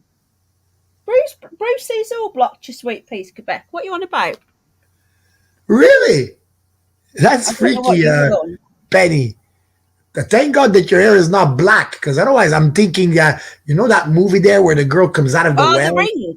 Oh, yeah. You knew right away. That was, honestly, that was one of the scariest, latest movies that I had seen. Not lately, because it was that thing freaked me out. Well, it was folklore, wasn't it? Japanese. Yeah. From a Chinese or something, yeah. Yeah, it was Japanese. So I need the hair. So I need a clip or something. I need to because I've got to have the fag as well. So you've got to have a fag in your mouth. Now I've got a Vicks inhaler because I don't smoke. So we'll do a bit of this. Yeah, I don't know what. I'll speak to him. He's obviously made a mistake. So we've got to get a bit more crazy. Yeah. This is the. I ain't got a hair clip. This is the hair. I ain't got any. I don't smoke, so I'm my Vicks in nasal inhaler. Well, I'm gonna light one myself. So, are you gonna take a little break now? You're not planning on going tomorrow, there, Penny? Maybe. Yeah, no, I'm not. Penny, that's good. You leave Penny's ring alone. Huh? I don't get that. Have I missed something? Probably. But okay, now I'm confused though on Metal Dog. Is it a male or a female? Who? Metal Dog. Crazy hair. No, Metal Dog. Oh, Metal Dog's a dude. He's an awesome dude. It is a dude. So why was he playing us before? What do you mean? Because before, I don't know, he wrote something about I'm a woman too, but then after said, no, I'm actually a man, and now I got all confused. No, it's probably just, I don't know, he's probably playing you up. Metal Dog's cool. He's very, very, very good friend. He's a very, very cool dude, trust me. Hello, Valiant One. Hello, Danielle. Hey, Valiant One. How you doing? He's laughing. He's got the same sort of sense of humour as me. So you never know what you're going to get. You could be getting triple sarcasm. Exactly. Oh, you got me, Metal Dog. I knew you were a cool dude. But honestly now, I would have been way more impressed if you were a woman. How about that? Well, you never know. He might be a transformer, but he has got a wife and kids, so I'm not quite sure. All right. No. I actually have got crazy hair today because I got wet. You know that horrible rain, that fine stuff that like sticks to your hair. Not pouring down a rain, but the drizzly stuff. And my hair got all sticky in the rain and just went choo. So that's why actually it says no homo, Tony. No homo, brother. No homo. Yeah, he's a good dude. He's Metal Dog. He likes his motorbikes. He sent us a postcard of his motorbike for Jack. Oh, that's so cool. Yeah, he's a good dude. I tried. You know, when I went through my midlife crisis period, a couple of years, in my early 40s, and I go, okay, that's it. And I went for the motorcycle lessons. And listen, when I finally got it, we did learned everything, and then I got on the highway, and then I'm driving that thing, and it was a pretty powerful bike as well. I think it was, I can't even tell you the name no more, and I'm going 100, and the temptation to go 120 and 140, and then I realized the power that I had under my hands, and any little slip up, and then right away when I brought the bike back, I said, okay, thank you, and I stopped my lessons because I knew that I would die. There is no freaking way. I thought in my mind, this thing is going to make me want to go big time, and I'm going to kill myself. One day I'm going to kill myself. So I just said, I better stop. It's true, though. It's like, why are they even allowed to, they give you these speed limits, but then they make motorbikes knowing that no motorbike driver is ever going to stick to the speed limit. So that's right. I would get rid of the It's speed too limit or ban the tempting. bike. It's so tempting once you're there. Yeah. You know, it was. And they never get done for speeding, do they? They seem to just get away with it. Oh, it's just a motorbike. The police are like, oh, it's just a motorbike. It's all right. If it's a car, then you've had it. Right. Yeah. So yeah, conspiracy guy is cool, dude. I think he's awesome. I really do. So, and Sure, he he's seems like got okay knowledge, guy. you know. Yep, Sorry. he seems an okay guy. He does seem like and an we okay all guy. bounce off each other. We all, like you say, we can't live in an echo chamber, you know. Yeah. But yeah, I've got me because I used to love football. I don't anymore. But Al got me this for my birthday. It's a retro, but it's not second hand. I'm not being snobby, but I can't. I've got OCD, so I've got second hand stuff. And Hey, you're like me. I've got I can't even walk into a charity shop. I start hyperventilating. I've got Really? proper OCD. Yeah. Like when people gave me clothes for Jack, they're like, it's clean. No. Sorry. I'm not being funny or nothing. But anyway, so they do retro Villa shirts now. So we got me this for my birthday, and it's from the year I was born, from 1980. So he got me the 1980 Villa shirt. So I still wear the stuff, but I've stopped following it because I'm disillusioned with football. Yeah. It's just a joke, but it doesn't mean I don't love the actual. Heather Ann. Right, I need to address Eric because I never got to do it, and I needed to clear something up. Right. Please, people, don't take this the wrong way. But when are people going to learn to not tell me what to do? If you try and tell me what to do, I will do the polar opposite. So Eric put in chat, Eric, he said, unblock Richard. No. Oh, you blocked Richard? No. Yeah, he's gone now. So, Eric, listen, mate, right? You know I really like you, you're my mate, right? But when you say, no, let Richard back, you don't know what's gone on. So you could have gone, like, what's happened, Pen? You know, can we let him? No, I'm not letting him back, Eric. I'm sorry. And you're awesome. You're great. You know how much I've known you guys forever now. It feels like forever, you know. But I won't be letting him back. He's gone permanently, and I'm done with him. And if he's watching, which he will be, you see, yeah, I think we're going to have to address it because there's people asking questions. So I'm going to tell you, and if he wants to go on his own live stream and whatever, then he can, okay? I'm not going to talk about it again after this. But when he comes on panel, he's always drinking whiskey. Now, he says he doesn't get drunk, but you can't drink spirits and not get tipsy, at least. And when you're slurring and you're talking over people, it's quite rude, okay? It's been going on for a long time now. It's been irritating. I've had several complaints from guests, so I'm not going to say any names. So I says, oh, you know, he's probably had a drink, blah, blah, blah, blah. But then the last few streams, if people go back, when I was streaming with him, he was getting a little bit aggressive at times with me. I don't know whether you noticed this tone, but he was starting to get a bit bossy and telling me what to do, which is not a good thing to do, okay? When are people going to learn? Don't tell Penny what to do, because I will not do it. I left home at 15 because my mother tried to tell me what to do. Actually, no, she didn't give a shit. My dad tried to tell me what to do. My mother had fucked off by then. So anyway,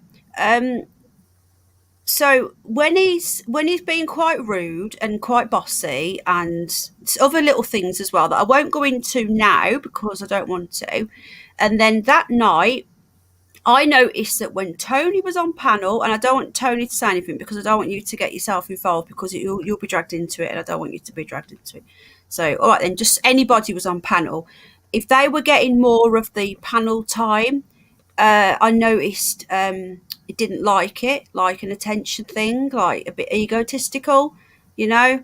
I'm more important than that person, and everybody chinwags on panels, but when it's a constant ongoing thing, and I think it was the drink, because when you've had a drink, I don't drink, but you do become more chatty and you don't really listen to people, are you? And you can't remember what you were doing. So that's what was happening. So I was letting it go all the time, but I was starting to think about a blanket ban. I did try a blanket ban on alcohol last year, and it kicked off, and I let it go.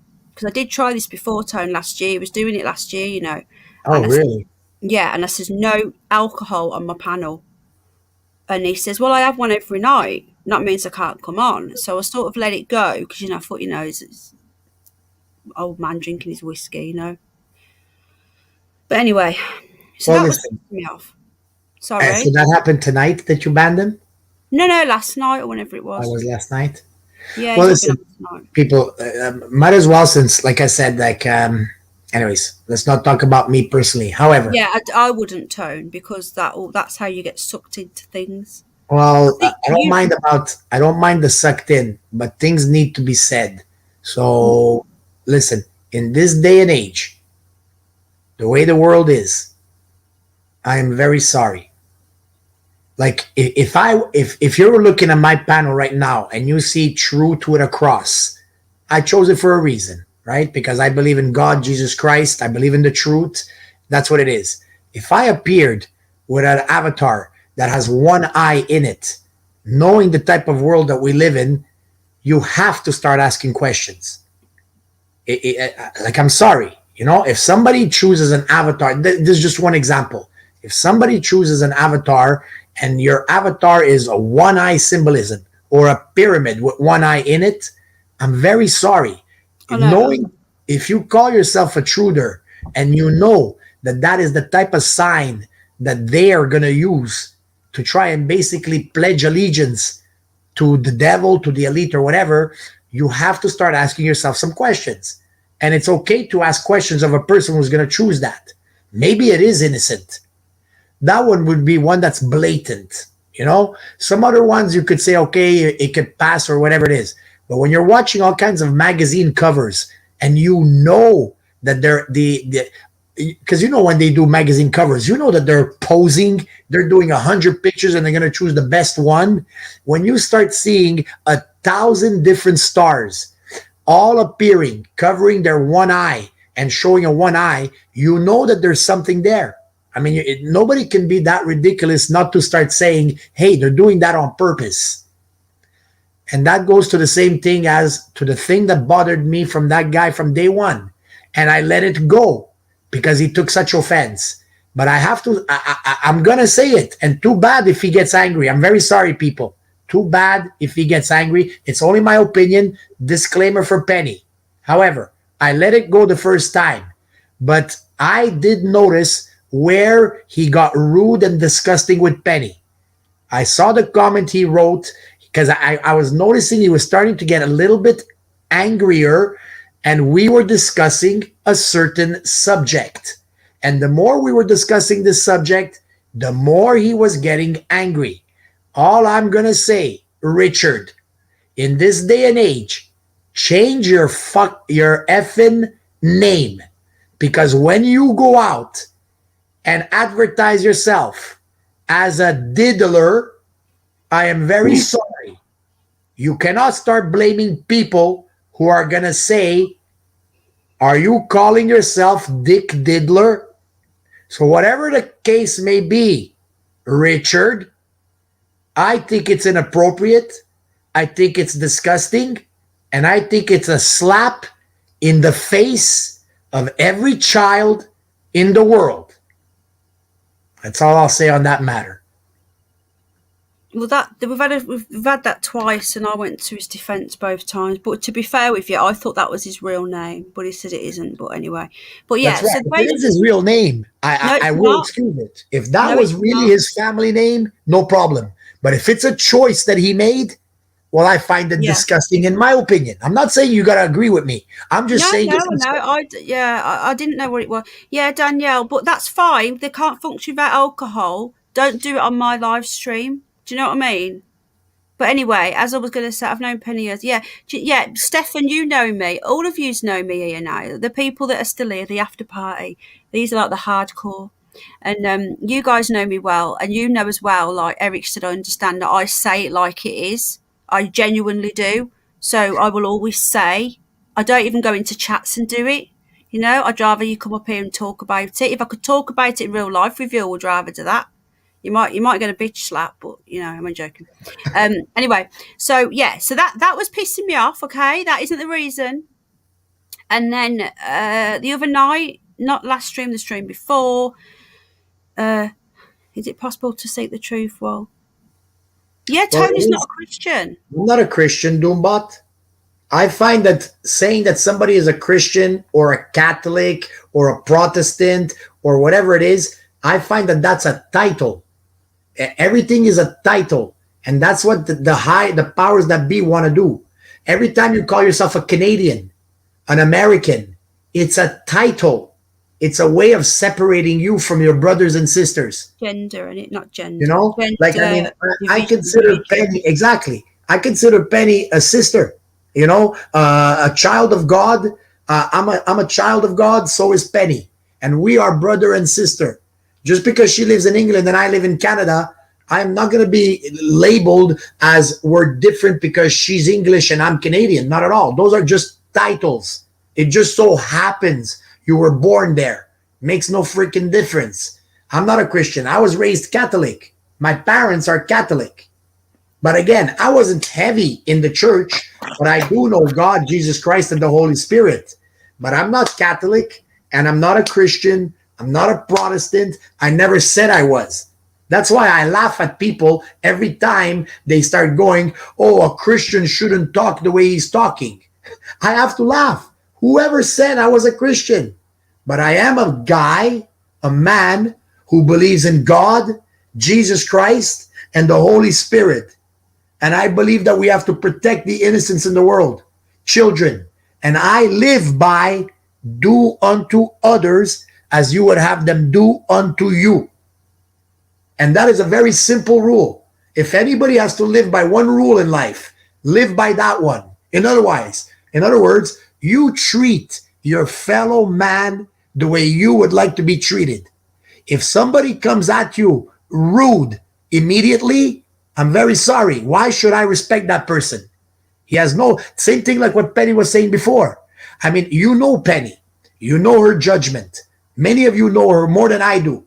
If she makes a decision after you know her for a year and you know she's a good girl, she's an honest person, and she made a decision about someone, who are you to start telling her, hey, don't do that or turn it around, rather than approach her first, knowing, give her the benefit of the doubt.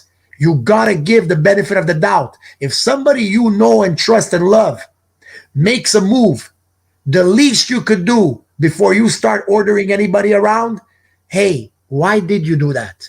Is there a reason why you did that? You give the benefit of the doubt. That's just my way of thinking. Do unto others as you would have them do unto you. Whenever I would have any panels, I could talk like this now because I'm probably done streaming, whatever. But whenever anybody came on, anybody goes to my channel, everybody says I've yelled at people, I've treated them like whatever. Yes, but look how it started.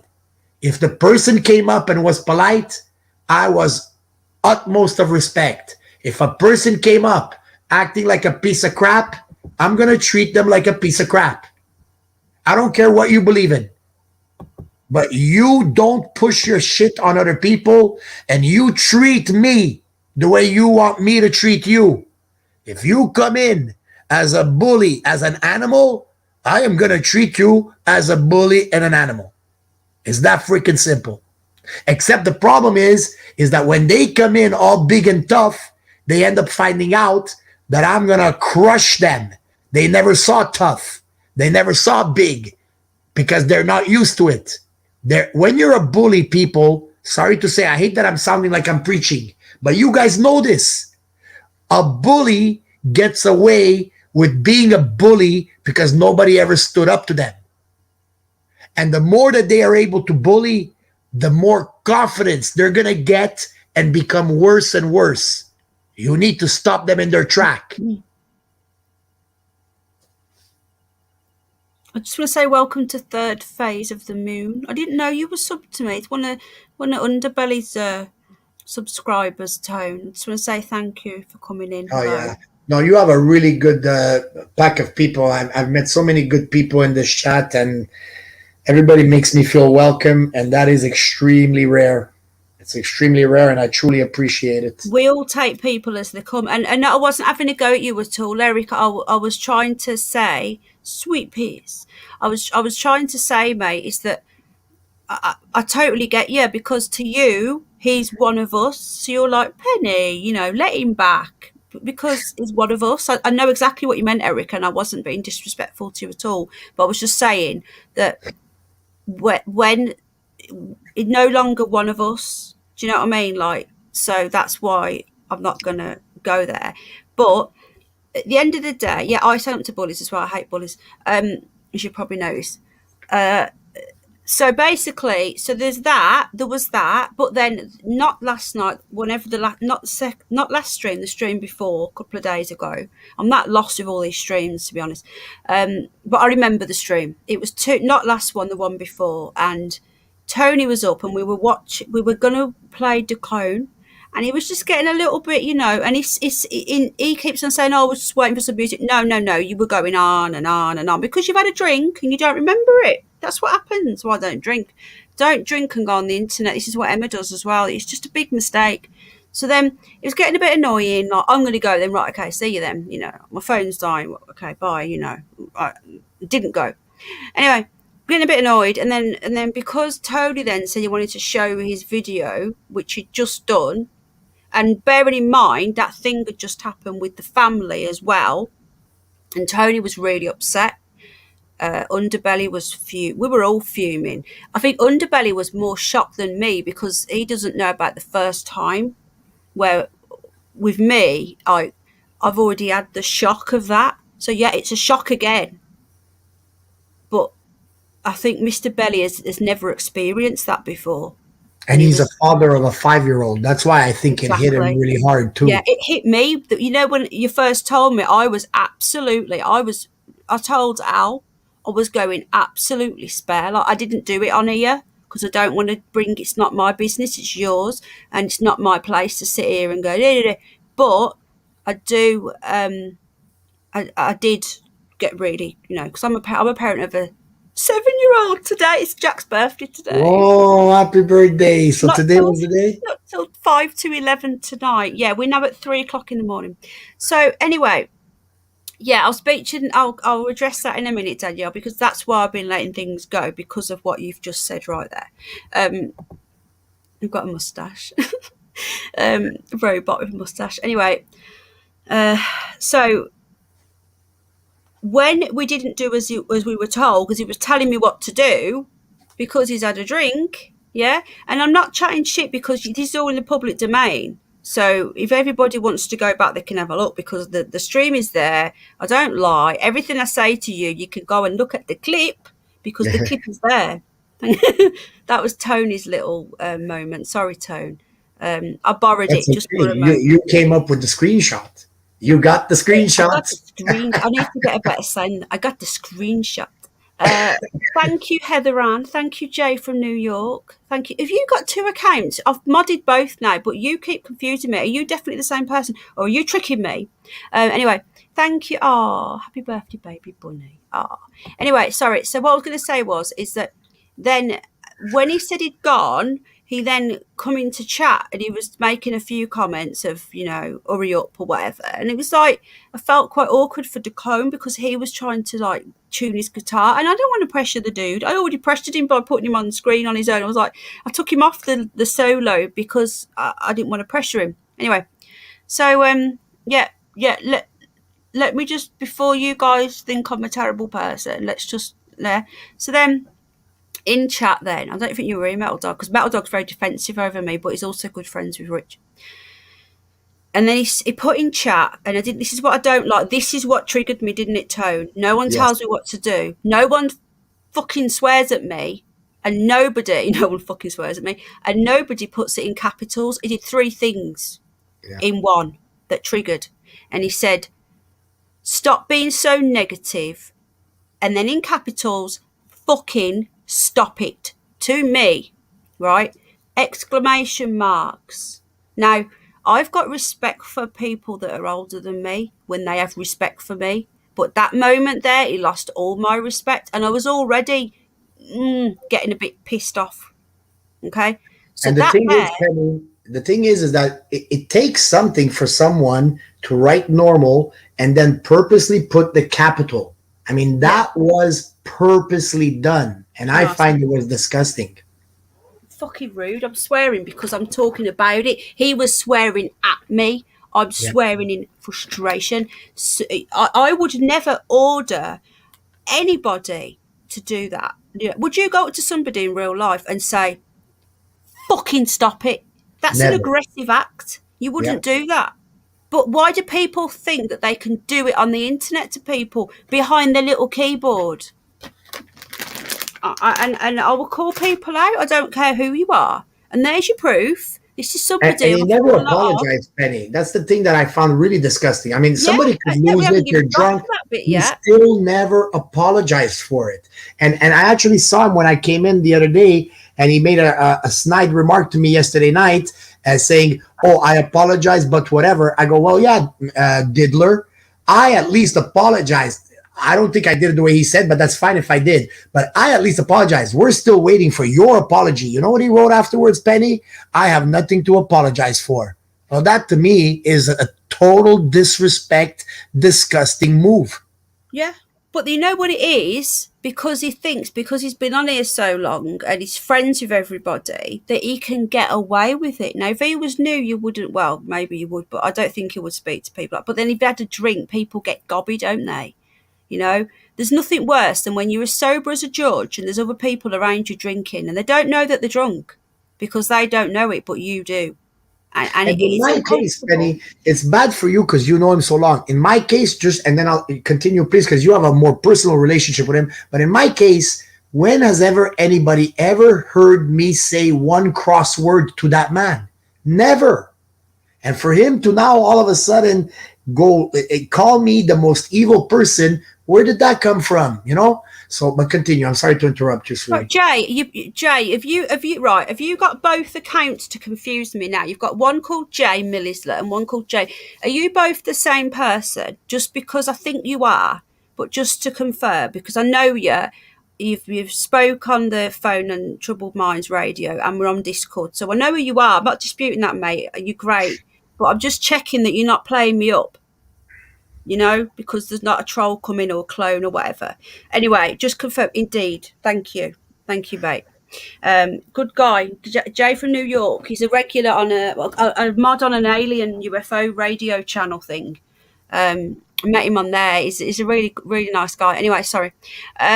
So that really wound me up, and that was what flipped me. You see, I'm very placid, but there's certain little things, and it was 3 in one go, and it's the capitals. They're swearing at me.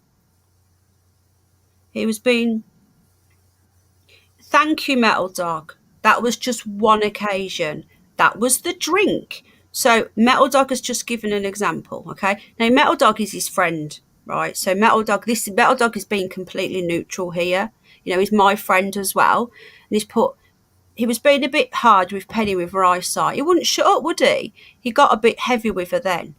Now, he was going on. Was you there, Tone? I don't know whether you were there. No, I don't know anything about this. Was it last week? Get your eyes tested. Yeah, I'm going to go to no, you've got to go to the hospital. I'm not going to go straight to the hospital. I'm going to go and get my eyes tested. No. And he wouldn't shut up, and I was getting a bit pissed off, and I was like, I'm going to go to the opticians. I'm not going to walk into a hospital without having an eye test for the last 8 years because my all it is that I probably need glasses now, you know, so I get a bit of eye strain. So I was just saying, I was doing that, and I went, I could do with getting my eyes tested. Massive tirade about I should be going to the hospital, and he was getting on my nerves, and you could tell he was drinking. He'd had like 3 that size of whiskies. You can look back on the stream. I don't lie. He'll be screaming right now, but I don't really give a shit. I don't care.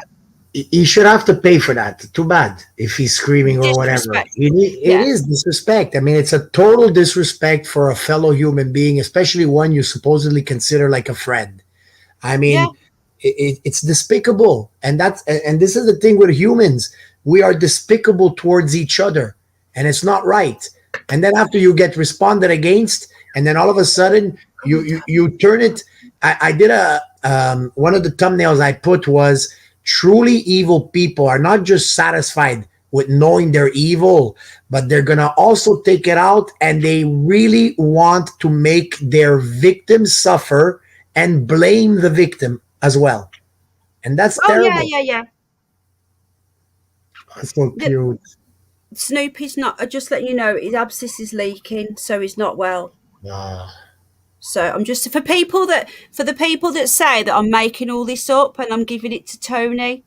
My guinea pig's got a hole in its back. Okay, just saying. Really? That was a new rumor that you're giving me? Oh yeah, don't you know? I didn't. Yeah, I was trolled the other night about it. They actually made a channel called Penny Curious Bunny Fraudster raises money for guinea pig and gives it all to Tony. What a terrible. I mean, and that just goes to show how terrible people are, you know? I told you where that little bit of money come from, and it was some squash bread refund. Did you read the email that I sent you? No, I must have missed that one. Sorry. Was it recently? I got a refund on my shop because I had some delivery. Yes, that's right. And they gave me refunded my squash bread. I know he's going to be. He is on antibiotics now though, so I have. We're nearly at the operation fund, but I've had to cut into it for consult fees, antibiotics. But well, Metal Dog, you know I like you a lot, Metal Dog. But if you are a friend of his, please tell him to change his name, because Diddler is a worldwide terrible name. He should change his name. He only knows you through us.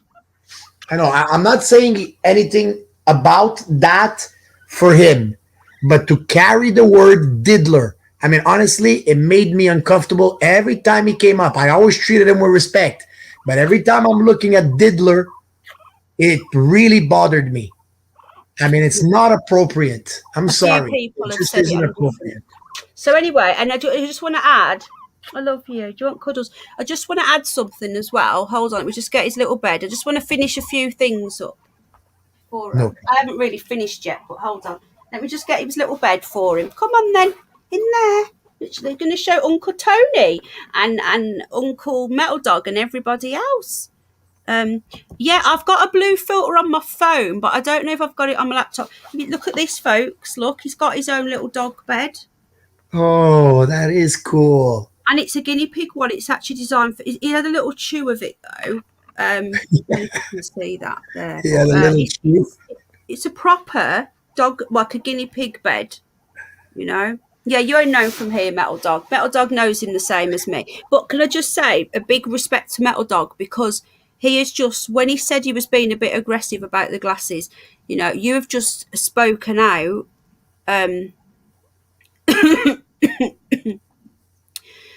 You have just spoken out. A lot of people wouldn't do what you've just done, Metal Dog, because they'd be like, oh, I don't want to get involved. And even though they'd be thinking, well, actually, that was out of order. But they don't want to say it, do they? Because they don't want to be seen to, they don't want to upset. People are too busy sitting on the fence these days. And if someone does something wrong, they don't say anything. So thank you for pointing that out, Metal Dog, because I have had other people contact me about that night and say that was out of order.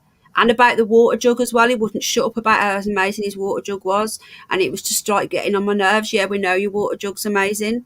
Like, it was just that was another night. And it's the drink, I think. Anyway, so that night I said, wow, you can look back.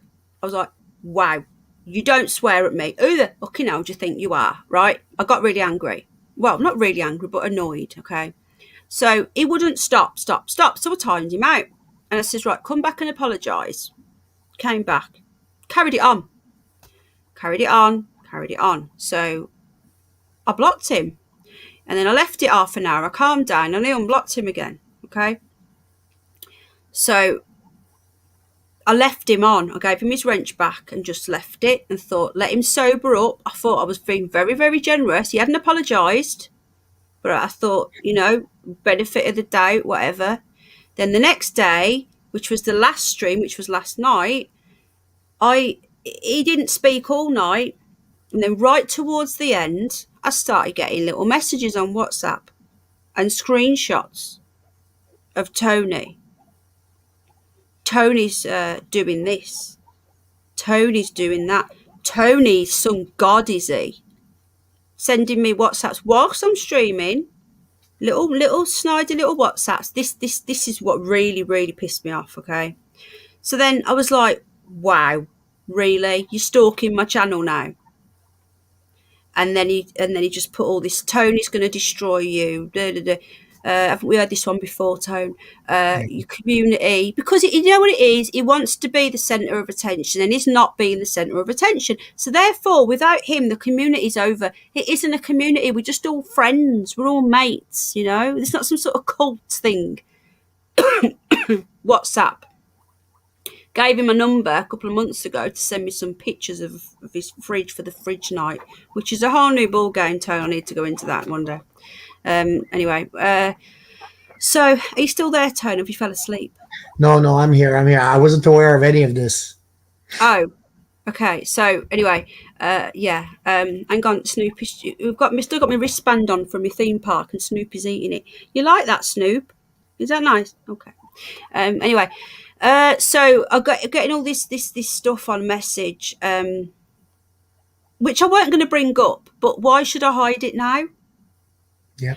So then I'm getting all this stuff about you know, Tony's a narcissist, Tony's this, Tony's that, and then I just put, wow, you're stalking now, and I never responded anymore. And then he came into chat. Now, he obviously been watching all night, but he hadn't commented. So he thought, oh, I'm brave now, because you were about to go. He'd sent me these messages, and he must have been thinking, oh, I'm going to be brave. So we came into chat, and the first thing he said was started on Tony again. No, he didn't. He says, I'll half apologise or something, half apologise. Yeah. Snidey comments. Clearly had a drink again. Then he says he didn't. I don't believe him. And then after he's just told me that all my community is going to turn on me and all this crap, right? He then comes in and starts chatting with everybody like nothing's happened, whilst he's just been messaging me that you're going to destroy everything. And then this is his narcissism talking now. This is what's not, but it's not safe as you give your number. Yeah, I know. I blocked him now anyway. But anyway, I thought, well, he's only a little old man. Do you know what I mean? But yeah, I won't give him a number out much. Only unless, well, I do trust. I will trust you with it, Stefan. Listen, yeah, I haven't finished yet, Danielle. You haven't let me finish yet. What you say? Sorry. All I was gonna say is, and you've seen it with your own eyes, how many people that I love and trust that ended up turning, and you see with your own eyes that they're actually evil and always were. You got to be careful with the people that you hang with, even Danielle or anybody. If you've never met the person in real life and you've only met them on YouTube, you got to be careful. You really do.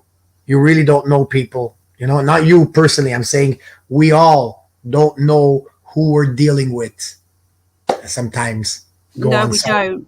And the devil doesn't always come dressed as the devil. Never comes as the devil, actually. Exactly. Very rare. You think of child killers and paedophiles dressed as these pervy men at the park with the grey max on and the greasy hair. But then you find out that most of them are actually family members. Yeah. You know, so you can't judge a book by its cover. But anyway, I'm not. Before he starts that one. Anyway, I was talking in general then, by the way, just disclaimer. Anyway, so then that weighed me up because he's sending me these WhatsApps and then literally lording it in my face by writing stuff in my chat. These people, my friends in chat, don't know that he's messaging me on WhatsApp telling me that Tony thinks, I worship Tony, right? Tony, terrible Tony. Sorry, guys. Right. In actuality, hey, Richard, if you're listening, Penny is my bodyguard, not the other way around. God, Bunny. And Snoopy's mine. But no homo. But Metal Dog, this is how he talks with it. If people are respectful, this is how he talks to them.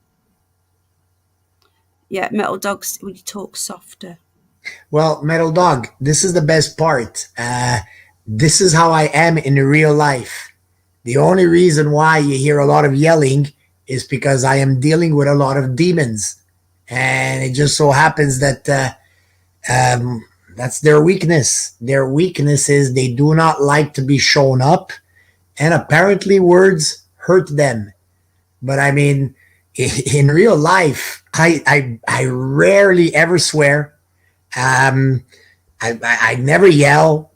I mean, it's in real life. But on YouTube, when you've got 100 people attacking you, hey, bring it on. Let's go. I could play that game if it has to be played.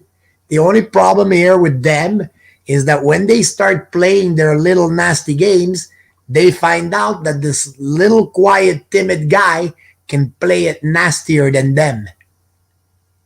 It's very true. Stefan, that's very true, yeah. Tony's full of compassion. I love it.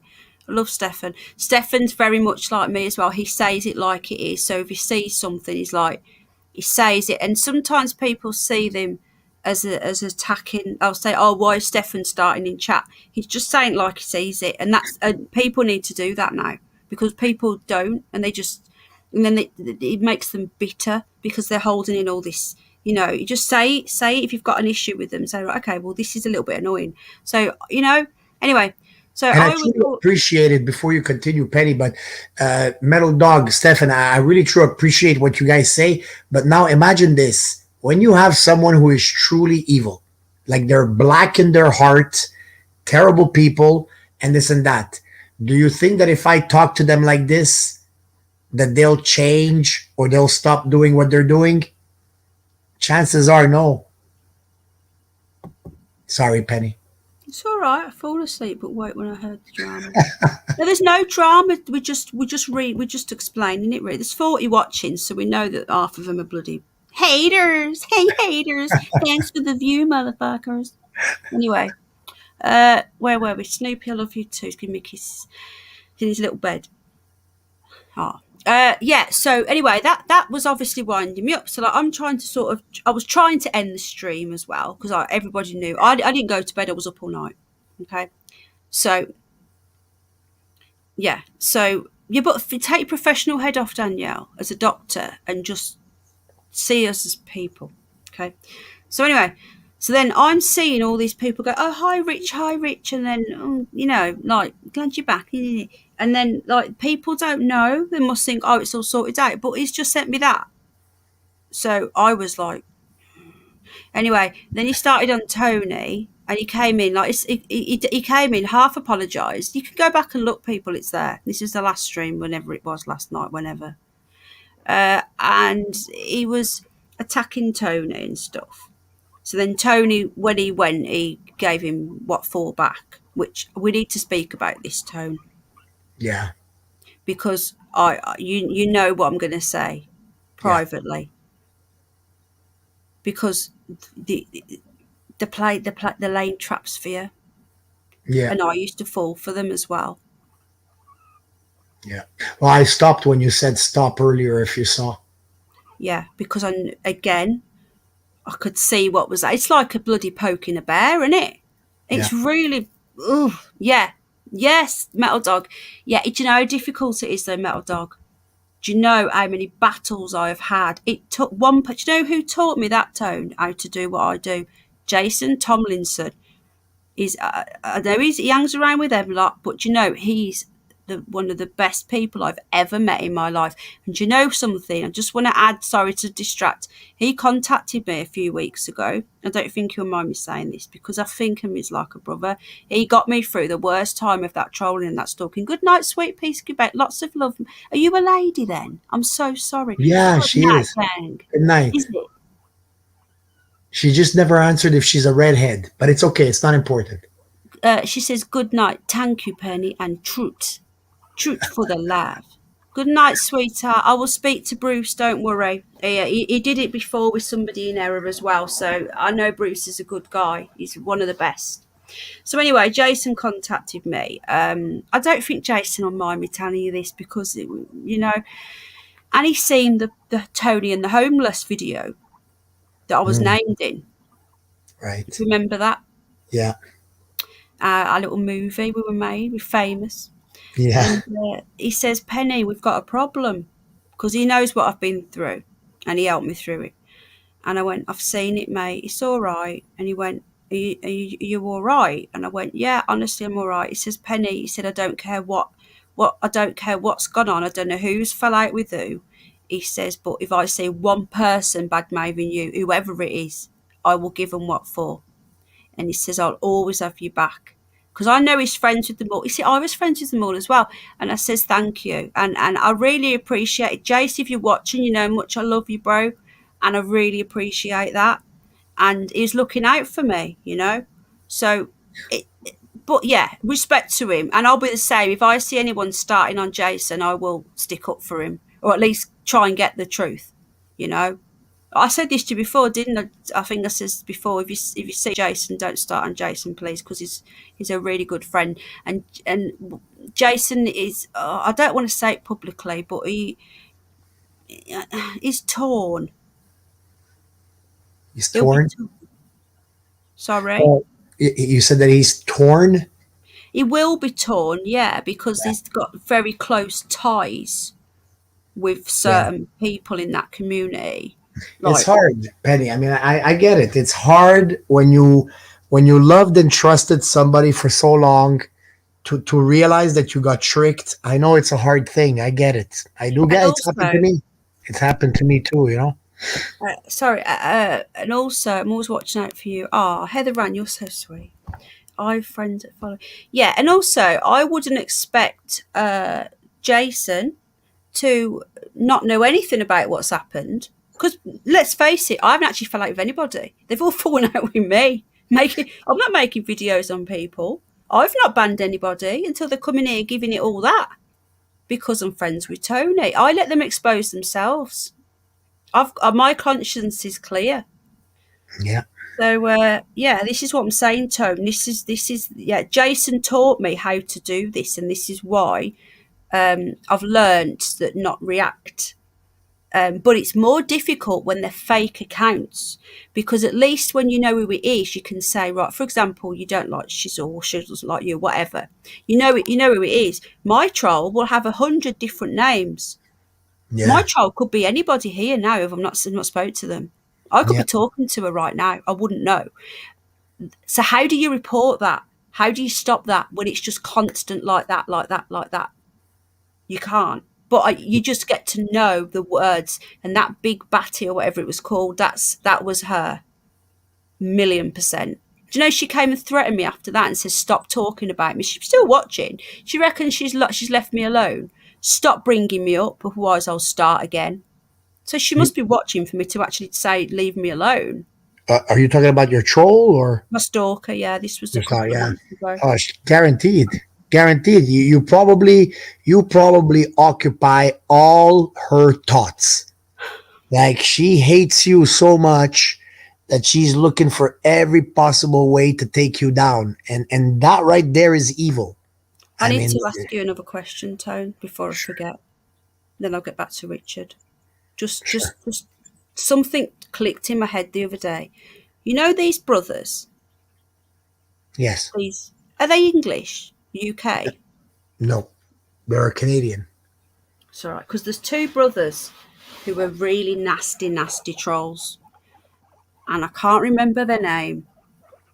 But they came after me a couple of years ago because of something that I disagreed with somebody. I can't remember how.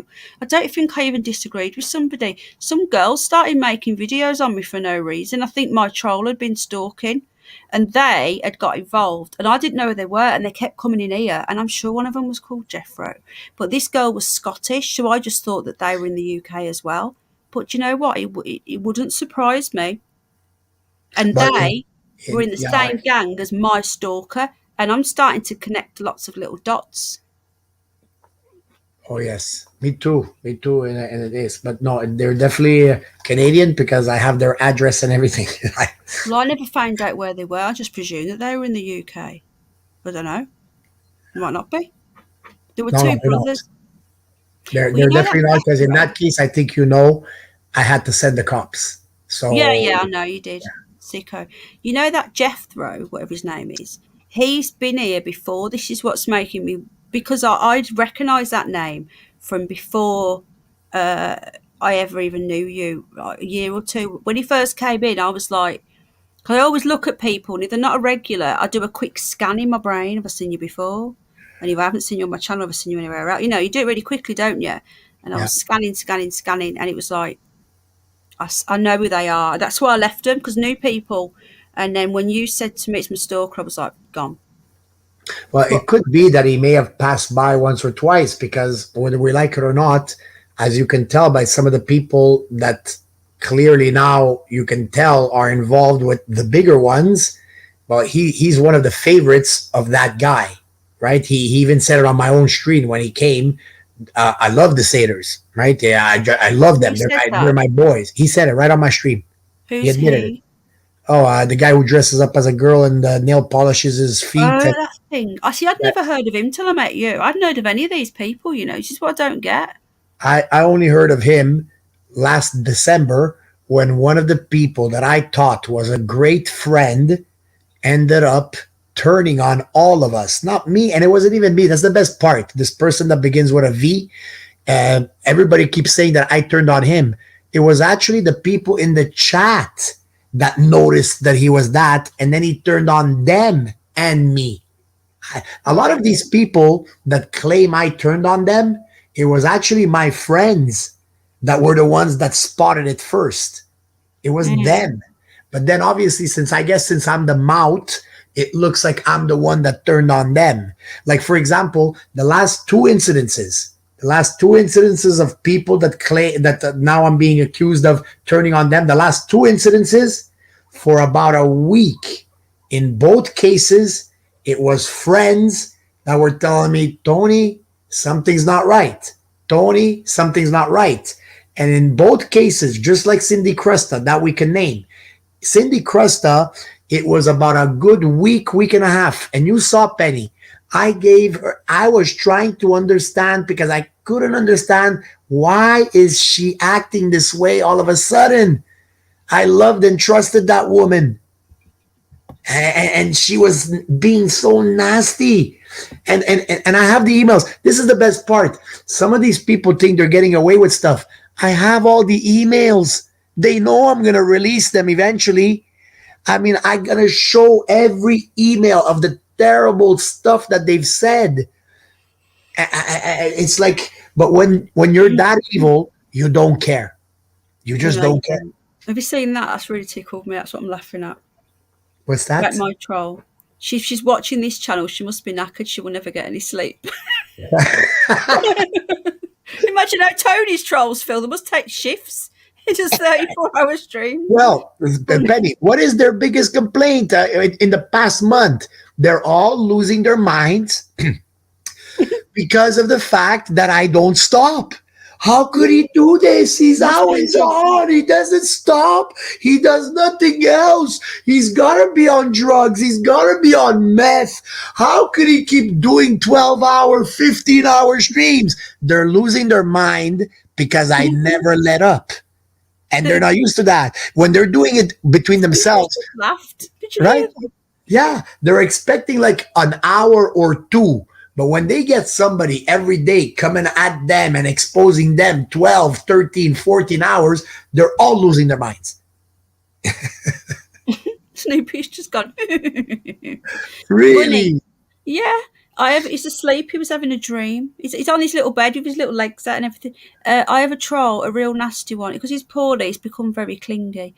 I caught him, captured him, and now he lives in my basement. I've trained him to only go after other trolls. His name is Gollymon, and he's on our side. Oh, really? Wow. Yeah, whoever's going to bed, good night, lots of love, because you're all, one person says good night to somebody and then everyone thinks everyone's going, and then it gets like everyone's going good night, good night, good night, and they're like, I'm not going, but I'm going. So that is the best way to put it. It's just whoever's going good night. Well done, Stefan. I could let him out if you like. Would you like to hear from him? I can hear him banging on the trap door. Oh my goodness, definitely. Bring him out. This sounds a bit creepy here. What's going on? Am I missing something? Yeah, Lee, luckily I like you. But yeah, can you unleash the beast and unleash the beast? Unleash the beast. So anyway, back to this. So then the cockiness was coming out, and he thought he could get away with messaging me that crap and screenshots of my own chat, like I'm so stupid, and sending me nasty messages with no evidence. and coming in my chat and telling me that my communities or whatever's ruined, but yet chatting with my friends. So you can imagine, I was like, you look back, you'll see how seething I was. But I was letting people were talking, you see, so I was respectfully just, you know, I wanted to say, shut up, everybody. I want to fucking have it out with you, but I didn't, right? So by the time I got to speak, I'd calmed down, and I thought, right, don't say it because I need to calm down and just let it go. But then he said something else, and then I was like, I'm that tired, right? I can't remember what I said at the end, but I said, if you're going to be like, you'd have to go back and watch it. I said, if you're going to be like that, sending me stupid messages and going to come into my chat like that, who the fuck do you think you are? Bye. And I blocked him, and he won't be coming back now. And then, you know, when someone's going, I'm leaving, just one more message. This is the last one now. I was getting them from WhatsApp. This is the last one now. Bye. See ya. See you later. That I'm leaving thing is real. So luckily it's blocked. Now if he wants to come back as a different account and start, he won't get any time now. I mean it now, folks. Please, to be respectful. It's not good, Mouse Nation, to be respectful of me. I know you're his friend, and whatever you want to do away from me, I don't care. I'm not going to tell you what to do, whatever. But if he comes in here as another account starting, all I'm asking you is just block him. If you don't want to block him because you feel awkward, just say to me, Penny, I'll probably see it anyway because I don't really miss much. He's in chat and I'll do it. So, because I don't want you lot getting involved and being falling out with people, and it's not what we're about here. We're a great community. No, we're not a community. We're friends. Yeah. We are strong. We are brothers and sisters. That's right. You know, honestly, we're not going to go there, folks. Nobody fall out with anybody. But what he did was not on. He disrespected me. He never apologised. He's been disrespecting me for a while. Metal Dog pointed out an example, and I appreciate that. Hello, Lee. Yes, welcome. I liked your little walk around the shops. Was that your wife you took around the shops? You said it was very posh. I like it when people take me out and about. Here we go. He's here. Look. He's unleashed him from the basement. Look. Go after Bunny. Whoa. Go after you cowards. I loves Bunny. I does. Come take me on, you loser trolls. Thank you. Oh my God. Look at his picture. Thank you, Gollymon. Welcome. Can you go and chase this old guy? So, one more thing I want to say, and I'm going to have to say this, Tone. No, he hasn't, Mouse Nation, but he might do. There was a joke that was said a few weeks ago, which knocked me sick. And this is another thing as well. I don't know. I've had a few people. Look, I've had a few people commenting on this joke. One or two. That's a shame you didn't let him defend himself tonight. Are you kidding me? He's had 2 chances. What? No, this has been going on for how long now? I let him come back last night to defend himself from 2 nights before. So you want me to let him back every single stream to defend himself? Is that what you mean? No, that ain't going to happen. He had so many chances. He had chance after chance after chance. I kept letting him back and letting him back and letting him back, and he was still coming back. I says, go and sober up. People in chat were like, go and sober up. Thank you for bringing him in, Lee. Go and sober up. Come back the next day. I think even you said that, Tone, I think. Sober up. Yeah. No. Come back the next day, had every opportunity to apologise, Danielle, and instead of apologising, he came in with more sarcastic comments. That was his chance again. That was his last chance. And instead of I even told him, Penny, I said, listen, I've already forgiven him. Then just go sober up and we'll talk tomorrow. I even said it myself that night. We'll talk tomorrow. Then the next 2 nights later, my next stream, instead of saying, sorry, I was a bit of a dick, he sends me messages. I'm leaving. You're not going to see me anymore. This is the last one now. Okay. And then he comes in here. So how is that not giving him a chance to defend himself, Danielle? He's had every opportunity to defend himself. That's a ridiculous statement.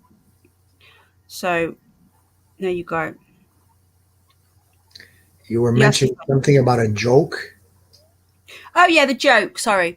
So I've had a bit of feedback on this. So it's not just me. And Tony. I've had other people as well since. So just to let you know. Some people were telling jokes in chat, and Paz was telling jokes, and I think Finbar and because Finbar and Paz and all Metal Dog, you all go on his channel, don't you? So you all have a laugh. You know, he's an ex-squaddy, and we, you know, and one of the when he said I've got a disgusting joke.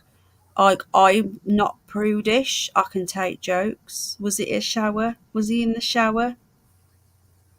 I didn't know he was in the shower. Which one, Mouse Nation? It was about child abuse. There's one thing you don't joke about, and it's animals and children. Yes. Not funny. Anything else, right? Take the piss out of, you know, fair enough, not so much on YouTube about race and religion, fatties and you know, whatever. Blondes, I'm not bothered. But you don't joke about that. And it was a joke about a child performing a sex act on an adult. Now, even if he was drunk again, to me that shows that's worse, because when you're drunk, you say things that you probably wouldn't have said. Yeah, I remember that. I don't know what the shower one was. I remember the sea tone. I remember that one. Yeah, it was bad. So that knocked me sick. Hello, Anton. That isn't normal. That's the thing. That's the thing that that's the type of thing that's. Oh, Steph. It's hard for me to control myself, because if you can make jokes like that, I mean, you have no heart. You just have no heart. I'm sorry. There's people on here that are looking for the truth because they've been through stuff themselves. Yeah. And people know loosely that I have had a not very good childhood, and he knows that. He doesn't know any details, but you know, that is disgusting. I'm sorry, but that's not funny. I don't think he was drunk. Yeah, but every single stream, Mouse Nation, he drinks whiskey. He doesn't not drink whiskey. And then he says last night he wasn't drunk. I got another message saying I'm not drunk. I haven't had a drink. I don't believe that. Whatever. Do you want a fucking medal? Honestly, that's where I'm at now. I'm done. And Danielle, to say that I haven't given him chances is ridiculous. So, whatever. Right? He had chances. I had no idea you were giving him so many chances. It's all right, hon. No, that's fine. I accept your apology.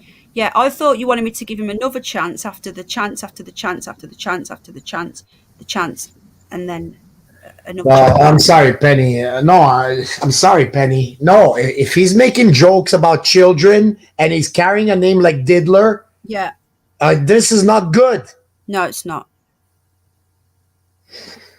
It's not good. And you're right, Anton, mate. So, yeah. So, Anton, you know, after the other night, you can't have kid jokes. Joke about me, you, but never kids, not funny. Exactly, Lee. Thank you. Yeah, Anton, you know, the other night, we let him back after that. Let Richard back after that. And then he came in again last night and started giving it large.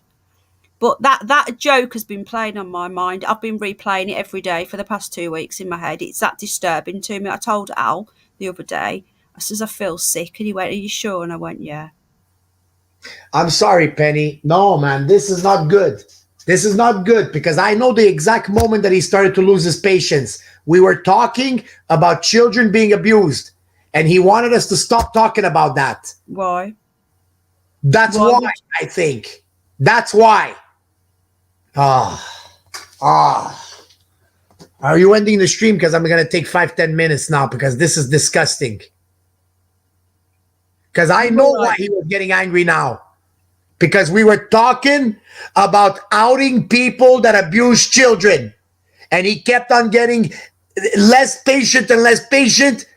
Why would he get less patient during that subject? Carrying a name like Diddler, and you're telling me he's making jokes about children? Oh my God. So at the end of the day, he can go off and say, oh, you're saying this. No, you told a joke that was disgusting, and it's on my stream, and I've got the clip. So it's not funny. Sick. It's not funny. I'm sorry.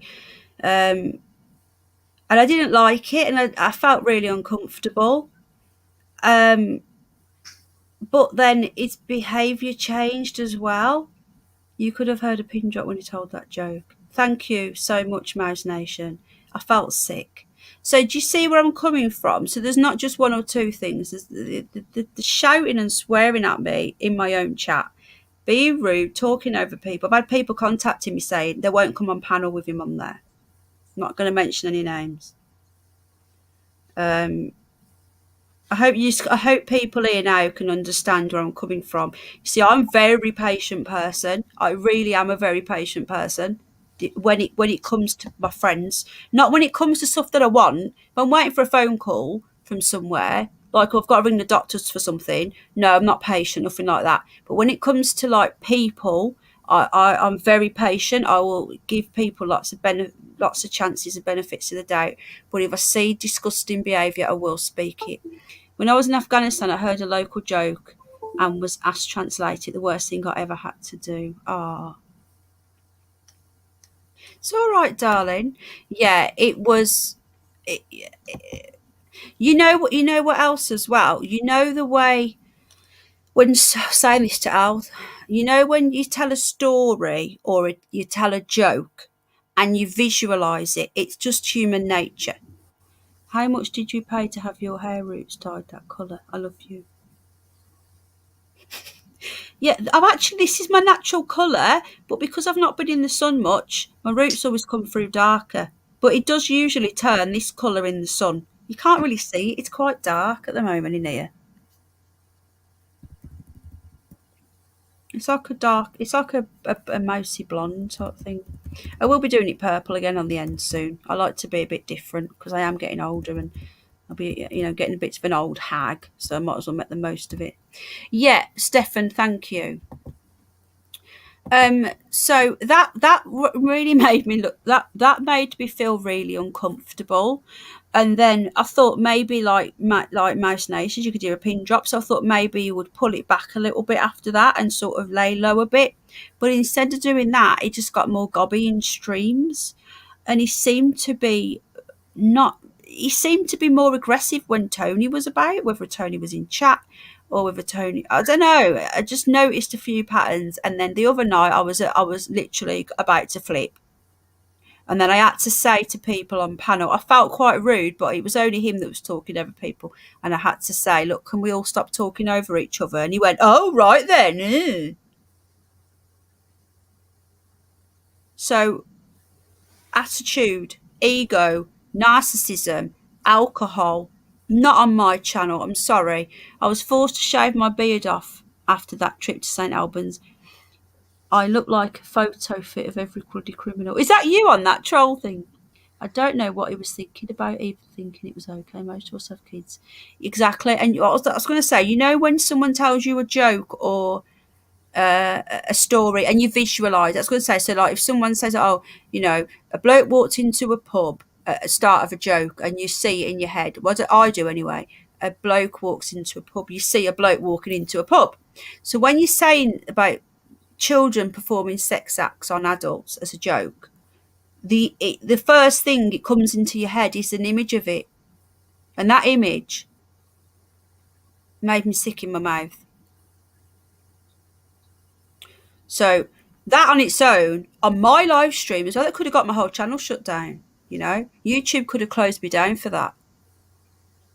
So not only is it risking my channel, which is the least of his worries, it's disrespectful to me, and he did even pass froze, and that's what we're saying. He's an ex-squaddy. Do you know what I mean? Like squaddies get up to and say the most. You can imagine what squaddies get up to, but for a 61-year-old man to be saying that to me, oh, I've got a joke for you, right? Go on then. Oh, it's really bad. Go on then. Wasn't expected to be about bloody children. My father-in-law, mother-in-law, father-in-law, friends and family said look sinister. Oh, really? So is that you on the troll one then? On the Gollum one? So you can see why I just thought I was going to lay low, and he didn't. He just got more and more gobby. You can look back over the last couple of streams. It was getting really awkward. He was just being so rude. and cocky as well, like really cocky and cocksure is what we say where I come from. Cocksure, as in like cocky, sure of themselves, not as in the man part. So anyway, there we are. I had enough. I shouldn't be so neutral. I've only seen him on a few times. It's all right. Shit happens. 2 crisps walking down the street and a van pulls up and says, "You want to leave the crisps?" Saying no, Tar will. Oh, Stefan. But you know, why does he hate Tony so much? Is it because Tony chases paedophiles? Yes, that's why. He knows that I'm the type of person who could be his worst enemy. That's why he turned, for sure, because I never did nothing bad to that guy. That's why they all hate me, because they know that if they do that type of shit in front of me or within earshot, then I'm going after them. That's why. Have you seen this, what Most Nations just put? Danielle, stop worrying about being so neutral. You're fine. You've seen bits, you gave an opinion, and everybody's entitled to their opinion. Stop worrying about it. I'll never, ever judge somebody for having an opinion. But if I know your opinion is misjudged because you haven't heard the full facts, then I'll give you the full facts. And then you make your opinion on all the facts. That's what I was saying. Don't just reserve until I've finished. And then if you want to say you think he's done nothing wrong, then that is still your opinion. Yeah. I'm not going to say you're not allowed to think that. You can think what you want. Some of you may think that joke's okay, but I don't think any of you do. Right, Metal Dog, I thought you'd gone to bed. Metal Dog, what does that mean? Did you hear that joke, Metal Dog? So I thought that if that was me, well, I wouldn't do that. But you wouldn't be coming back cocky never. But like Most Nation, I did go back over them today because I don't always see the end. And yes, he's always pissed. Thank you. Whenever I said you've had to drink, he got angry. He got aggressive. I'm not drunk. Well, you're drinking whiskey every night. So then the other night when we brought this up after he started on me and I timed him out, he came back with attack Richard in capitals. So he's basically a narcissist. Narcissists don't like you pointing out their bad behaviour. You put a mirror in front of them and they have a meltdown. That was classic. I think I did mention it. Whenever they get caught, these nasty people, and I mean like narcissists and stuff like that, they always turn it around and act like they're the victim. He was starting to say stuff like everybody's against Richard now, or that type of stuff, right? Yeah. Yeah. Play the victim. Could you link your channel, Tone? Which channel's which now? Hang on. 61 likes. We didn't get to the magic number tonight, folks. 69, Tone. I like to get to 69 if I can. 69? Just wind people up. Yeah, yes, we have good fun, you know. We joke about, but you don't go there with the kids. So I was already on the verge of. I was hoping he weren't going to come up. Okay, I had it. I hadn't spoken to anybody about this joke. Obviously you guys heard it, and I wasn't sure if any of you heard it. I'm glad you did hear it, but I've got the clip of it anyway. I got the clip. Tony, copyright to Tony there. All royalties paid towards Mr. Time to Wake Up. Over the phone, on the phone. Okay, Jay. All right, bud. Oh, you want your channel? I forgot what I was going to say now, Tone, because my head hurts. What was I going to say? Fucking hell, I'm talking so much. I'm so tired. I had 1 hour sleep in 48 hours. Yeah, and the thing is that it's almost, isn't it like 4 a.m. for you, sweetie? I'm hardcore, Tone. I think, yeah, you are. I must be on drugs. It's got to be that. That will be the next one. She had a 9-hour stream and now look at her. She's had an hour's sleep in 48 hours. She must be sniffing them. Is it the meth? Sniffing the meth. I didn't even know you could. I didn't. I wouldn't have a clue. I can tell when someone said the other day, I forgot who it was now. Is it when someone about doing drugs and Crafty wrote, I don't think he does. Do you remember? Yeah, and I took offense to that. Yeah. Well, I did as well, because I said, no, I know 100% Tony doesn't do drugs. I can just tell, because you're like me, you don't understand it all. No, I don't even, like, I still don't know what it really is. But no, you're right about that. When Crafty wrote that was the first thing I mentioned. If you remember, I pointed it out and I go, what? Sorry, excuse me, Crafty. And I like Crafty, but I told her, what, Crafty? You don't think that I don't? Yeah. And she right away said, no, I know you don't. That's right. Because those are the little tricks, Did you see what I put, though? I stuck up for you and says, no, I know 100% he doesn't do. Yes. Did you see my comment? Yes. Because I know you don't. And I also can tell you've not been in prison either. Exactly. The way they always got a criminal record, always this, always that. I can't remember. I need to go back and listen. No, Penny. The deadpan faces was for Stefan's joke. Oh, okay. Oh, right, okay. Is diddler not an English term for someone who takes things from others by trickery? I'm sorry, I don't think I hear the joke you're speaking of. It must be crude or offensive. Well, I do know that when we brought it wasn't even me. It was somebody right in the chat the first day that they saw me too. Obviously, I saw that. It happened before that. It happened 2 weeks before that on somebody else's channel. Is that right? And I defended him. Okay. And he was fine. He was laughing. But he did lose his mind. When it happened in my chat was different. He was really angry. Sorry, that's carry on. Right. No, that's it. That's what I was going to say. When it happened on your chat, though, that night, I mean, I was trying to calm him down, saying, okay, no, take it easy. Maybe it does. But I did very politically correctly tell him, listen, Richard, after a while, but he did calm down, as you saw. But I did tell him, listen, Richard, you got to understand, maybe it means something in England, but everywhere across the world, a diddler is a man who plays with children, whether you like it or not. A diddler is specifically that. It's a man who plays with children. So if you carry a name like that, you gotta expect some people are gonna ask questions. But he calmed down afterwards and everything like that, But I mean, no, he was angry. It was the next day, wasn't it? Well, that night.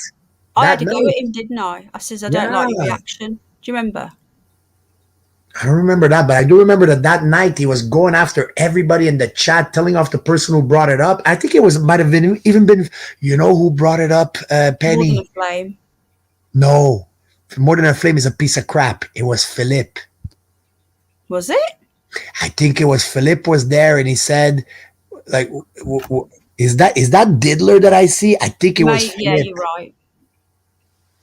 And that's when he started to lose it on Philip, lost it on a few other people in the chat, and then he came up on the panel and he got all angry. And I was seeing what was going on in the chat. I didn't quite understand it. And me thinking that Richard is a good guy and Philip is a friend of mine, and I'm trying to tell Philip, no, Philip, it's probably not that, it's probably not that. No, Richard, don't lose your mind. I was playing the peacekeeper there, protecting Richard myself. Anyways. I'm just looking back through it now. I think I've got it. But yeah, you look back through any of my chats to it is Fiddler here, but he knew what it meant because he got upset, angry, and when it happened on this other stream that he was on, not here, and someone started, but he was laughing in the chat at them. He was literally laughing at them, and I was like, why are you allowing someone to say that? Why are you laughing at them? And he went, oh, it's because it's so stupid. So when it happened on here, I was really shocked because I said, hang on a minute, you can look back. I say, you were laughing at it when it happened before. Why are you being so angry now? And he got quite gobby. And I remember putting him in his place and saying, calm the fuck down. Don't start on my channel. Do you not remember? And he apologised the next day. When he came up. The next day he did apologise. He did. Yeah, because he was giving it loads. But I think he's got more cocky lately because he's been drinking more. I don't know. It could be he's been getting upset because I've been on your show now for a while. Like now that I'm thinking, Penny, that's why my mind is racing right now. Now that I'm thinking, because I don't like to bring my problems to people, but when that thing happened live, it did shock me and I had to leave for a bit, right? And you guys were like 5 people on the panel. And you guys honestly seems really worried. And if you go back, Richard was making jokes. While you guys were worried for me, Richard was making stupid jokes. Like he didn't care. No, he didn't care. I think I found it. Hang on. Yes, I met the Queen. And let's just leave that there. I'm looking for the jokes in chat because Finbar was telling jokes.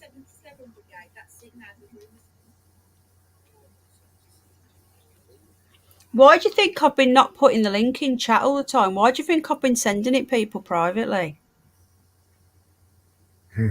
Because I don't want him coming up, because he was getting on my nerves that much. That's why I very rarely put it in chat now. The other night he was going, drop the link. I didn't drop it. Who the fuck does he think he is? Drop the link. Can I come up, please, Penny? Not drop the link. Drop the link. Drop the link. No. That really pissed me off. Because when you're up all the time, if I don't say, if I say, oh, here you go, here's a link, anybody want to come up, whatever. But when I'm having a conversation with somebody and you're up all the time and then you come in and go, drop the link, and I find it quite rude. Yeah. There's no manners there. And I don't know, I just find it. And that's why I stopped putting it in chat, because every single time I put it in chat, it kept coming up. And after that joke, I didn't want him up. I'm not going to lie, I didn't want him up. And then he was just getting really aggressive with me. Like the eyeball thing and the water jug thing, and it was just getting more and more uncomfortable. So he's going to say we're all bullying him and all this crap, but no, people can look back and see how he's been, let's say, changing, getting worse, and the aggression. And he won't like it now, because he loved being with everybody here, and he's going to feel left out now, because where's he going to go when he's drunk on his own now with his whiskey and his cat? Well, maybe not only just that, but maybe now he might start thinking, some people now know a little bit of my dark side. Well, yeah. Well, all I'm going to say is that people heard that joke, because I thought, because chat was moving really fast and Paz was telling jokes and people were reading Finbar's jokes. So I wasn't sure whether it had slipped through and no one caught it. But I've been getting... So did you hear it at the time? I'm guessing you didn't, Tone. No, I thought this was before my time. No, it was only like 2 weeks ago, if that. Really? No. I had no idea. I had Paz no was idea. Up, I remember. Because if I saw a joke like that, Penny, I mean, this is one of the things I need to control. If I had seen him do that, I probably would have lost my mind. This is what with me, because as well, being on chat and with sometimes I get Jack in the background up in the night, the animals, the panel, the chat. My brain sort of absorbs everything, and then when I go, I need to analyze things, and I've been analyzing it in my head. Yeah. Since it happened, which was like a week or two ago. Bless you, darling. Wow, so it wasn't even that long ago. No, it wasn't long ago at all. It was like, for example, you mentioned, because I left, I was really so tired. So when I finished with you guys afterwards, was it yesterday or the day before? I missed the whole ending of the show, and I think you might have mentioned that you kind of something happened at the end of the show that I missed. Was that yesterday or the day before? It was yesterday, I think. Did you have it out with him a little bit yesterday? I think, yeah. Do you know something? And this is the God's honest truth, because I don't lie. I remember, I've got this in memory like a sponge. I remember everything that happens on every stream, but I can't remember the words I used, and that is saying something for me. Because I was I did like a 9-hour one, didn't I? And then I had like 4 hours. No. Yeah. Yeah. Then I did another 7-hour one, and then I went all night. So I genuinely can barely remember the end. To do, you'd have to watch it back. But I'm gonna go and watch it back as soon as I'm done with you. Now I'm gonna go and watch it back. Yeah. Yeah, it is fiddler over here. This is what I'm saying. But he knew what it meant, because when I was like, no, that doesn't, that's just his name. And he says, no, it wasn't. And he just laughed. He knew what it meant. Yeah, well, listen, Danielle, maybe for you, I don't know where you live, but Canada. She's yeah, Canadian. she's Canadian. Come on, Danielle, you don't know kitty diddler? Kitty diddler. It's a common term for a pedophile. Kitty diddler. I mean, especially if you're a professional, Danielle, you cannot say that you've never heard of that. I mean, it's one of the most common things that you call pedophiles. A kitty diddler. Like, no offense, Danielle, I get it. But you cannot tell me you've never heard that expression. I haven't. I thought it was fiddler. So maybe from he England. knew what it was. Yeah, he definitely did, because he did. lost his mind. But I mean, do you see the rhyme in it? Kitty diddler. I mean, it's so obvious. Yeah, Dick did. Look, all I know, right, and I'm just being honest, that I thought that was his name. And when he got attacked, I defended him because I thought it was his name. But he knew. Because I was like, but that doesn't even mean that, does it? And he was like, well, does it matter? He knew. He knew what it meant. I don't, look, whether we do or not, he did. And the thing is I could listen. It's fine if you guys want to defend it, but me, I look at it this way: if there is anything about me that might point to something like that, I'm going to change it. I mean, I could understand if, like something that might make you think of an animal. Let's say I have a name and it could be like, it could be associated to a cow. I could joke about that. But if something about me, my name, a symbol, or like the swirl, like the pedo swirl. I've seen a couple of people that would use the pedo swirl. Now, some people don't know that the swirl is a pedo swirl. It's a sign of, being a pedophile young. It's one of their symbols. Well, knowing this, I would never put it. But let's say I didn't know it, and I somehow used an avatar that has a swirl, right? The swirl. If I use a swirl, somebody comes along and tells me, hey, Tony, do you know that represents being a pedophile? Really? I'm changing it immediately. Most people don't know. No, Rachel, I think you've come in at the end, darling. Honestly, don't blame anything on Tony. It's me that brought the joke up. I feel uncomfortable about the joke. But although, Rachel, having that you come in at the end, you see, this is a problem with people, Rachel. You come in at the end and right away you catch a piece and you make a judgment on me like that. I think that doesn't show any class. Sorry to tell you, sweetie. Maybe. Yeah, and I'm not starting an argument, Rachel, but one of the biggest problems of all of us people is that we don't look in the mirror sometimes and see that we are all sinners.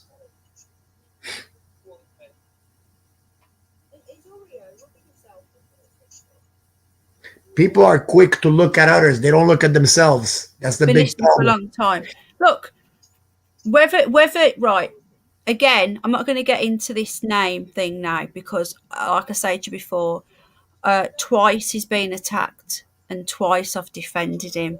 First time was on somebody else's stream, and he was laughing. He was literally trolling them back with laughing emojis, like he said it's funny. He knew what it meant, all right? Then it happened again on this stream, and he knew, and I was saying then it doesn't mean that, because I genuinely didn't know it meant that.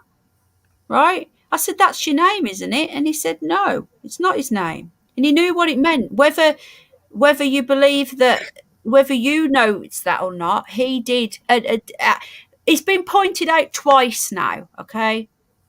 So if you didn't know, it's been pointed out twice. Okay. And because I'm that way, but now I'm a little bit angry. It's true, Rachel. When you come back, I'm not starting no argument. I'm just giving you my opinion, Rachel. When you come back with no penny, I've been listening for a long time. To me, it makes it even worse, Rachel.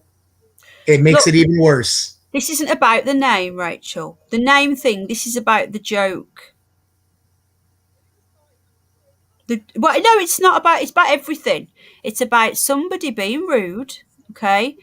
Being rude, Yeah, I just think it's unfair of Tone to suggest that the man is a proper wrong. No, you see, no, Rachel, no, you're misunderstanding, hon. And to be fair, and don't take this the wrong way, you've only been here, what, 2 weeks? So I've never spoken to you or anything like that, so it's difficult to... And and Rachel, I'm not saying that at all. Now you're doing what you're accusing me of doing.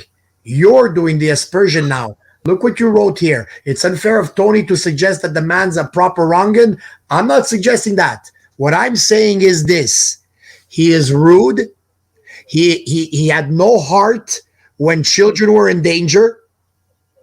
He has a name of diddler that he knows what it means. He makes a dirty joke of a child doing a sexual act on a man. And you want to try and tell me? What do you think, Rachel? How about you, Rachel? You take that joke. Do you think that that's a proper joke to tell? That a child is performing oral sex on a man? Do you think that that's a proper joke to tell, Rachel? Because that's what you're defending right now, Rachel. That is exactly what you're defending. And that's why I tell you, Rachel, please go look yourself in the mirror and ask yourself, is it funny that a 61-year-old man makes a joke about a baby performing oral sex on him? I don't find that funny. That's why I said maybe she'd just come in. That's why I said she's probably just come in. But she doesn't. She tried to justify by saying that she's been here a while. And now she's trying to make it look like I'm trying to make him look like or whatever it is. While here she's now saying that she's heard everything. So you heard everything, Rachel. And you're okay with a 61-year-old man telling a joke about a child sucking him off. You're okay with that, Rachel? Yeah, no, she said she's not. Okay, Tone. Listen, I'm very sorry, Rachel. I apologize. And I will take my leave. Listen, people. The more people do not take serious child abuse, the more you accept stuff like this, because it's everywhere. The more you will accept people making jokes about it, the less sensitive you become to it. It's a desensitizing. It's the main tool that the elite use on us. It's to desensitize to serious stuff in life. Rachel, can I just ask you a quick question? Are you Canadian or are you mocking Tony for saying A at the end?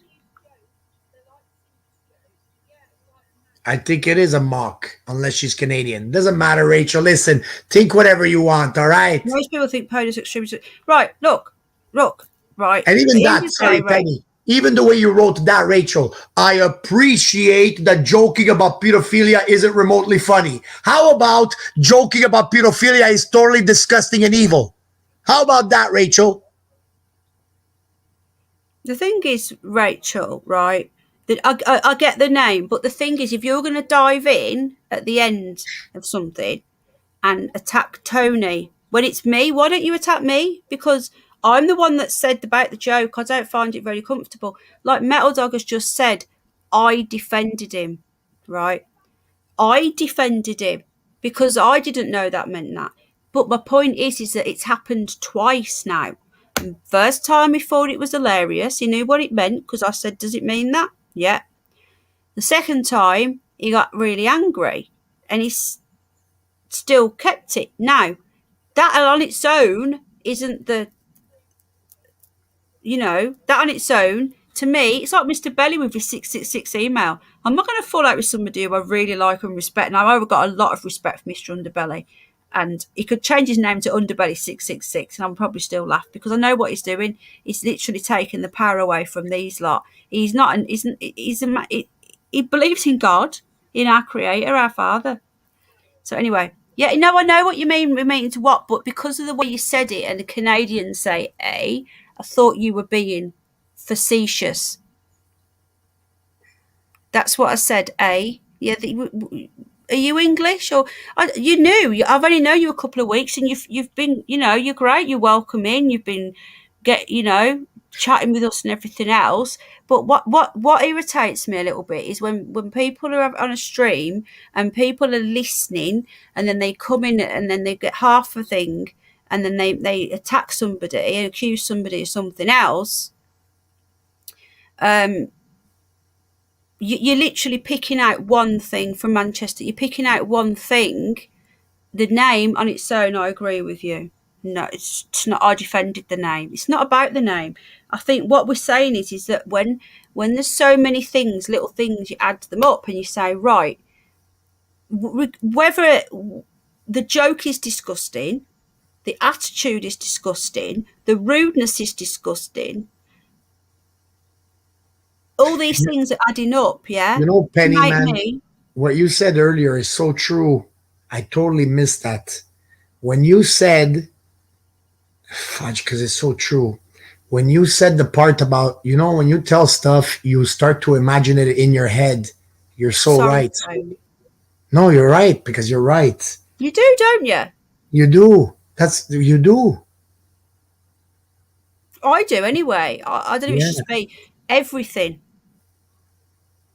So when he said that, the image was in my head that I couldn't get out. That fucked me up. I'm not going to lie. I couldn't sleep. I've not stopped thinking about it for 2 weeks. Then I thought he would probably not want to come up after that, but then he was coming up more and more and more and getting quite aggressive. That's why I stopped putting the link in. Then he started demanding I drop it, so don't drop it. And I just thought, I wish he'd just go away for a bit and leave me alone for a bit, because I started to feel sick. I'm sorry. I don't like it. And looking back, I should have said something more at the time. I think I was in shock and I was more absorbing. It's difficult, when you're live streaming and you've got more than one other person up and you think, do you know what I mean? Penny, listen, Penny, I'm going to drop off, not because of this. Yeah, don't I'm worry. going anyway. Exactly. And it's getting late. So, but I just want to say this here, Penny. And you people in the chat, you better thank your lucky stars that you have a person like Penny. And that's no freaking joke. Because take, for example, we were having a very pleasant conversation. Everything was going super well.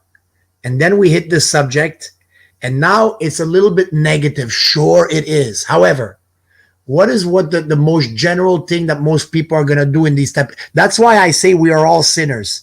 We all are. I'm learning to try and conquer that as well. And this is the thing. What Penny did right now, sticking to this, despite that it's an unpleasant subject, shows courage.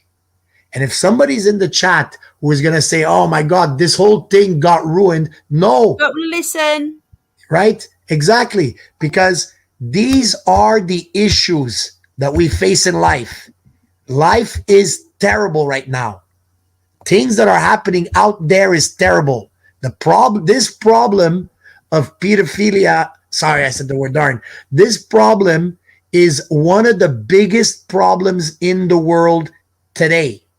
And if everybody, as soon as they hear about it, don't talk about that, please don't talk about that. All you're doing is shutting your eyes to the problem. So honestly, Penny, I'm going to thank you, because this was still an excellent stream. This was perfect, because the way you talk, and that's where I go wrong. Yeah, because I get angry, but I'm fighting with the demon straight. But here you are all good people. And Penny is dealing with a very serious subject, something that's bothered her for a while. And she's bringing it up, and it's being talked about. And you guys have been pretty much great throughout. I didn't see nobody complain about, get off this, because it is something that we all got to face. You got to face the problem. Just like this whole vacation thing that's coming. September 1st, here in Canada, it's going to be obligatory. Everybody for a year and a half has been saying, they'll never do this. They'll never do that. They'll never do this. They'll never do that. I'm not going to do this. I'm not going to do that. All they did, most people, was turn a blind eye.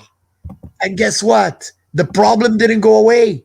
It's here. For me, in 2 weeks, it's here. But I've been preparing.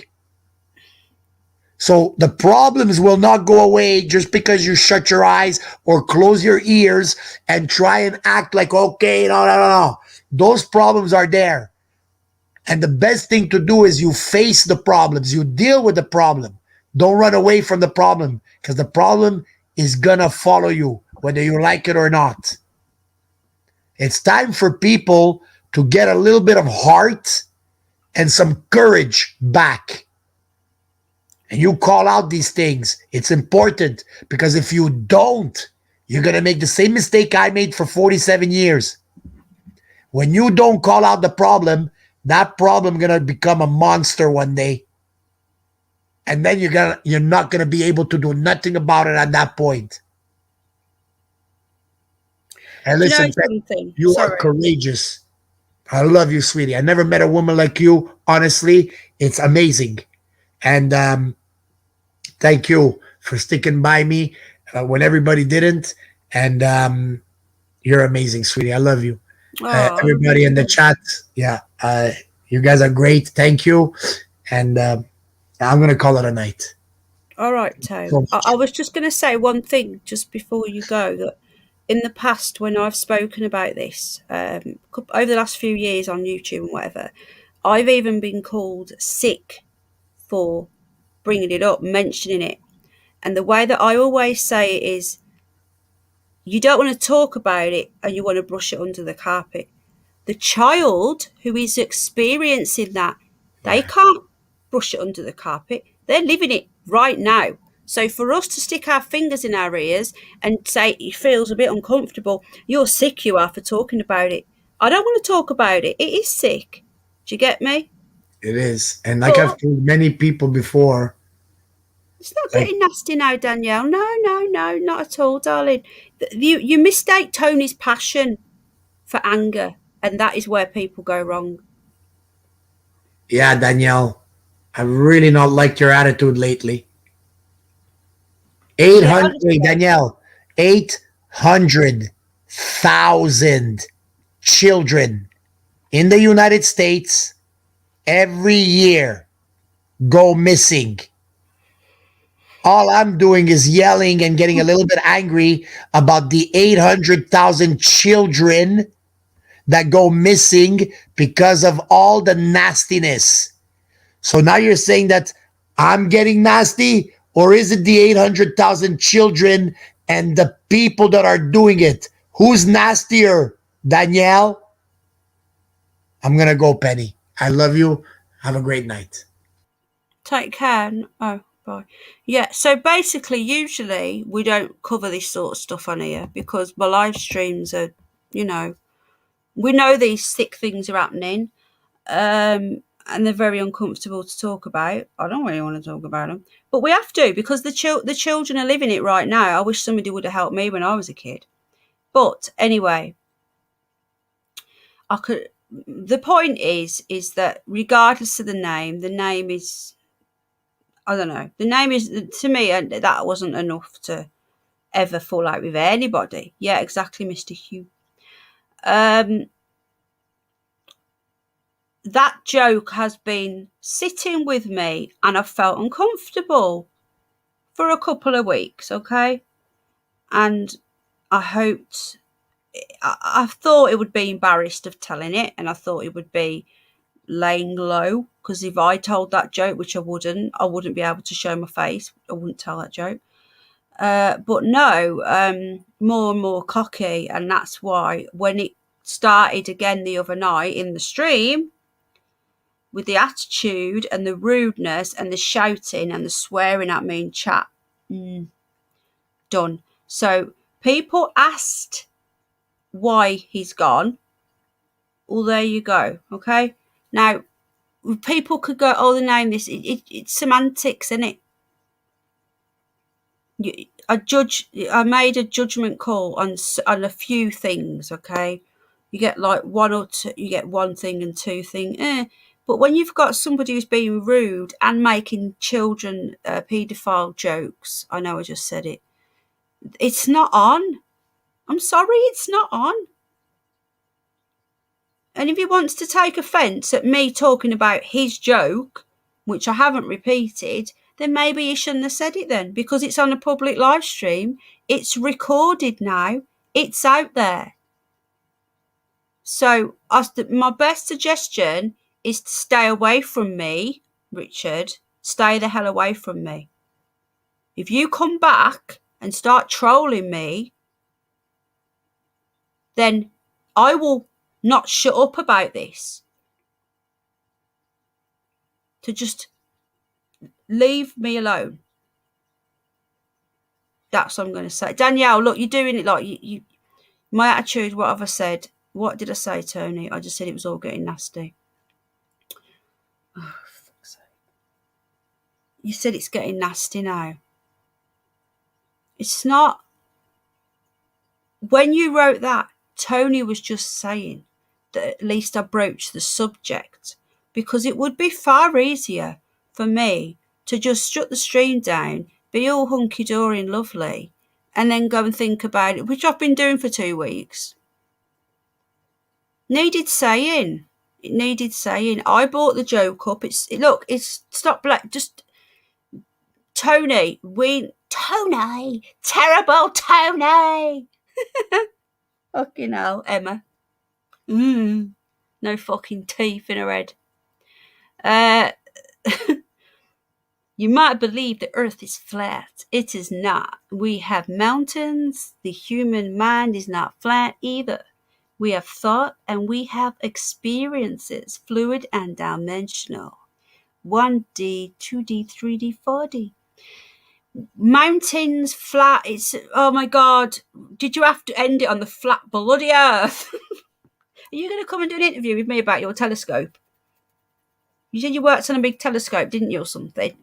Right, anyway, I'm back on Tuesday night. Probably be streaming on... Yeah, James, thank you, Grumpy Grandad. I know this is difficult, people. This was our friend. This is difficult. It's difficult for me. How do you think I feel? You lot are just in chat and hiding behind bloody avatars. I've got to sit here and publicly call out somebody who I called a friend. Do you know how difficult that is? It's not fun, right? And everyone can go back and look. It's there. It's public domain, right? And even if he tries to get it pulled from YouTube, StreamYard have got it recorded and I've got it downloaded. So don't start that game.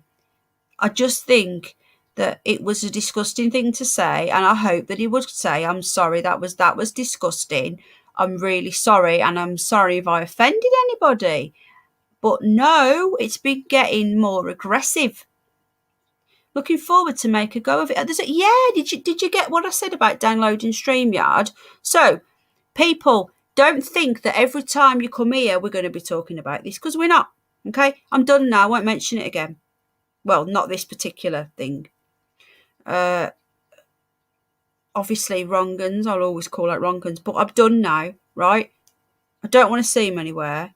He's blocked. He's not come back on this channel. If you want to go and tell them disgusting jokes, and you need to take a serious look in the mirror, because how is that funny? It's just not funny.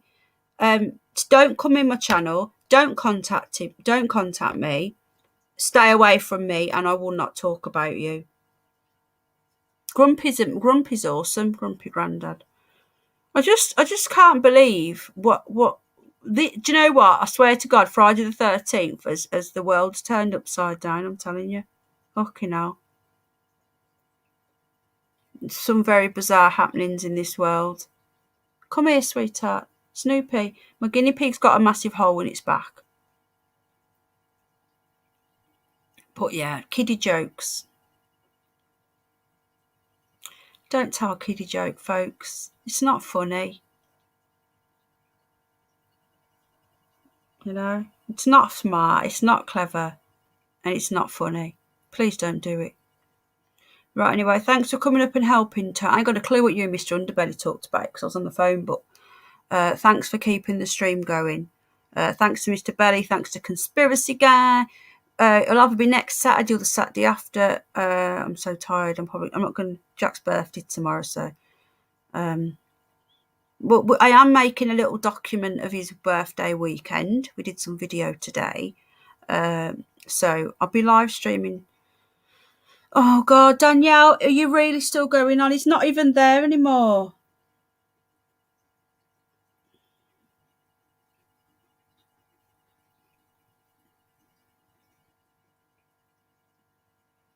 People weren't arguing, though. That's the whole point. He was just saying that I respect Penny. Yeah. I just couldn't. This is why I'm fucking sick. Thank you, Mr. Hugh. Of fucking YouTube. I am done up to here with YouTube. I think what I'm going to do. Exactly. Crazy, isn't it, Lee? What I'm going to do, I'm going to get the next stream out of the way because it's all booked up. And then I'll probably go back to making videos like I used to. Because I'm sick of it. I'm fucking sick of it. Thanks, Heather Ann. He's just blocked someone.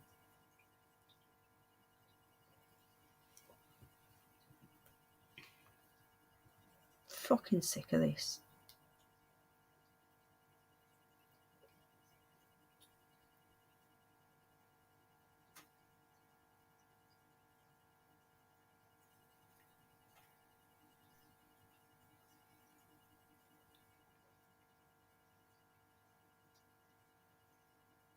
Oh, really? Game over? Really? Yeah.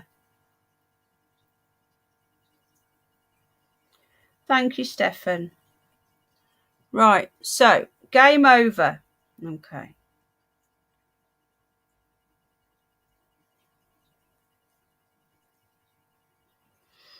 You're going to let this asshole, okay, Tony, ruin your stream for a third night in a row.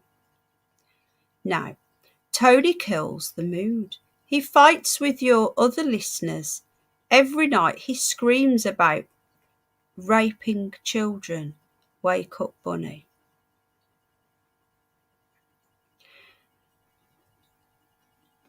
This is the same channel, Game Over,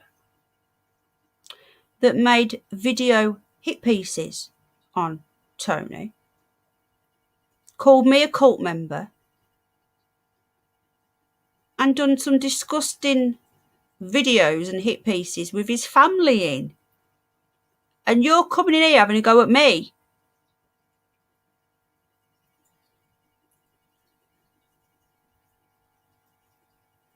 Lee, I'd love a YouTube strike or a warning. Oh, I don't get this.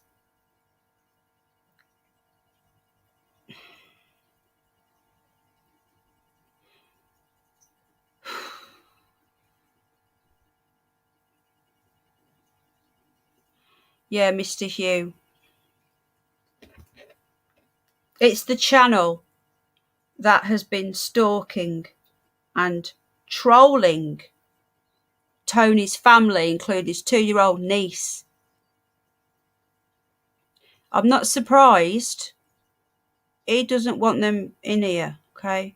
Why do you think there's 38 people watching at 4 in the morning? He hasn't ruined the stream. He kept the stream going while I was on the phone with Mr. Underbelly. It was me that brought this up because it needed addressing. Nothing to do with Tony. Tony! Terrible. Tony, you got to change your name. It's terrible Tony now. It was me that brought this up, but it's the Game Over, because I didn't like that this person did a joke about a kid. Is that okay with you? Anyway, Game Over, or whatever your name is. Evil Clown, AJM, Urban Disciples, or whatever your name is. I don't know. You hide behind... Thank you, Jay. You hide behind all of these fake names, fake accounts, trolling accounts, right? The best thing to do is just why are you here? Please, just leave me alone. I'm tired. I'm fed up. Leave me alone. I don't bother you. I don't go to your channel. I don't watch your content because it's crap, because it's abusing children. But I don't go to your channel. I'm not interested. I go to channels that I like, and I don't go to channels that I don't like. Why are you here? I don't care about views. I don't want loads of people in here that are giving me views. No, please. I'd rather have one person who's decent than a load of trolls giving me views because they're here to troll. Just look, please. I think I'm going to speak to the UFO guy and I'm going to cancel Tuesday and I'm not going to stream. I've had enough. All right. I'll do the Snoopy draw. I'll record it. I'll get called fiddling, but that doesn't even go there with that word. I'll get called fiddling for that as well, which obviously Snoopy's in on it, Tone. So God forbid Snoopy picks Tony out the bloody hat. I'm gonna have to do it live, aren't I? I don't want to stream. I've had enough. Okay, so there you go. Called out one wrong'un for making a sick joke about a kid. And look what's fucking happened. In a way, Tone, and I'm not being nasty now, I wish you wasn't there when I did that, because they are going to use every little thing. I am tired, Mr. Hugh. They are going to use every little thing to attack you every time. And this is a time where people need to realise who the goodies are and who the baddies are, okay? And if you fall out with somebody, that's your business. So if someone falls out with Tony, that's fine. Keep it off my stream. Don't make videos on each other. Block each other and walk away, right? Don't start shit stirring, coming in here, making fucking comments, trolling channels coming here. I'm just fucking sick to death of this crap. I think you should do whatever you need to do. It's your life. I miss the really good people though, but I've had enough. I know what you were commenting about, Danielle. But what you need to know is that Tony's got stalkers. And if Tony hides someone who's not blue, there's a reason for that, okay? Tony, I need Tony. Mate, I wanted a break after Tuesday anyway. I've had enough of streaming. You know, it's just I'm not enjoying it anymore. I know, and I'll get told I'm fiddling it. So, all right, I'll do it live on Tuesday, okay? You won't hear from me for a couple of days though. But lovely people, I love you spits. You know, I had 1 hour's sleep and then forced myself awake again because I didn't want to let everybody down. Oh my God, Danielle, can we just forget about this now, right? It's not, look, just forget it. It's YouTube world. Turn your computer off and go and watch TV. It's good. He's gone. You're never going to meet Tony in real life. Well, you're in Canada, you might do. You know what I mean? People just need to stop stressing. Snoops doesn't cheat. He doesn't cheat. I won't be drawing it again, no. I love you too, Heather Ann. You're such a beautiful, sweet lady. We should talk, Heather Ann. I'm at the end of my tether with everything. And then they'll go, it's Tony's fault. No, it's not Tony's fault. It's my fault for not folding when people pressure me to do what they do. Why are they even here? Why are you here? What do you want? I'm not going to join any little fucking cult, because that's all this is. Join the I Hate Tony cult. No, I'm not going to join the fucking cult. The more you tell me to stop fucking talking to somebody, the more I'm going to fucking talk to them. So fuck off. All right? This isn't to you, like, this is to the fucking arseholes that are trolling me. Piss off. Do one. Leave me the fuck alone. The lovely people here who are my friends. Thank you so much for being awesome and supporting the Snoop Dogg who's got a hole in his back. But apparently it's all made up. And a night, Sally Sue. Lots of love, Dom. I'm so glad you and Mr. Belly sorted this shit out, because that's just fucking bollocks about a fucking email address. You know what I mean? Anyway, guys, I'm going before I fucking lose my temper. All right. Take care. Lots of love. Take care, everybody. Less streams, more content. Pissed off. Penny Bunny is back. So, Antifa, stick that in your pipe and fucking smoke it, because my channel's back, motherfuckers. Penny had a couple of days off to rest. I need a fucking year off, mate. Take care. Just stop. Danielle, please stop worrying. Stop worrying. Take care, everybody. Lots of love. Bye. Oh, no, don't ask her now. We're going now, mate. This was a good stream up till the end. When I decided to bring, this is why when I bring somebody, like when I have to bring some subject up, like what I did tonight with Richard, I wish I'd done it on my own. Crafty in the house. Should have done it on my own. Because then the person who's up with me will then be associated with the drama. No drama. Called out a joke. Don't appreciate it. It's sick. It's horrible. And it's disturbed me. And your whole attitude, along with that joke, just go away and leave me alone. Right. If you don't hear from me in about a week, come and find Snoopy. Sorry, Pena. All right, darling. Take care. Lots of everybody. Bye. Thanks again to Metal Dog for the hoodie. Don't forget. I'm too tired to be upset, Metal Dog. Good night, Grumpy Grandad. Love you. I love all of you. But there's 38 people watching. And I know there's not 38 nice people watching. So all you motherfuckers, just go away. You are smart. The earth is a globe. So not so smart, but I still love you. Ah, thanks for defending me, Mr. Troll. Mr. Not So New Hugh, Sympathy Cliff, Metal Dog J from New York. Coffee. I'm practicing that one. Sally Sue, Grumpy Grandad, Stefan, Danielle, Rachel's probably got off in a mood, Tony. Sorry. Never going to get that out of my head. This has been the craziest fucking year ever. Right, take care, everybody. I am upset. Oh, my God. I'm going for a fucking flip. Jay from New York, lots of love, mate. Well, you have to start coming onto my streams and doing the ending. Rachel's there. Awesome. The world is right again. Take care, folks.